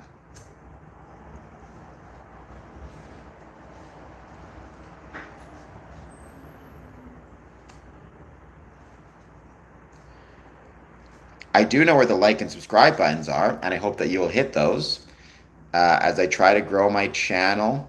Slowly but surely, we're getting closer and closer to 5,000 subs, so I would very much appreciate it. Sometimes we do Lorna because obviously they can be entertaining to talk about, entertaining to think about. And sometimes we have to talk about them because they can be concerning in the sense that they can affect our potential for safety and well-being, right? Like, if there's a new conspiracy out there that we're engaged in some type of horrible criminal activity, that can encourage people to want to show up and harm us or vandalize our buildings or whatever it might be. So we have to think about that as all. So Google, I mean, stonemasonry, you could argue stonemasonry started well before the pyramids. You could argue stonemasonry started 3.3 million years ago when, our human ancestors decided to create stone tools on the plains of Africa, right? You could without a doubt make that argument. Now, however, Freemasonry started much later. Freemasonry started in Scotland around 1634. Or, I mean, the latest you could say would be maybe England in 1717, June 24th, 1717. It proceeded to borrow, a great deal of symbols from ancient Egypt and create some legendary connections, but it did not literally start there. What do I want for Christmas? More subs, more likes, more patrons, more followers on social media.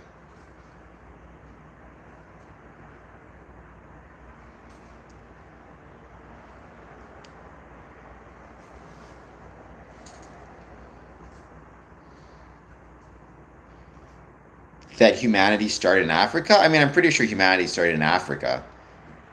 I don't think there is any constructions beneath the pyramids. I've not seen enough evidence to confirm it. I guess we'll see, but the fact that I'm not seeing any pictures or anybody's actually gone down there makes me highly question a lot of this stuff.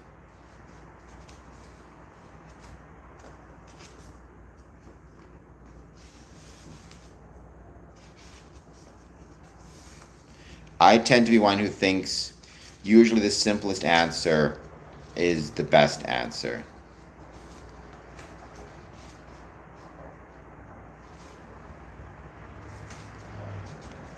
Being told over and over again matters, but especially who is telling you over and over again is the better question. In the same way, I have been a Freemason for 20 years, which I think gives me a certain level of knowledge. If somebody has been an archaeologist for a long time, for decades, I trust their judgment. We can't live in a society where we're constantly, replacing the experts with whomever it might be.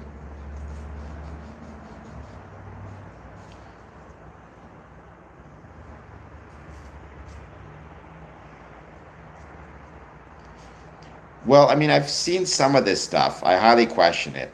There could be something under the pyramids. I just doubt it's anything relevant or anything. Like I heard somebody say there was some type of nuclear reactor under there, that type of stuff. I have a lot of questions about, or some type of power source. Um, I think Joe Rogan had some dude. Um, Whoa, Google. It's not an impudent question. I think it's a pretty valid point. It's just like Dr. Google, right? You got to be really careful about stuff using Google to prove or disprove things because, as someone who has seen a lot of conspiracy theories about Freemasonry be discovered via Google, I'm not a big fan of using Google to confirm or deny things. It's better to rely on expertise, study, research, journals, things of that nature. I mean, Graham Hancock is, I have my issues with him. But, I mean, he's had a lot of success and made a lot of money with his theories. I'll say that for him. Because, of course, it's interesting to imagine all of these kind of fanciful ancient technologies and all the rest of it. But I'm not surprised that you're a fan of Graham Hancock. We're going to be ending this stream soon. This has been a longer stream than normal, but it's been a lot of fun. Let's just make sure we keep in mind and remember that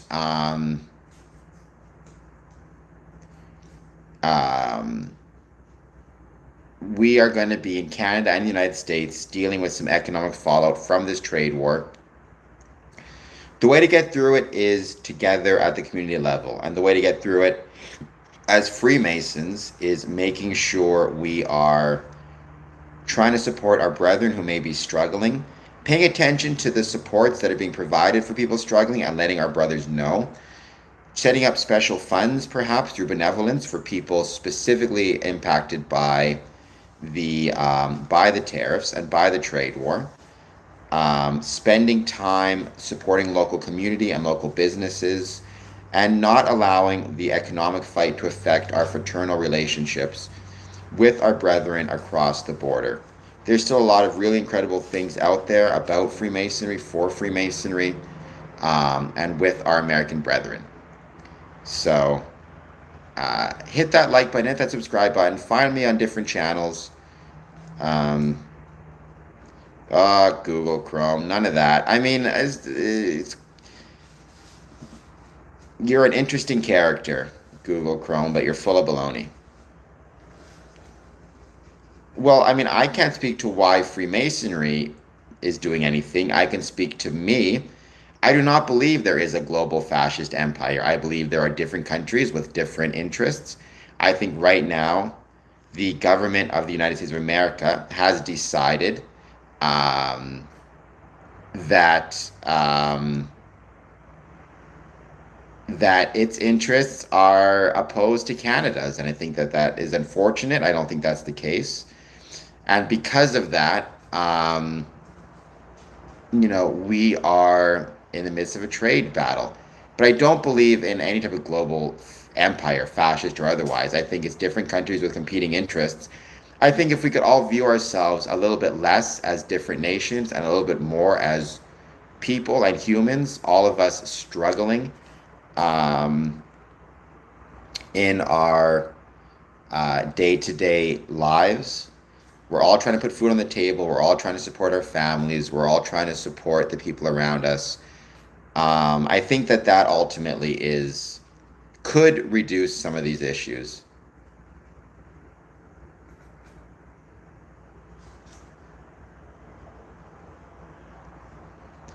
Well, I mean, you believe that there's a global fascist empire. I believe there's no single government running the world. It's just a lot of different people with a lot of very different interests. And I think, unfortunately, some countries are taking the wrong approach of trying to protect their interests. I think we'd be much better off if we tried to focus on mutually beneficial solutions for all and not treating everything like a zero sum game. Well, Gold, let's not be making fun of Dolly Parton right now. Dolly Parton, one of the greats. She has a lot of friends, a lot of family, a lot of people who loved her, and she will be missed. She also did a lot of charitable work, I understand. So,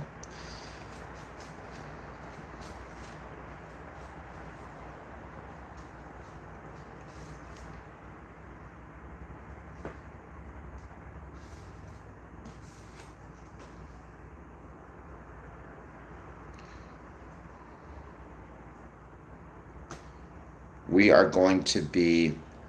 But I mean, I think, look, whatever is causing, quote unquote, the current trade dispute between Canada and the United States is kind of aside from the point, right? What matters is what can we as Freemasons do to try to help the people in our communities who are going to be struggling on both sides of the border.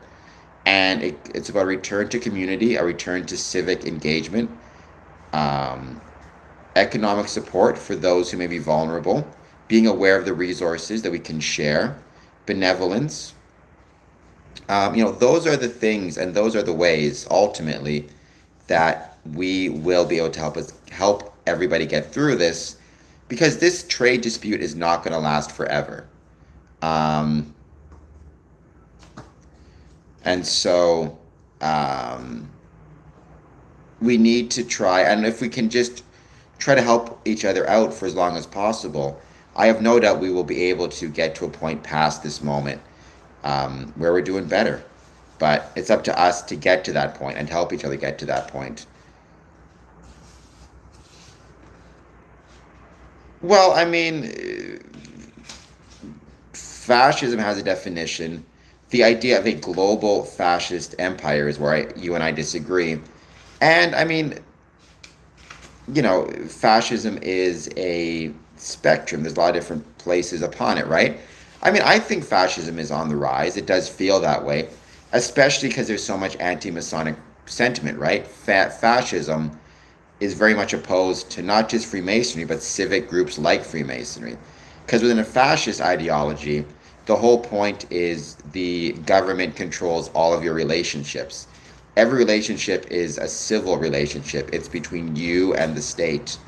Whereas Freemasonry is about civic relationships, the people having relationships with one another, including private relationships, right?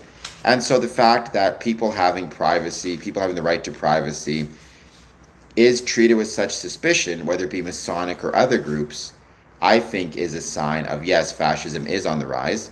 I think the more Freemasonry you have, the less likely fascism is to take hold. It's the global part that I think is baloney. I mean, you need to be really careful about that. Um,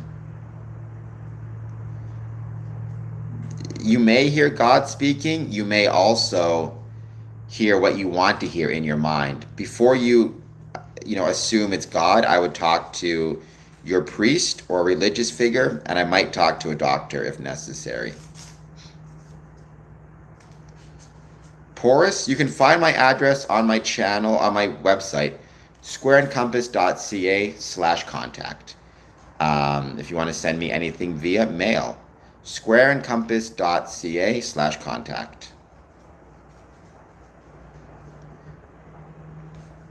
You don't believe in psychiatrists or priests or both? May be worth believing in it, or at least giving it a shot. What do you have to lose?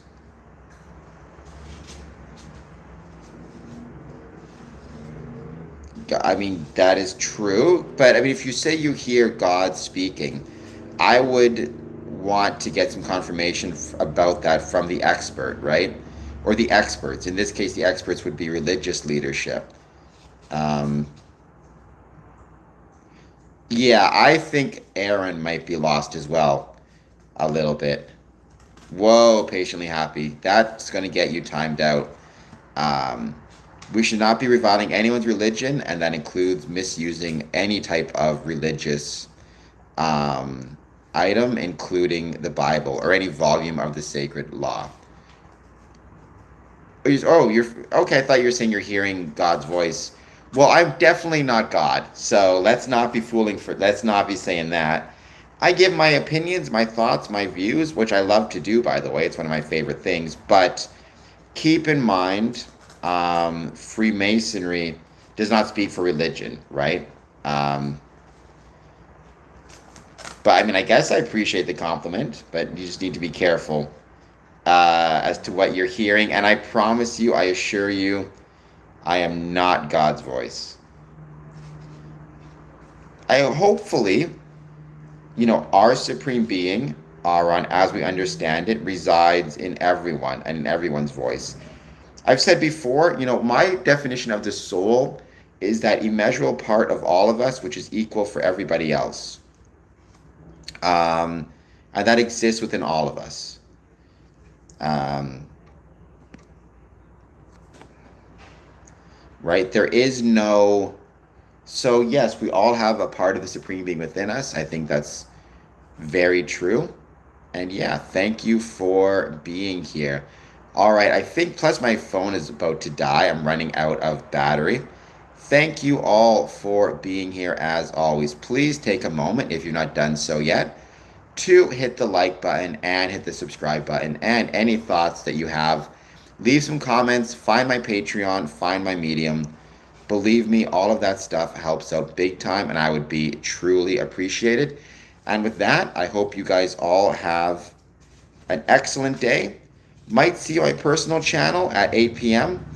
and might see you on my 1 a.m. stream as well.